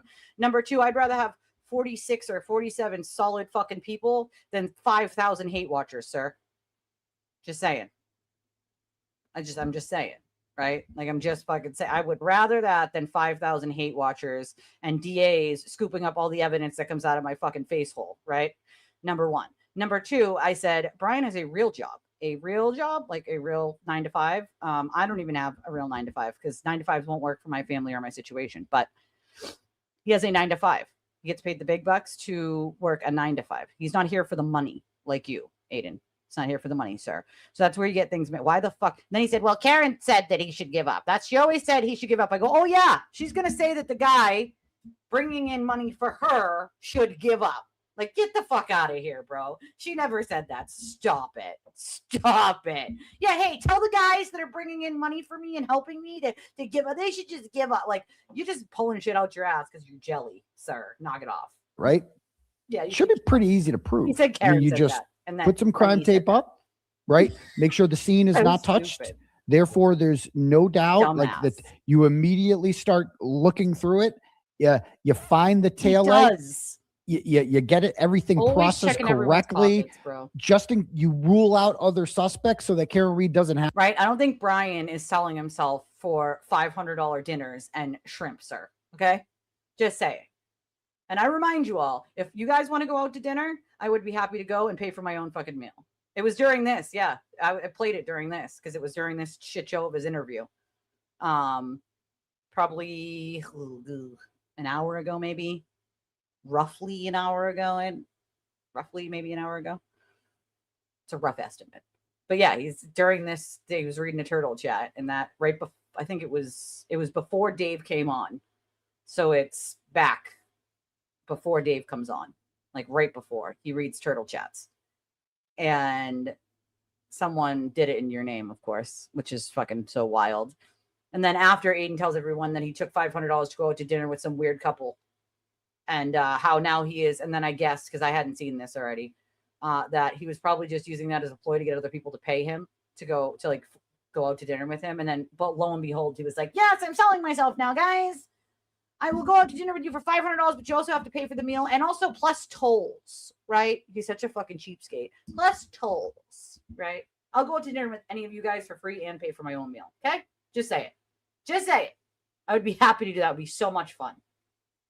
And really, Brian, we should do that soon.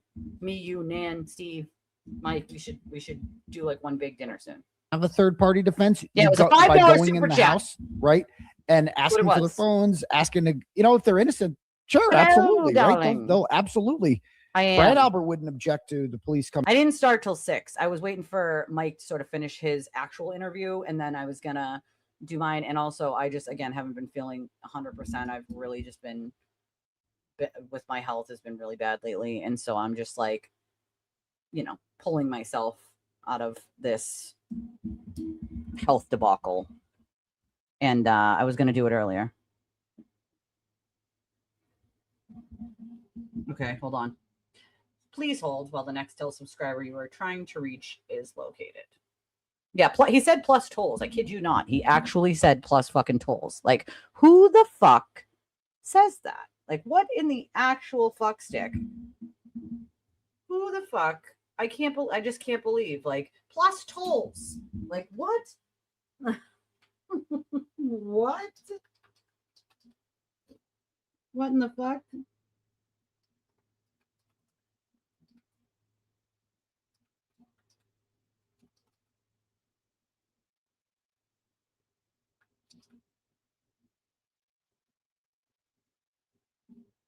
Okay, sent. Yeah, he said plus tolls. So he said you have to pay for his dinner and you have to pay for the tolls. And then he'll whore himself out. Because he did it already to this weird couple that offered him $500 to go out to dinner. I kid you not. I did. I seen it. I already sent it. I'm quick on the trigger finger. I seen it. Thank you, Lisa, for your jewels and your silver star. I appreciate you. I pinned our new thing for Buy Me a Coffee at the top. So if you usually use PayPal with me, we would appreciate it if you moved on over to using Buy Me a Coffee, because PayPal's not in motion at the moment. So we have Buy Me a Coffee instead, or Venmo, Cash App, Chime, Revolut, and we have an Amazon wish list, which consists mostly right now of things for my kid for school that starts on Thursday, and like school snacks and juice boxes and all those things that kids need. In his house if he had nothing to hide. But they didn't do any of that. And that's why we're here right now, is because, and that Karen Reed wouldn't have a third party defense if the police did their job. Would you agree with that?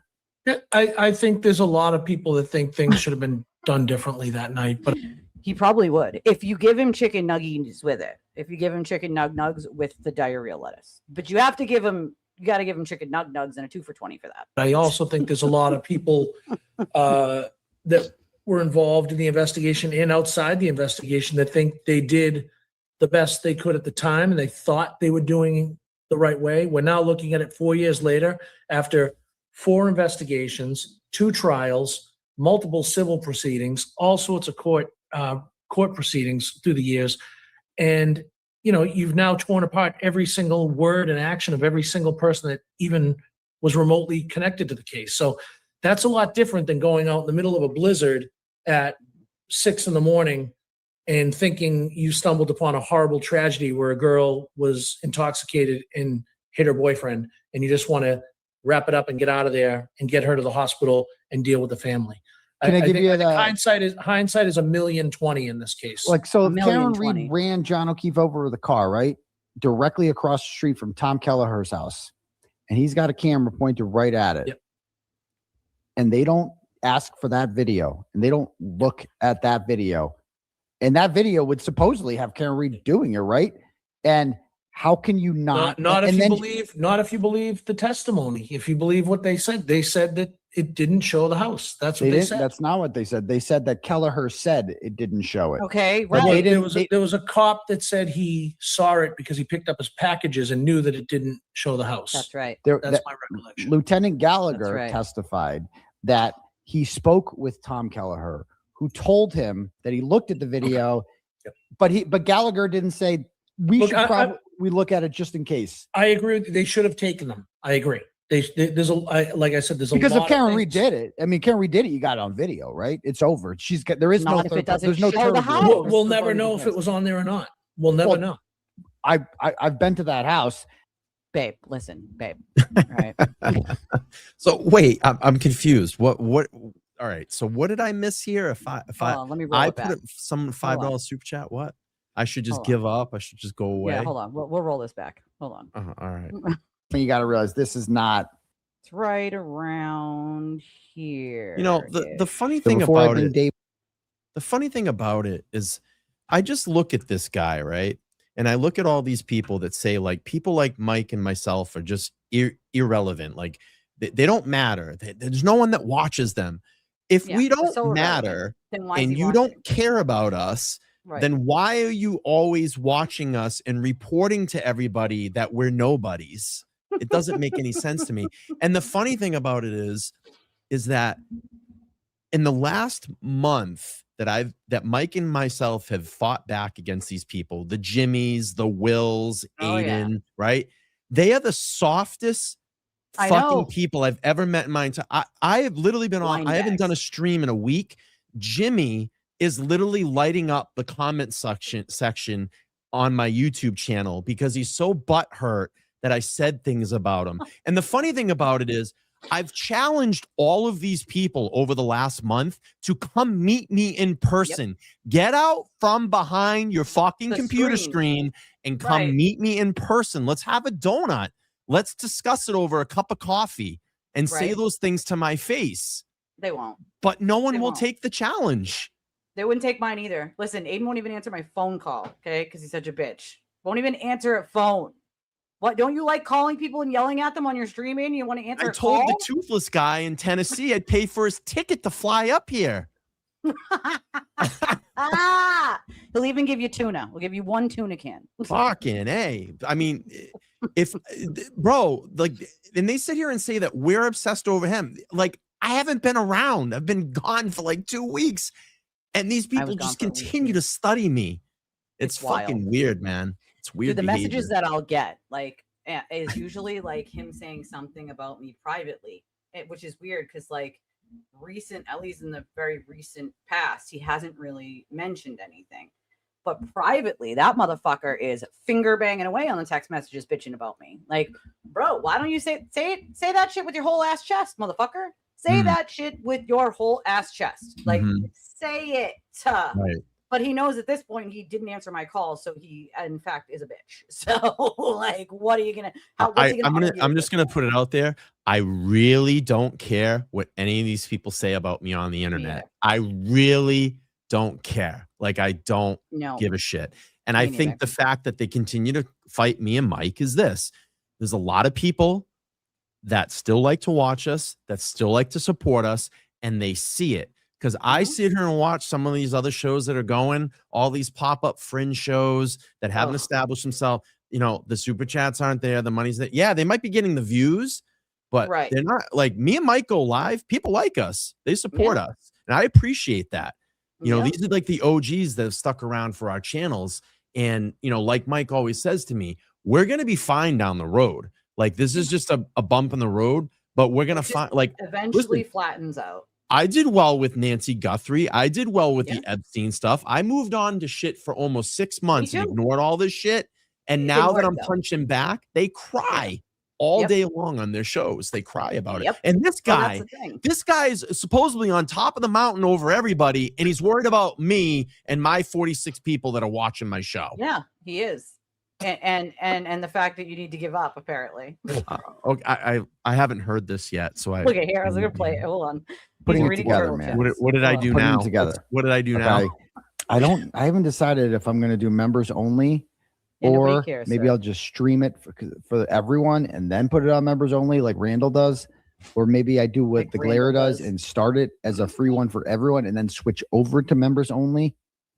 But yeah, I haven't fully decided yet, but the Valid Truth Journey it's not going to be like a trash talking one, like rip her apart. Like we are. Don't worry about that. Valid Truth Journey. I love it.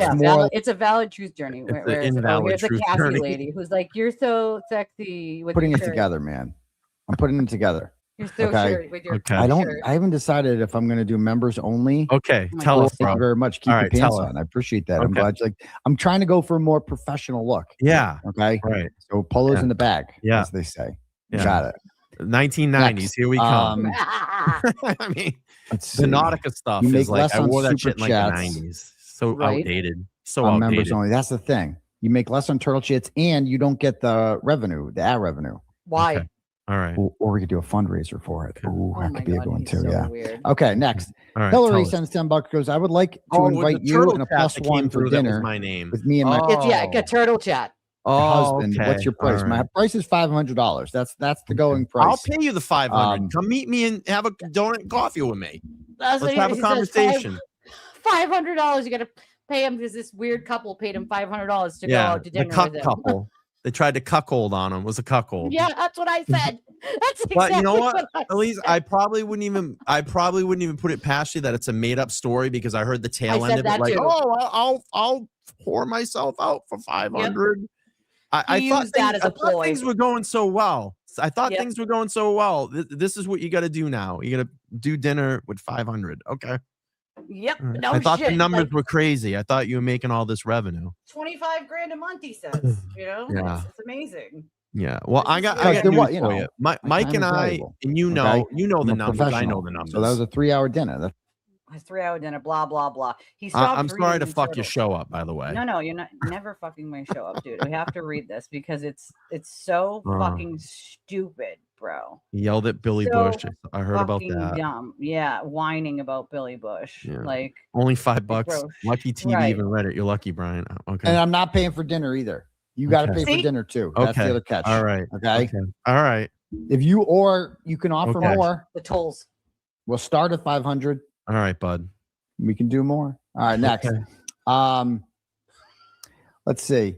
Herder of Cats sends $15. Goes, it's not $500 for dinner, but every bit helps for the grift, right? It does. The grift Okay. Yep. is Sure. it's really a grift for like the Commonwealth. They're the ones grifting off of this. But thank you very much. Sure thing. Lena sends $10. Goes, hello from the UK. I managed to stay awake for the live. Just wanted to send love and support. You are a legend. God bless you, Doctor. Well, thank you so much, Lena. And I know it's late over in the UK, and you're a legend too. Thank you. Brian from LTL sends $5 and goes, hey, Aiden, it's Brian from LTL. I heard about your $500 dinner appearance and was wondering if you'd watched me spank it over Zoom for $20. BLT, you got to stop, bro. I would just log offline. You had 44 people watching your show the other night. Things aren't going well. He watches me, at some point, you got to. It's crazy. You got to wrap it up, bro. At some point, you got to realize this is not. Yeah. It's just not working out. I know. It's just not working out. I know. Things are not. No matter how much you and Crawford say that, oh, we're killing it.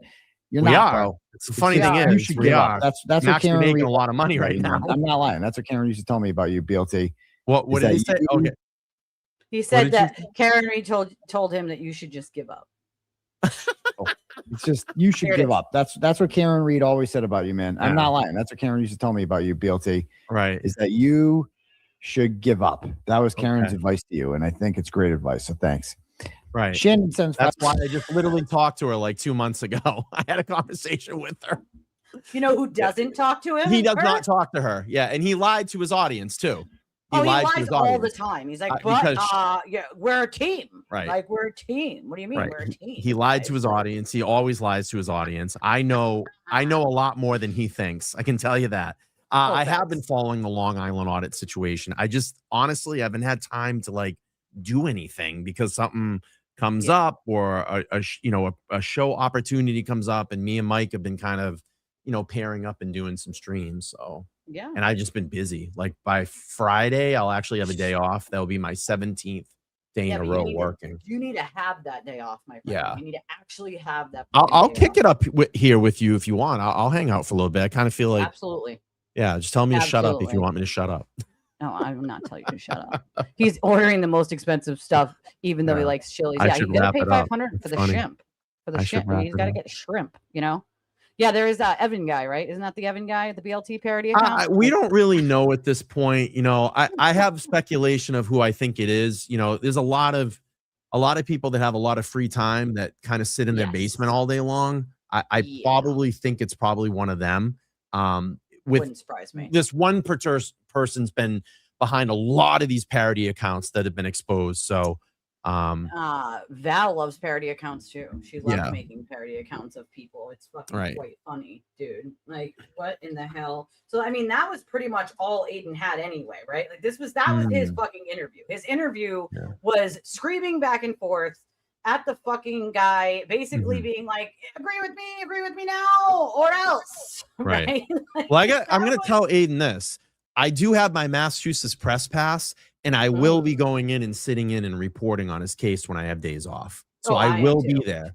And I have a litany of questions to ask him and people that come out. If Will comes out, Jimmy, they're out on those front steps. I told them, give them like a couple months lead here. I have some questions for them to be prepared and be ready, because I'm going to ask them in front of the mainstream media. And I want to see what their answer to those questions are. So good. I mean, I have lots of questions for Aiden, but he doesn't seem to want to answer them. Lorelai sends $10 for being awesome. Thank you, Lorelai. I appreciate you, my friend. I try to be awesome. Not always awesome, but I try. I mean, it is a vocation. It's a hobby. So I just looked to show you guys Mike's, and he members only did on me. Oh, Mike. Yeah. He told me it's up members only for a little while. That's all right. Yeah. I don't blame him. But I mean, this is the buffoonery. He didn't want to get. Let's just put it this way, Elise. He didn't want to give away free content tonight. You know, I don't blame him. I don't fucking blame him, dude. Right.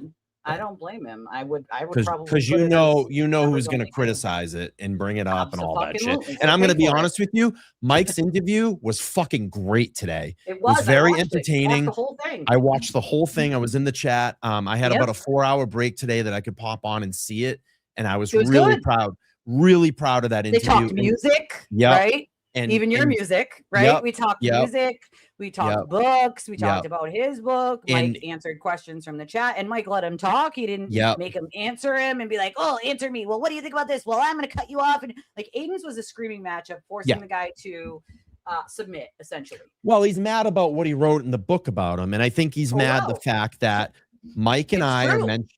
Yeah, and I think he's mad the fact, and that's probably why he's telling me to hang it up, because he's mad that Mike and I were mentioned in that book, and it was positive from Dave Wedge.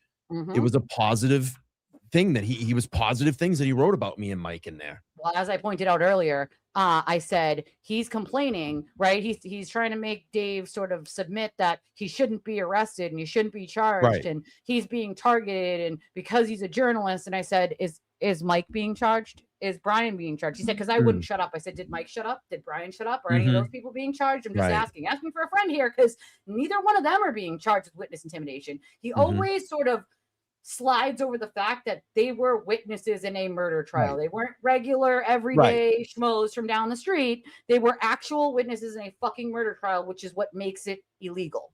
Right. And that's basically what Dave Wedge was saying in a nutshell during that interview. And I'm going to tell you right now, I know Corn Dead said writers are now saying, I don't give a flying fuck what any of those people say about me. Because you know why? They've already said everything they've had to say. All the damage has been done. I don't fucking care. Like at this point, I don't fucking care. Well, I'm just like, I don't.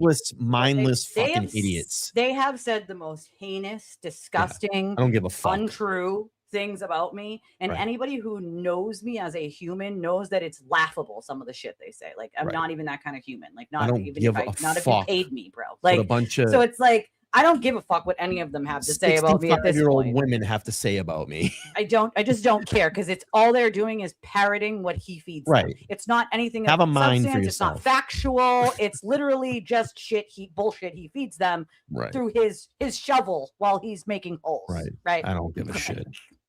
I could care less. While he's throwing his own viewers in holes, he uses that shovel to shovel shit. You know, like, give him his chicken nuggets. I'm such a nobody, but all those turtle riders still watch my channel. I can see. We can see what channels you fucking idiots watch. I know. It's like when they do the little emoji, they do it to you and they do it to me too. Yeah. They just sit over there hitting the laughing emoji, and I'm like, dude, you're just helping me. Are you fucking all right? Like, you're go ahead and keep hitting the emoji. You're helping me. You're not hurting me. You're helping me. Like, go ahead. Like, dumbass. Like, but going back to Mike's interview, it was great. It was a really great interview. I urge everybody to go over and watch it. Yes, definitely. It should be back up online soon. So yeah, I'd say watch it if you're not a member. Go get a membership on Mike's if you can afford it. I'm sort of out of that. I'm in a hole right now, so I can't. And I was a member, but I didn't renew everybody's memberships this month because I'm fucking in a hole. But definitely do it if you can, because it was a great interview. I watched the whole thing, and it was an actual interview, and that was sort of my point of the stream, which is it's an actual interview. It wasn't a screaming match. It wasn't a you fucking agree with me or else. It was an actual interview where you ask the question, they answer it. And I mean, Aiden talked about this man's book for a whole 2 minutes. 2 minutes in the beginning. I apologize. 2 minutes. He talked about the book for 2 fucking minutes. Didn't even admit that he didn't read it. Yeah. He was like, I didn't read it. Sorry, I didn't read it, but I was on my vacation in July. He was too worried about my 45 people that were watching me. And to go watch. Can you fucking believe that?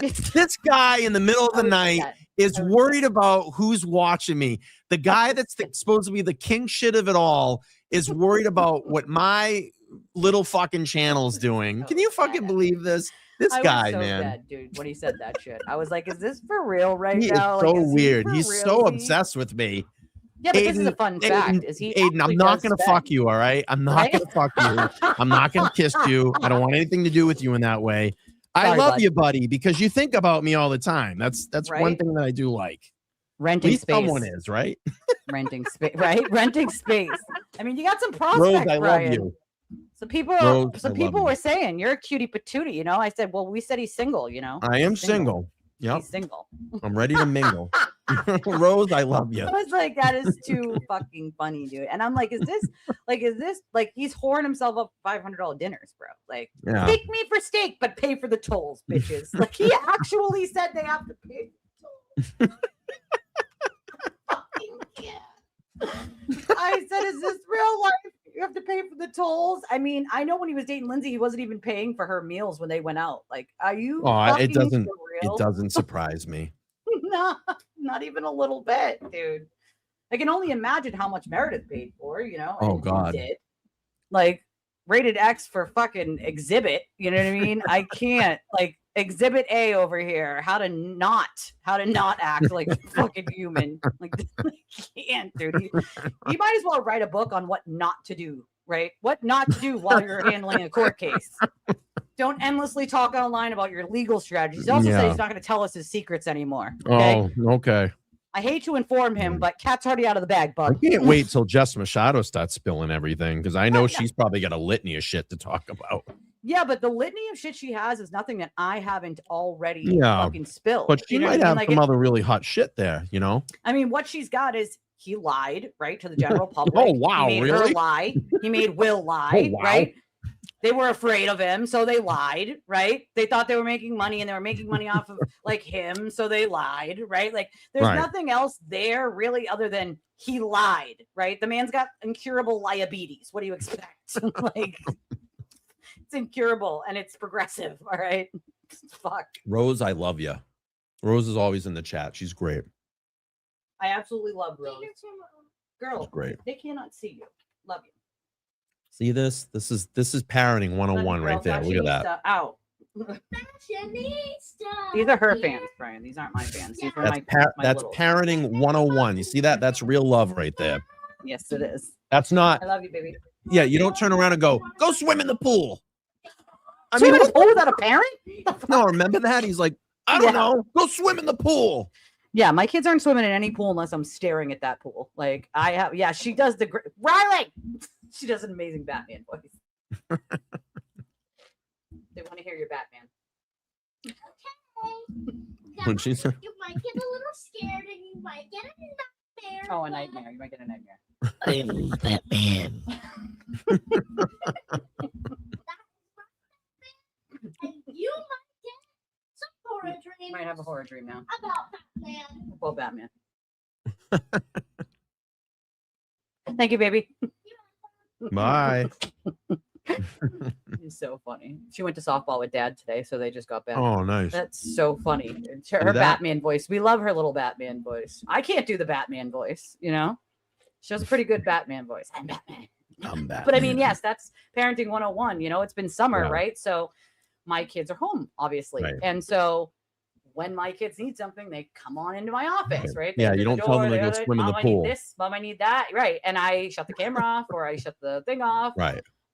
And I tend to whatever it is they need, or if they just Exactly. want to say hi to their fans because they say you guys are their fans, not mine. Then they just say hi to their fans. But even the day, like he did his bus stop, right? He did that one at his ex's house because he was watching, or quote, babysitting his kids, right? You don't babysit your own kids, you fucking weirdo, but babysitting his kids. Parenting. It's called parenting. Right. You parent. It's not babysitting. You fucking buffoon. But like, don't you think that first time he skipped his depot, that he would have been at her house then and not claiming they were at his house with no sound, no kids, no interruption, no nada, right? Yeah. Like there is no chance. And one of his kids are close in age with my littlest. There is no chance that kid didn't interrupt her dad, not even once. Like not by a long shot. Like that's not how kids operate. You know what I mean? It's just not. Yeah. And then wasn't he going out and spilling things about his deposition after, and like Mark Randazzo like kind of was like, what the fuck? Guys, just said, diarrhea of the mouth. How did people know this? So I know. Well, why do you think? He got up and left. He said, "Oh, I got up and we left." And they said, "Well, we're not done yet," or whatever. And Randazzo said, "What are you going to tackle me, right?" And then Randazzo was like, "Well, how did that get out?" And people were like, "Your idiotic fucking client, your client." Like, what do you mean, guy? He did an entire stream on what he answered and what he didn't. And what Aiden's dumbass mind doesn't understand is, if you're willing to answer the question and you're not under oath, right, they're just going to use that against you. Like, are you fucking all right, bro? Wasn't he the one that he said, I can't fucking wait to get up in front of these people. I'm going to school them. So why aren't we hearing about how he schooled them? I mean, this is the second time he said that, right? He said that during the other trial with the thing where he pled the fifth in Karen's trial, right? And he was like, well, I'm going to get up there and Hank Brennan. I'm going to screw Hank Brennan and he's going to be my toy. And then he pled the fifth, right? Like, it's the same fucking song and dance every time. He claims the same thing with his criminal trial. There is 0% chance that man gets on the fucking stand. 0%. How fucking mad do you think Karen was that day that he had to sit at that table with her? And she's probably like, I can't even fucking believe I'm in the middle of this right now. During a fucking murder trial, she had to deal with that. Not only that, but he must have been out of her jurors asked that he be removed. Imagine how embarrassing that is, right? Like the jurors are like, hey, he's intimidating. Can you remove him from the courtroom? Like, what? Gosh, crazy. What?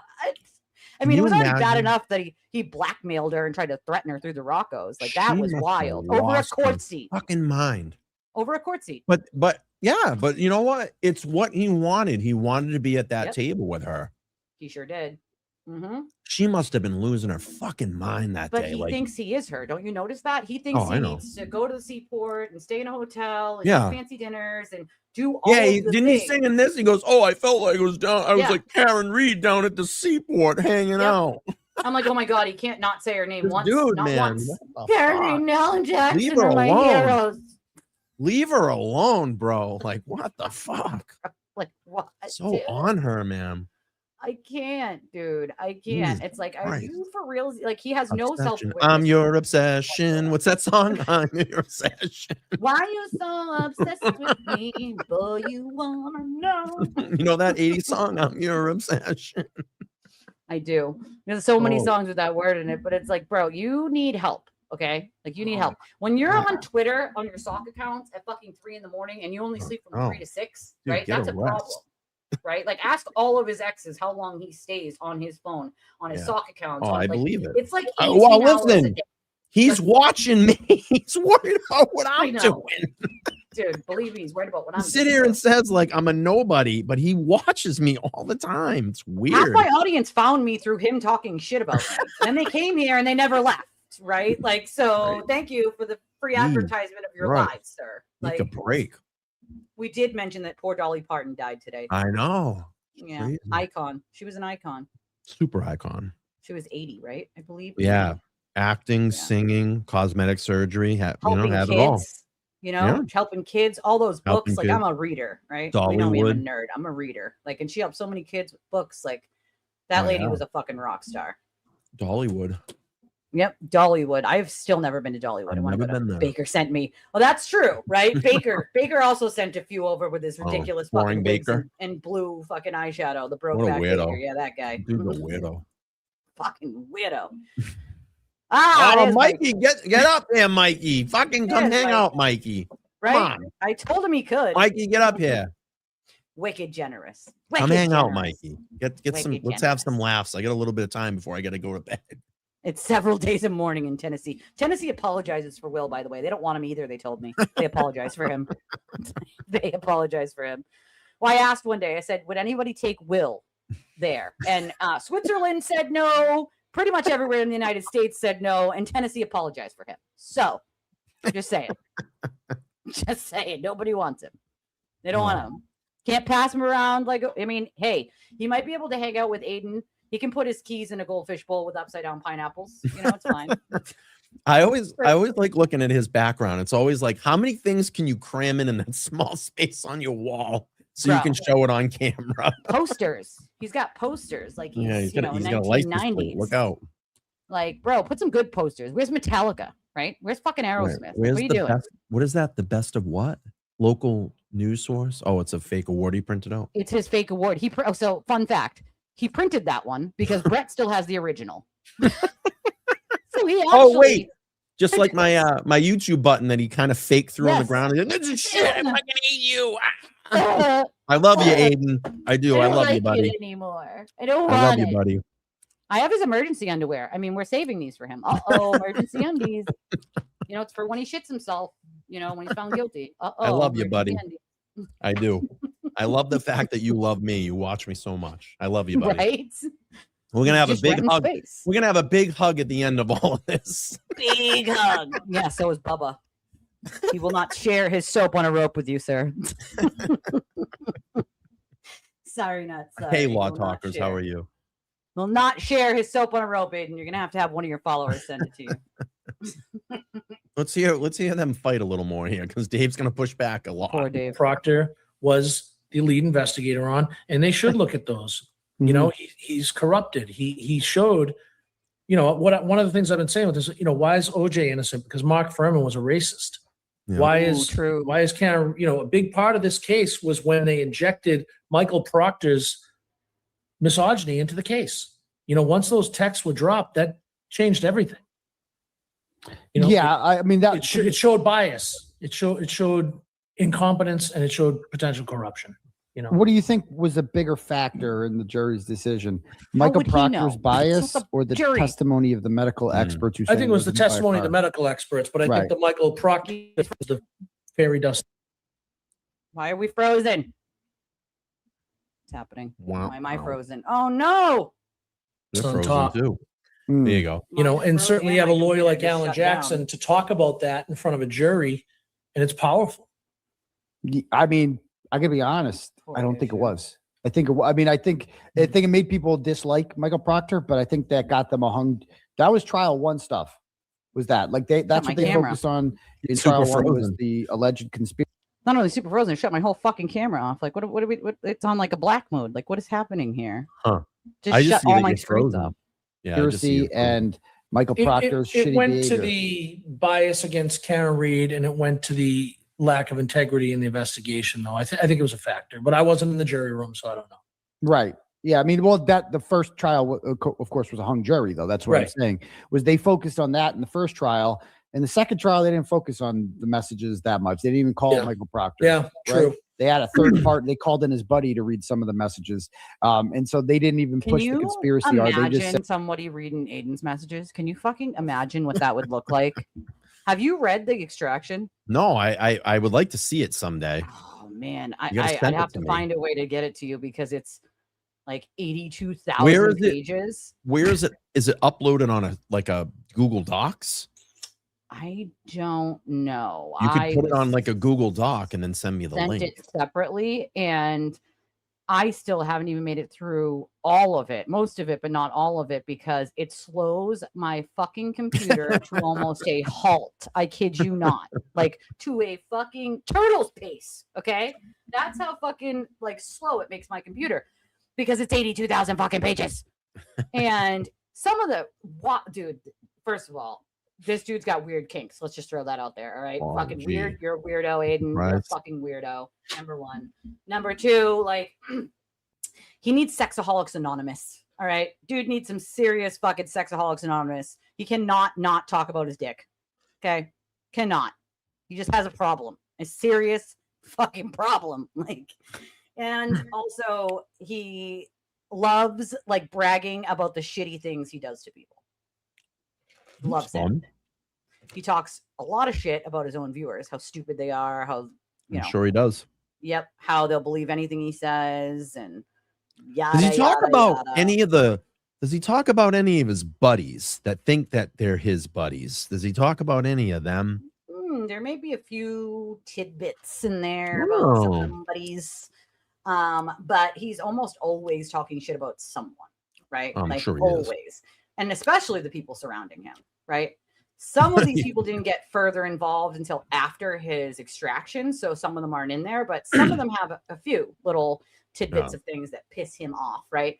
He gets Uber. He does, in fact, you know, as we know, stage 5 clinger people and stalk their numbers, what they make, blah, blah, blah. Gets very jealous and upset if they get close or they're making more, or he thinks their views are too high or whatever. Then he starts bitching about it and all the quote work he's done. And how dare he not have X, Y, and Z. And when this is all over, he's going to have a book deal and a movie deal. And him and Karen are going to run into the sunset together and tour the world and blah, blah, blah, blah, blah. Like, he is, I mean, they have the same extraction I have, but they've, you know, they've chosen to show what the, you know, whatever the forensic room shows is they're choosing to show whatever they show, but they have the exact same. But I would never put any of the gross stuff out there because A, it's illegal, and B, it's fucking gross. Like it's just gross. Does he have one friend? He does. He has exactly one, and his name is Ernie. And poor Ernie can't even defend him half the time online. Because, well, some of the shit Aiden does is not defendable. So he has exactly one friend, and his name is Ernie. That's it. Jeez, man. That's pretty much it. But I mean, his extraction is just a portion of who, like, you're seeing a snapshot in time of who he is. Take that snapshot and multiply it by fucking over a decade, you know? The same. What was he like through high school? Do you know any, like, his past? Was he like this? I don't know about high school, but I do know. Or did this just already kind of like come out one day? I do know that some of his students thought that he was hard on the female students more than he was the male students, harder on them. Interesting. And that he was a little creepy. They thought he was a little creepy. And several parents of these students complained about him. So I do feel bad for the new girlfriend, but at the same time, like, oh, it's coming for her too. Wait. Yeah, it's when like, it all goes south, honey. Yeah, do you not watch the past history? I mean, the only two people he hasn't shit on are his ex-wife, because I'm gonna guess that they had to make an agreement for that, right, in court, and I would have if I were her, for sure, because he for sure has wiretapped her several times illegally, more than several, but. And Lauren, because she's the only one who will bow down to his every whim. Oh my God. Which is just sad. Right. I think Lauren lacks a lot of self-esteem. But when you have been coercively controlled, pretty girl, emotionally and mentally abused by a man since 2021, maybe. Yeah. Then that's what happens. You lose your self-esteem. I've been there, done that, right? But my abuser was also physical.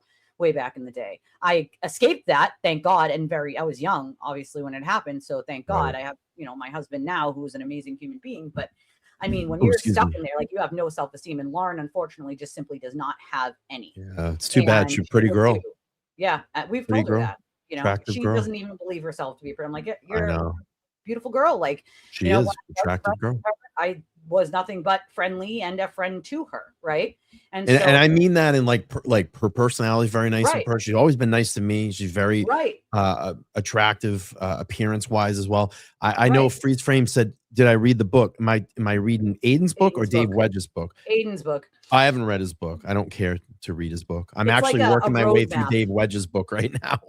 Aiden's book is literally all about the things he complains about that people he supposedly said did to him that he, in fact, now does to everyone else.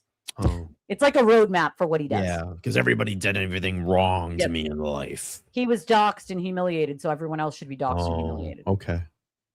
Brian, why does Turtle baby. always make his date walk behind him? Have you noticed that? It's rude as fuck. I don't know. He makes them walk far away from him because he doesn't want the general public. And this is something that I think Meredith pushed back on, because this is something he had been doing for quite a while. And I had watched this happen, a bunch of times, where he would make them sort of walk back in the crowd behind him and not right next to him, so that people wouldn't link them as like a thing together, even if they were a thing. Even if they were a thing, there is no chance in hell my husband would do that. Doesn't matter if he's a, public figure or not. Like, then he wants you to know to keep your hands the fuck off, right? Like, what? No, not a chance. Like, Aiden also tried to make himself the husband family man for a really long time while he was cheating on his fucking wife endlessly, right? And so he needed to keep that persona of, I'm just a family guy, I'm just a husband, I'm just, and he wasn't, right? So everything with him is about masks and personas.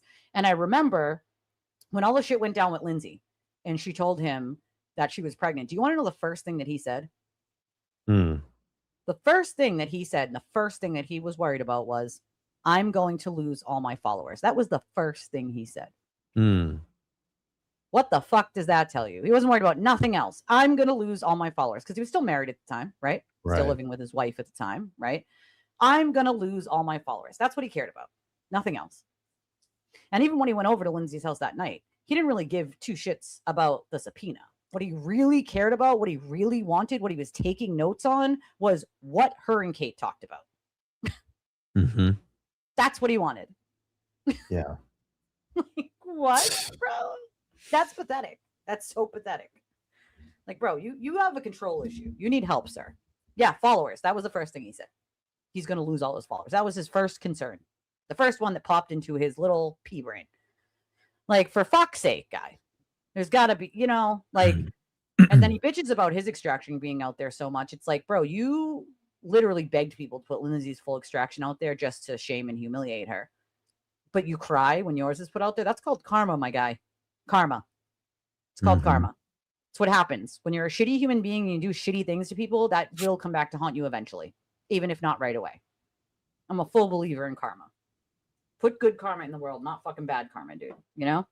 Aiden doesn't know how to do that. That's part of his problem, right? He's more obsessed with what Brian's doing, what Mike's doing, what I'm doing, what Jess Machado is saying about I should pop up and do like a 2 a.m. stream and see if he's watching. Oh my God, imagine. No, he would be, because he's on his talk account. So weird. He says I don't matter, but he's the closest one that watches me. Oh yeah, he's watching me. You don't matter because you matter. That's the point. It's fucking crazy. I love you, Aid. I do. I love you, buddy. We're gonna hug it out at the end. Yeah, babe. I'm telling you. We're gonna have a big hug at the end. Yeah, babe. Just hug it out. Fucking A, man. Babe, seriously. This guy's like herpes. It doesn't go away. It is, right?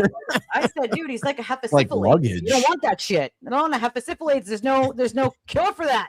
Like or luggage. Diabetes either. Keeps following you around. It's like a cockroach that never goes away. I know. Like, dude, you could burn the thing, drown the thing. And just to make sure we understand the record here, I said, I didn't say he has herpes. I said it's like herpes. It doesn't go away. Yeah, it's like. Right. So we get that straight, because they'll go, he's saying shit about me. No, you're like luggage, bro. He can't keep his dick in his pants. So what does that say? You're like luggage. You just keep following us around. This goddamn luggage needs to go. Jeez. I mean, I honestly believe that he has some mummy issues, right? Him and his mother had. Well, obviously, if you're trying to dip people for $500 for dinner. Dude, I was like, is this real life? This can't be real life. I had to announce condoms. I needed to announce to my whole audience, like, if you guys actually want to do a dinner, I'm happy to go for free. Okay. And pay for my own dinner. Like, I would love to just get out and do dinners. People, that would be fun. I think it would be a great opportunity to meet people and talk to people. How many in this chat have read his book? That's a good question. I have, only because somebody sent me one copy to burn and one copy to highlight to show his hypocrisy. So I didn't actually purchase it myself. Huh? It's a short book, right? I mean, yeah, it's not short like him, right? Yeah, kind of like, yeah. It needs platform shoes and a baby seat. It needs both. It needs platform shoes. I mean, I'd say it's probably like 100 something pages, maybe 200 something pages. It's not long. And a lot of it is just him bitching and whining about everyone else. Does that surprise you? No. Dental dam. No, it does not surprise me. dam. Of course not. He made this whole fucking thing about himself. He's like, well, Dave, what about me? I'm an activist. I mean a journalist. I mean an advocate. I mean I'm all the things. I'm not the things when I'm arrested, but I'm the things when I'm not arrested. Right. Like, what the fuck, bro? Oh boy. I'd use it at a doorstop. Someone literally sent me 2 copies and was like, burn one and use the other for research. That's like, thank you. Duly noted. I would never purchase this on my own. I wouldn't give him a Use single the other penny. one for toilet paper. What did I say earlier when he was making fun of you? I said, fucking $500 for dinner. I said, Brian wouldn't even shower you in pennies, bro. Like, what? You're so worried about what he's doing. He wouldn't shower you in fucking pennies. Like, the hell? Jesus, buddy. I did burn the other one. I did. I had a whole bonfire. And Ceremony? I used it page by page. Yeah. I used it page by You had a page. cleansing ceremony? I should have used it to wipe my ass. That's a good idea. I should have, but I didn't.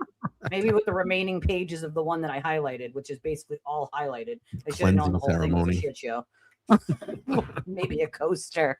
You could use it as a coaster. There you go. You could. Code words to spread alerts to their master. The tracking spreadsheet. Yeah. So, I mean, once again, Aiden has many spreadsheets. Let's just throw that out there. He's got his spreadsheets of his fake accounts. He's got his spreadsheets of what he, quote, makes. Imagine living your life like that. Jesus. No, thank you. It's so boring. I would never have time for my kids and husband. Never. No, so thank boring. you. I couldn't spend 18 hours a day on fucking Twitter, bro. I like when he always goes, I got to go to work. I'm like, go to work. What are you doing? You sit on your couch all day on the since internet. Like 2025. What are we for real? Like, I got to go to work. He loves to say that he can't write blogs, right? He can't write any blogs because he doesn't have the time. Well, he's too worried about what I'm doing at 11 o'clock at night. Right. He's worried about what you and Mike are doing at 11 o'clock at night. And, at fucking 9 in the morning, he's doing 2 bus stop lives to bitch about Ethel Machado and you. Like, so it's like, bro, maybe instead of doing the bus stop lives, multiple of them, you write a blog. I don't understand, like, why you would do a show, right? And you take everybody up to midnight, and then 8 hours later, you got to get on the internet and talk again. It doesn't make any sense. No, fuck. Like, I missed 8 hours in between. Right? Sleep, but he didn't even sleep that full 8 hours. Think about that for a second. When he got offline at 12 o'clock, guess what? He then went and fucking sat on Twitter for another 3 or 4 hours. Probably. Being online is part of the work, but not being on Twitter all that time. You know what I mean? Like if you're doing, I don't think he's ever done a FOIA in his life. I don't think he knows how to do a FOIA. I think everybody's always done it for him. So I don't think he even knows how to do a FOIA. I don't think he knows that most of the time you're going to have to pay for it. Yeah. Most of the time you're going to have to pay fees for that, depending on what it is and how nice the place is, Paper airplane. Or you just take the Karen Reed file that the DA's office is handing out. You put it up on a website and you ask for people to send you Venmos and Cash Apps. Right. You could do that too, right? Some of these people are just gross, man. Some of the shit I see, it's just like you're fucking trying to charge people. Public information is your distributor is a fucking third party. Come on. Right. No, thank you. Give me a Cash App and a Venmo. Gross. Yeah, no, that's crazy talk, dude. Like, listen, if I FOIA something, it's for me to get it for you guys. And they all came after me for that because I called that shit out. Oh, well. Like, people. Oh, well. They don't like being called out for the same shit that they sit there and call everyone else a grifter and a scammer and everyone's everything except them, right? Like, come on. People can sit on a fucking tack. He wouldn't even pay for fucking his own kid's bedroom. Come on, man. He can't pay for his own kid's cheerleading. He's got his poor ex-wife working at a chicken nug stand in fucking Dedham, like, or Foxborough, like, whatever it is. Excuse me. Like, the fuck, dude? No. Yeah, those flies. Maybe he's got a fly.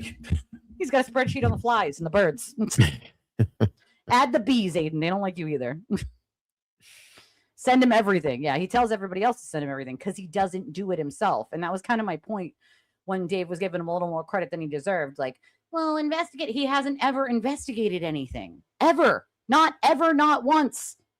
Not ever. Every story he has ever written was given to him by one fucking person.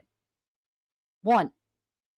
He didn't then check to see if any of the information was true. He didn't then go and say, oh, I need to check this information. I need to get to make sure that this is correct. He didn't do any of that. None of it.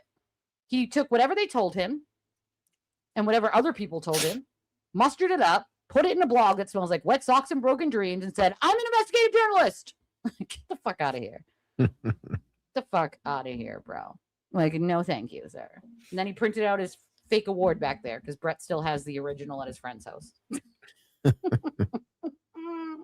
fact that he actually did that is just, I can't. Like, you really did that. You did all that. You printed it out.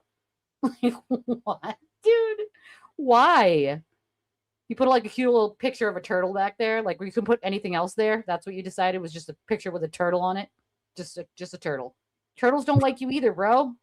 They're good animals. Like, what the fuck? Oh my god! Nobody tell him about Cameo. Oh god! You think anybody would buy a Cameo from him? $1.99, $5 or more. I'll tell your wife to die in a hole. Get in the hole. Here comes the dirt. Get in the hole. Oh my god! Imagine. Order it up now. I'll tell your wife to die in a hole. That was good. I'm just saying, like, that's he would do that. That's what he would do, you know. You know, I'll call your wife a cunt. Don't worry. It's coming for me. $4.99. I'll call your wife a cunt. It's fine. It's totally fine. I bet people would pay for it. People are fucking great. Insane. Just order me up. I'll tell your wife to die in a hole. Throw in an extra $5 and I'll get Grant to say it. It's like who's the guy that I see on Facebook? John, this guy named John. He goes, I'm John. My name is John from John Breaks Bad News. And he calls people and he's like, they pay him and he calls, hey, is Steve there? Yeah, Steve's here. Yeah, Steve, I have a message from Mark. He says you suck, you eat shit, and he hates you. And then he records their reactions. It's hilarious. I like the guy that calls random numbers or texts random numbers. Ever seen the guy that texts random numbers? Oh my god, there's a guy on TikTok and he just texts random numbers, and that's it's like hilarious. It's funny. He'll be like, "Mommy, you left me home alone." Like, just it's funny. It's funny. $7.99 and you're called. Yeah, call your ex to insult her. Exactly. Yeah. And pay $100. I'll give you an illegal wiretap and use it as blackmail for your divorce proceedings. Like, that's, I mean, his new business model is whoring himself out. So on the app, it's got like like the phrases, and it's got the price like die in a hole. So you just order that one. It's die in a hole. $5.99. You put the name, the cunt, that one. You do X, Y, and Z, or I'll make you Turtleboy famous. Want to do this the hard way or the easy way? It's just die in a hole. That's great. All his favorite sayings. All Aiden's favorite sayings since 2020. Do what I want, or I'll make you Turtleboy famous. We can do this the easy way or the hard way. Get in the hole, Gladys. Shovel the dirt. That's great. Ban them right now. Ban them for life. Get them out of here.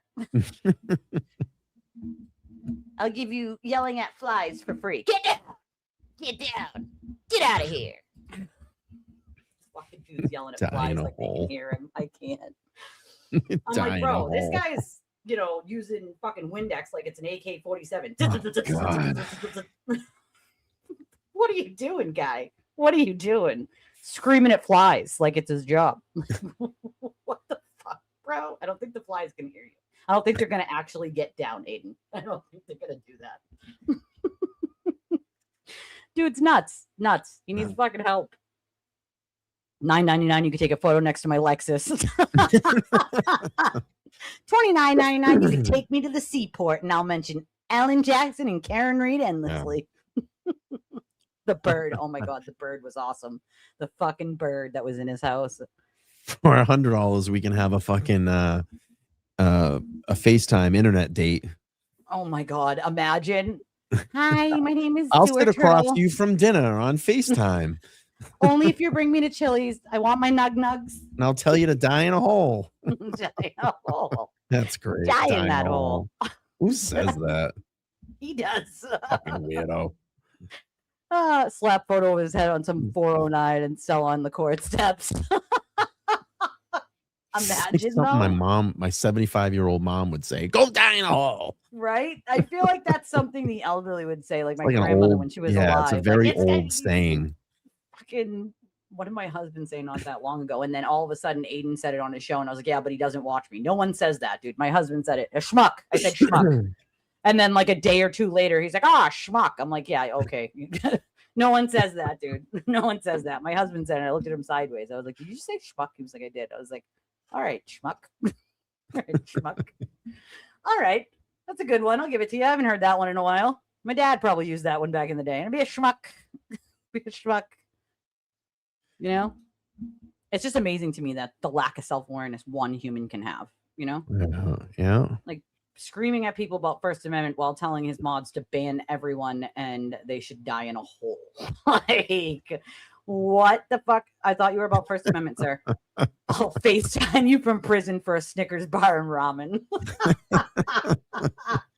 You know what?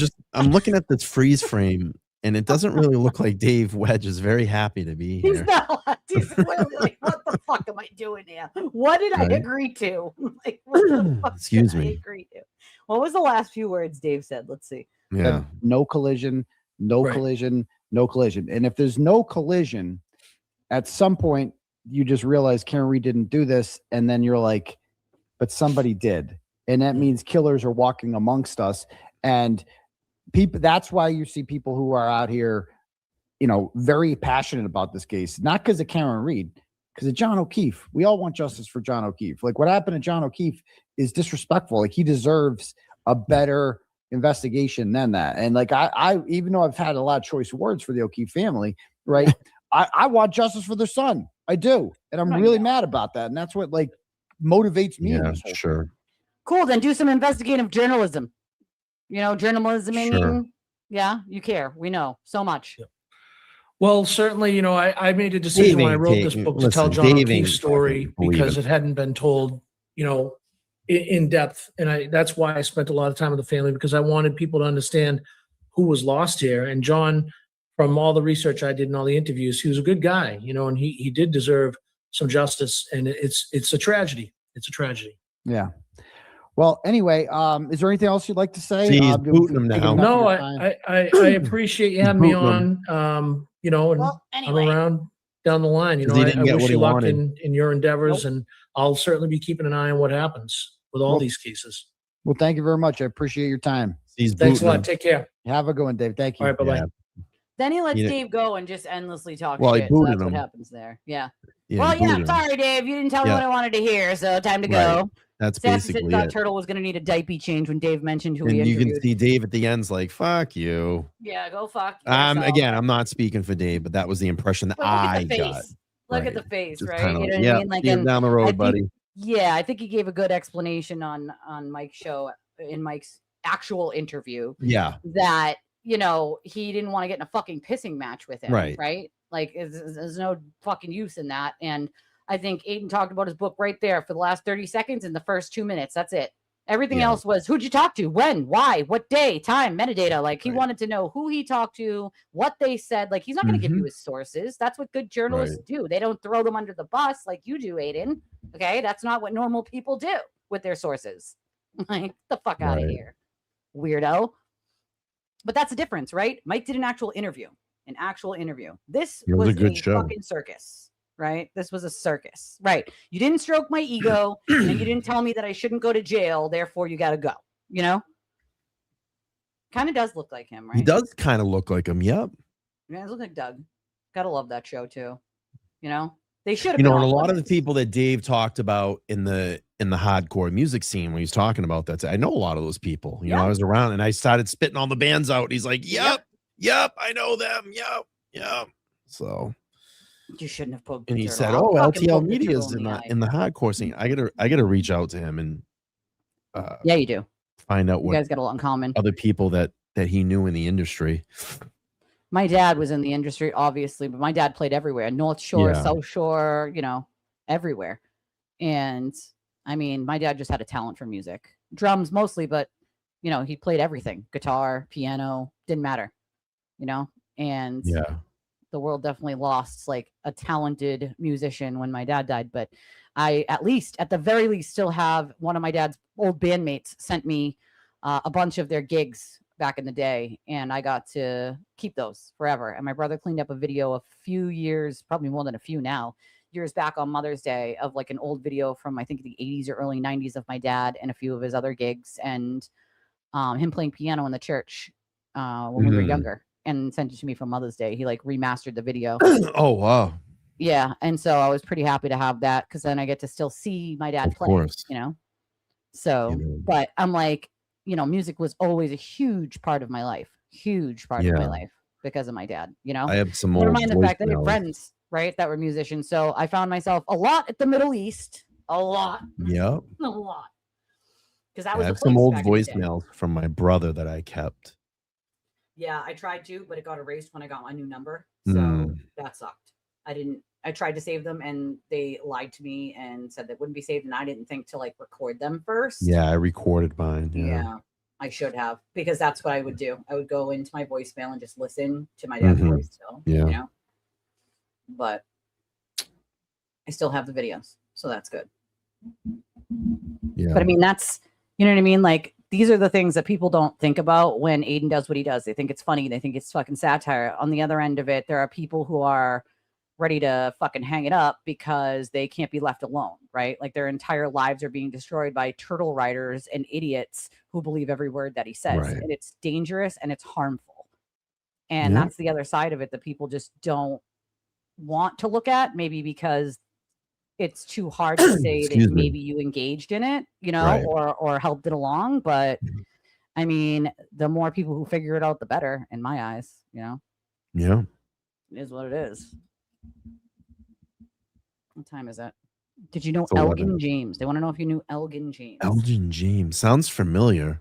I feel like that does sound familiar to it even does me. sound And I don't really know who familiar. that is, but it sounds familiar. If you gotta go, just let me know. I'll bounce out. I'm gonna in a minute. Well, Yeah. Dave did have the patience of a fucking saint. Yeah. I don't even know how he did it. I don't know how he did it. I probably would have lost my marbles at some point and been like, listen. So you had a score. What was this? You had I see interview scorecard. What you have on that? Oh my god, do you want to see it? Hold on, let me pull him down. Yes, I got. But I do urge everybody to go and watch Mike's stream. It was really good. Oh, hold on. Where's my interview scorecard here? Oh, there you go. Where the fuck is it? God damn it. Hold on. Gotta get us off the screen first, but that's all right. So basically it was like the criteria, like let the guest speak, right? And what Mike did versus what fucking Aiden did. Like interrupted, talked over, and cut Dave off. Mike listened and waited to talk, you know, asked follow-up questions that dug deeper. Aiden didn't do that. He turned follow-ups into arguments. Yeah, the fuck shit up crew. I know them. Right. I'll give you a quick story making. I was at in Boston. I can't remember what club. It might have been the Middle East. It probably was. It was probably the Middle East. And I remember going to see no, I'm sorry. This was Club Babyhead in Providence, and Snapcase played there, and the FSU crew showed up. It was like Snapcase, Strife, and maybe Earth Crisis. I don't know, Hatebreed or someone. And FSU showed up, and they fucking beat the shit out of this kid so bad. And there was a fan. I remember this metal fan, like a, a box fan. Yeah, they took that fan and fucking smashed this kid over his head, bleeding all over the place. Brutal stuff. And we used to go to Brockton, and we go to a place called Club 121, and they had some pretty heavy shows there. I saw 25 to Life there, and I saw a kid get his face split wide open, his nose split across his face. Seen a lot of that usually with a mosh pit, though. You know, usually people get those fucking bleeds in a mosh pit. Oh yeah. Crazy stuff. Mastia. Oh, Jim Mastia. Do you know Jim Mastia? If it's a band, just say the band. I probably know. Yeah, instead of the individual. Like I knew all the guys from Overcast and Converge. The name of it, but I feel like it was in Connecticut. And we went to this. It's like a rock fest, basically, and it was in Connecticut. I forget the name of it. If you said it, I would know. But it's like a big fest they used to have every year back then. I don't even know if they still do it, but there were so many just really good bands. We went there to see a friend's band of mine. I don't even remember the name of it. My friend was dating the guitarman, and funny enough, the drummer had a little bit of a crush on me, so I went with her. Mhm. And I mean, it was a good time. We heard a lot of different like kinds of rock, alternative, heavy metal, you know, and it was just such a good fucking time, dude. Mhm. And I think we went one other time. I used to go to Country Fest a lot because my friends all went to Country Fest, but I was more into like techno, rock, alternative, rap, heavy, like, and now I just listen to everything pretty much. Went to a bunch of raves back in the day. Yeah. A bunch in Providence, a bunch in Connecticut. There were some fucking barn raves that were just like off the hook. We went to some in New York. We met Old Dirty Bastard. That one was a fucking That's cool. Amazing. Before he died, he was a party animal. That motherfucker. Oh like, yeah. He was. If you guys want to see a crazy video about Wu-Tang, look up Wu-Tang Clan, the Met Cafe, and the Met Cafe used to be the small little club that was like bar/club that was attached to the original Lupo's Heartbreak Hotel that used to be on Westminster Street. We used to play Lupo's like all the time, and the Met. If you watch that fucking little club would probably hold 100 people at max, probably less than that, 75 at max. Watch that video. There's probably 500 people stacked inside that place for Wu-Tang. I bet. It's my mother met my father at the Ups and Downs of all places. My father was playing a gig at the Ups and Downs. Yeah. In Dorchester, right near the bridge. Yeah. And that's when my mother was played in a dart league there. Mhm. And so my mother met my father while he was playing with his band there, and my mother was in the dart league. So it's wow. Music is a big part of my life, just even from the beginning, you know. And the Channel and the Rat, Avalon. I don't even know if Avalon still around in Boston. It used to be for a long time. It was. I remember there was one called the Liquor Store, right? Mhm. And it was one that me and my friends frequented. But when you would invite someone that didn't know, you'd be like, all right, we're gonna go to the liquor store. And they're like, all right, I want fucking a 6-pack. I'm like, no. You're like, no. The club is called the Liquor Store, right? But it was near Avalon. So yes, it was the Pony Room back then. Yes, Ups and Downs. Yes, it was called the Pony Room back then. Yeah. My dad used to frequent a bar in Waltham called the Reef. And it was a biker bar. Interesting. And he used to take me in there, and he would hand me a handful of quarters, and he'd get his drink on, and I would play pinball in there. Oh, no, I would play pinball in there. Ah, yes. Yeah, and I would drink. I'm like 5 and 6 years old, drinking fucking barroom Coca-Cola sodas, just getting jacked up on caffeine, fucking sugar, while my dad pouring them back. You know, feeding his addiction, and I'm hanging out in the bar room with him. Yeah, I don't know if anybody ever heard of that. The Reef used to be the Reef. Not heard of that, but my dad used to frequent a lot of like North Shore. He's from Beverly, so a lot of the North Shore like bar scene and stuff is where my dad sort of was from. You know, 70s, 80s, early 90s. Yeah, good times back then. Next to the Reef, they used to have they had this original Italian bakery, and my dad and I used to go over there and get the big M&M cookies over there, like all the baked goods over there. Yeah, still love the big M&M cookies. My kids are a big fan of the big M&M cookies. Yeah, Keef D. Oh my god, yes. Yeah.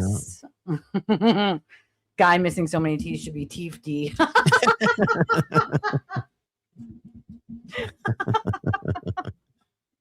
Yeah. Is that guy still around? Is he alive? Like, is he still like doing petties? Like, what? I mean, I don't know. Who fucking knows? Who cares? Wasp. Why have I heard of that? Yeah. We are Satan's people. Wasp. Ah. Yeah. Blackie Lawless. Meet and greet with Blackie Lawless. Oh, look at that. That's cool. 29th. All right. See, I've been trying, but nobody will go to like the shit I want to go to. Like, I want to see, before I fucking die, I want to see 3 Days Grace. I would like to see Journey. I would like to do the Eagles, right? And they're not going to be around forever. You know, my dad loved the Eagles. I would love to go see 3 Days Grace. I've never seen Metallica, and I'd love to go see them. Either. I would as well. I want to see them before they stop touring. Right. Yeah. I heard they put on a great show. Listen to that kind of music with me. The last one that I went to like that was Pearl Jam. Funny enough, I know Mike loves Pearl Jam, but it was Pearl Jam with my friend Eddie forever ago. You know what I mean? Like, everybody else wants to go to like fucking Katy Perry and fucking, like whatever rapper is in town, and I'm like, no, thank you. Yeah, like Taylor Swift music or rock music, I would prefer. Seen Metallica twice. Good for you. That's great. Dude. Yeah, I'm sorry. I've seen the Deftones a lot. I followed them around. I followed them around. I saw them in 97 at the old Lupo's Heartbreak Hotel. And that was when they did their sophomore album, Around the Fur. That fucking place probably held about 2,000 people. And it went fucking nuts in that place. Yeah, just I nuts.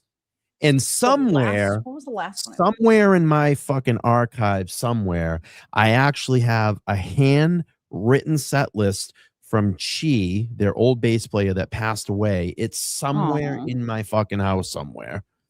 Yeah.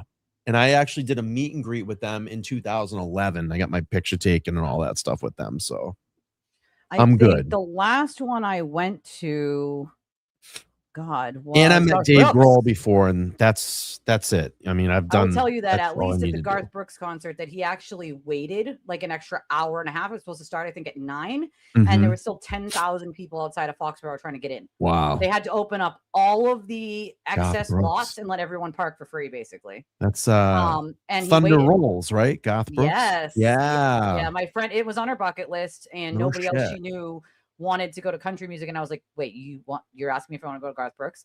Yes, ma'am. Yes, ma'am. He's a legend. I think he's the only probably country artist I really could tolerate.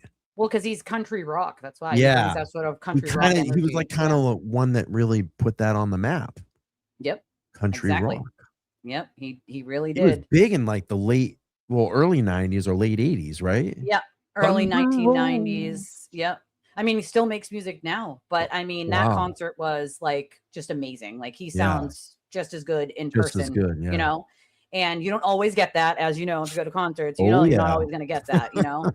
And he took, like, people made signs and asked him to do certain ones, and he did. He brought his wife up there, who's also a country music star. I think it's, what's her name? Trisha, I believe. Trisha, Yeah. or whatever her name is. But he brought her up. She did a set, like, so it was good. Oh, my son thinks Durst. Brian looks like Fred Yeah, I used Durst. to get that back in the day because I used to wear my Did hat you? backwards and I had a goatee.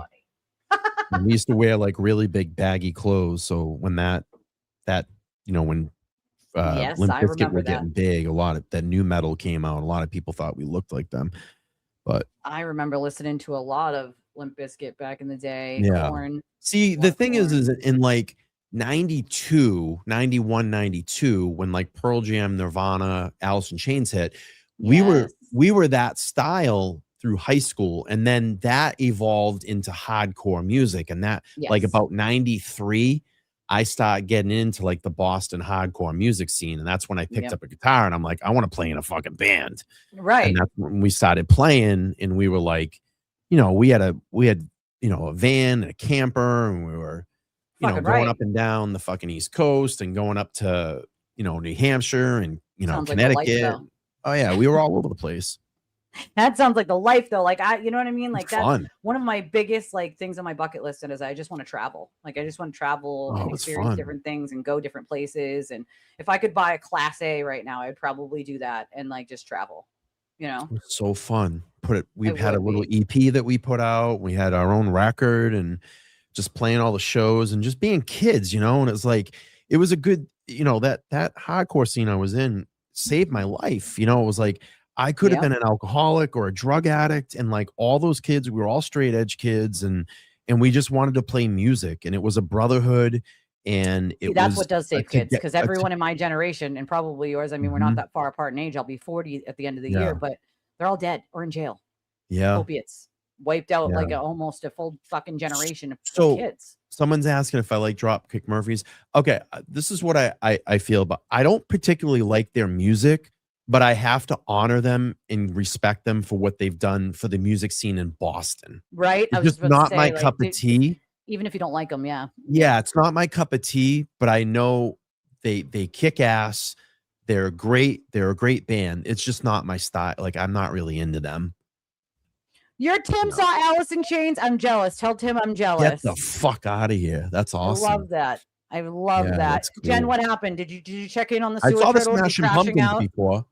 Smashing Pumpkins, yeah. I yeah. didn't get to see them before. I almost went to a concert and then I had to I bail did out see the the last minute. Smashing Pumpkins. I did not see Nirvana, but they did come No, I through didn't either. Providence once, and they played I think the LNG Club in Connecticut, which wasn't too far from here, but Yeah. We did a lot of like Connecticut, New Hampshire, Rhode Island back in the day. No Slater and Taylor Swift. My daughters are all Swifties. Okay. I'm gonna be honest with you. What's that album that made her the 89 or 88 album or something? 1988 or 9. Listen, there's some good songs off that. There is. I did put the X's on my hand. Yep. We X'd up. Yep. Yeah, that's it. We did X'd up. Yep. Yes. We did. Yes. Yep. You remember the insane? I shared some of my photos online the other day of me playing. Well, I love when they dig up old shit of me, and I'm like, bro, I look good. What the fuck? Like, what? What do you think you're digging they were up? trying to. Like, it was funny. The anti LTL people were trying. Oh, this is him, and I'm like, yeah. And I did one of the raddest fucking things that you could have done at that time. I was a kid, and I was hanging out, and I was playing on stage, and I was making that's supposed music. to make me feel bad. Like, fuck that's supposed to make me feel. I bad. was like, meeting. Listen, I was meeting chicks. I was hanging out. I was playing music. We were going up and down, playing all these clubs, and it was fucking fun. You know, it was great times. It made me who I was. Like, it's when they're like, oh, but you used to be a stripper. I'm like, yeah, and some of the funnest times of my life. I made tons of money. I fucking didn't have to worry about paying my fucking bills because the bills were paid, right? Like, and that's what is that supposed to mean? Like, is that supposed to be like an insult or something? I don't know what you're doing there. Like, well, and I mean, not insulting me. And for me, I mean, that's just a precursor to what I do now. You know, I always wanted to be on a stage. I always wanted to perform and give, you know, a performative thing back to an audience. I think most people like thank those you, pictures, Rando. right? I think most people are like, fucking right, dude. That's fucking awesome. Right? Listen, you're gonna shun someone for getting up and playing on a stage in front of a packed fucking club. You're a moron. I'm sorry, but getting in front of an audience, a rock star, when you're on a stage, like, and I know those not the same stages, right? But I got naked on a stage, and I'm gonna tell you, it's horrifying the first time you're up there. You're like, oh my god, there are people staring at me, like, and a lot. Like, what the fuck? Like, it is not for the faint of heart. It is fucking scary. When you're used to it, though, you're used to it. And it's like, it gets that little adrenaline going every time. But at the same time, you're like, you're going to perform your best, you know, every time, no matter what. Like, it's so I don't think anybody would have the fucking balls to do either what you did or I did and talk shit about it.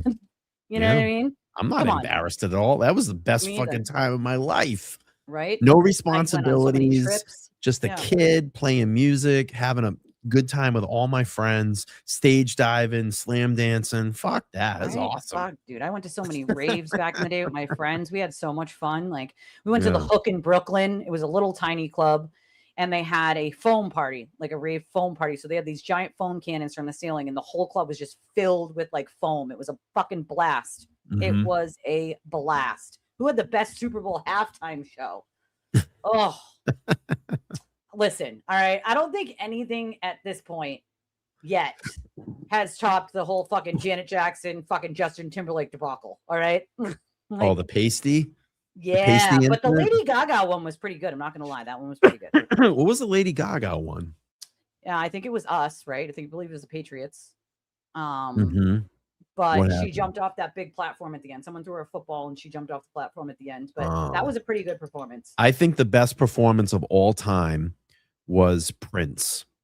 Oh, that was a good one too. That was a good one. And it rained during Purple Rain. I mean, come on, bro. You can't make that shit up, you know? And you know what? I'm going to put this out there. Fuck the NFL. You need to put Metallica up on that fucking stage. They earn it. They should be playing it. What the fuck? I don't get it. It doesn't make sense to me. Like, I mean, if they come out and they play, give me fuel, give me fire, give me what's up. Whoa, people would be so into that.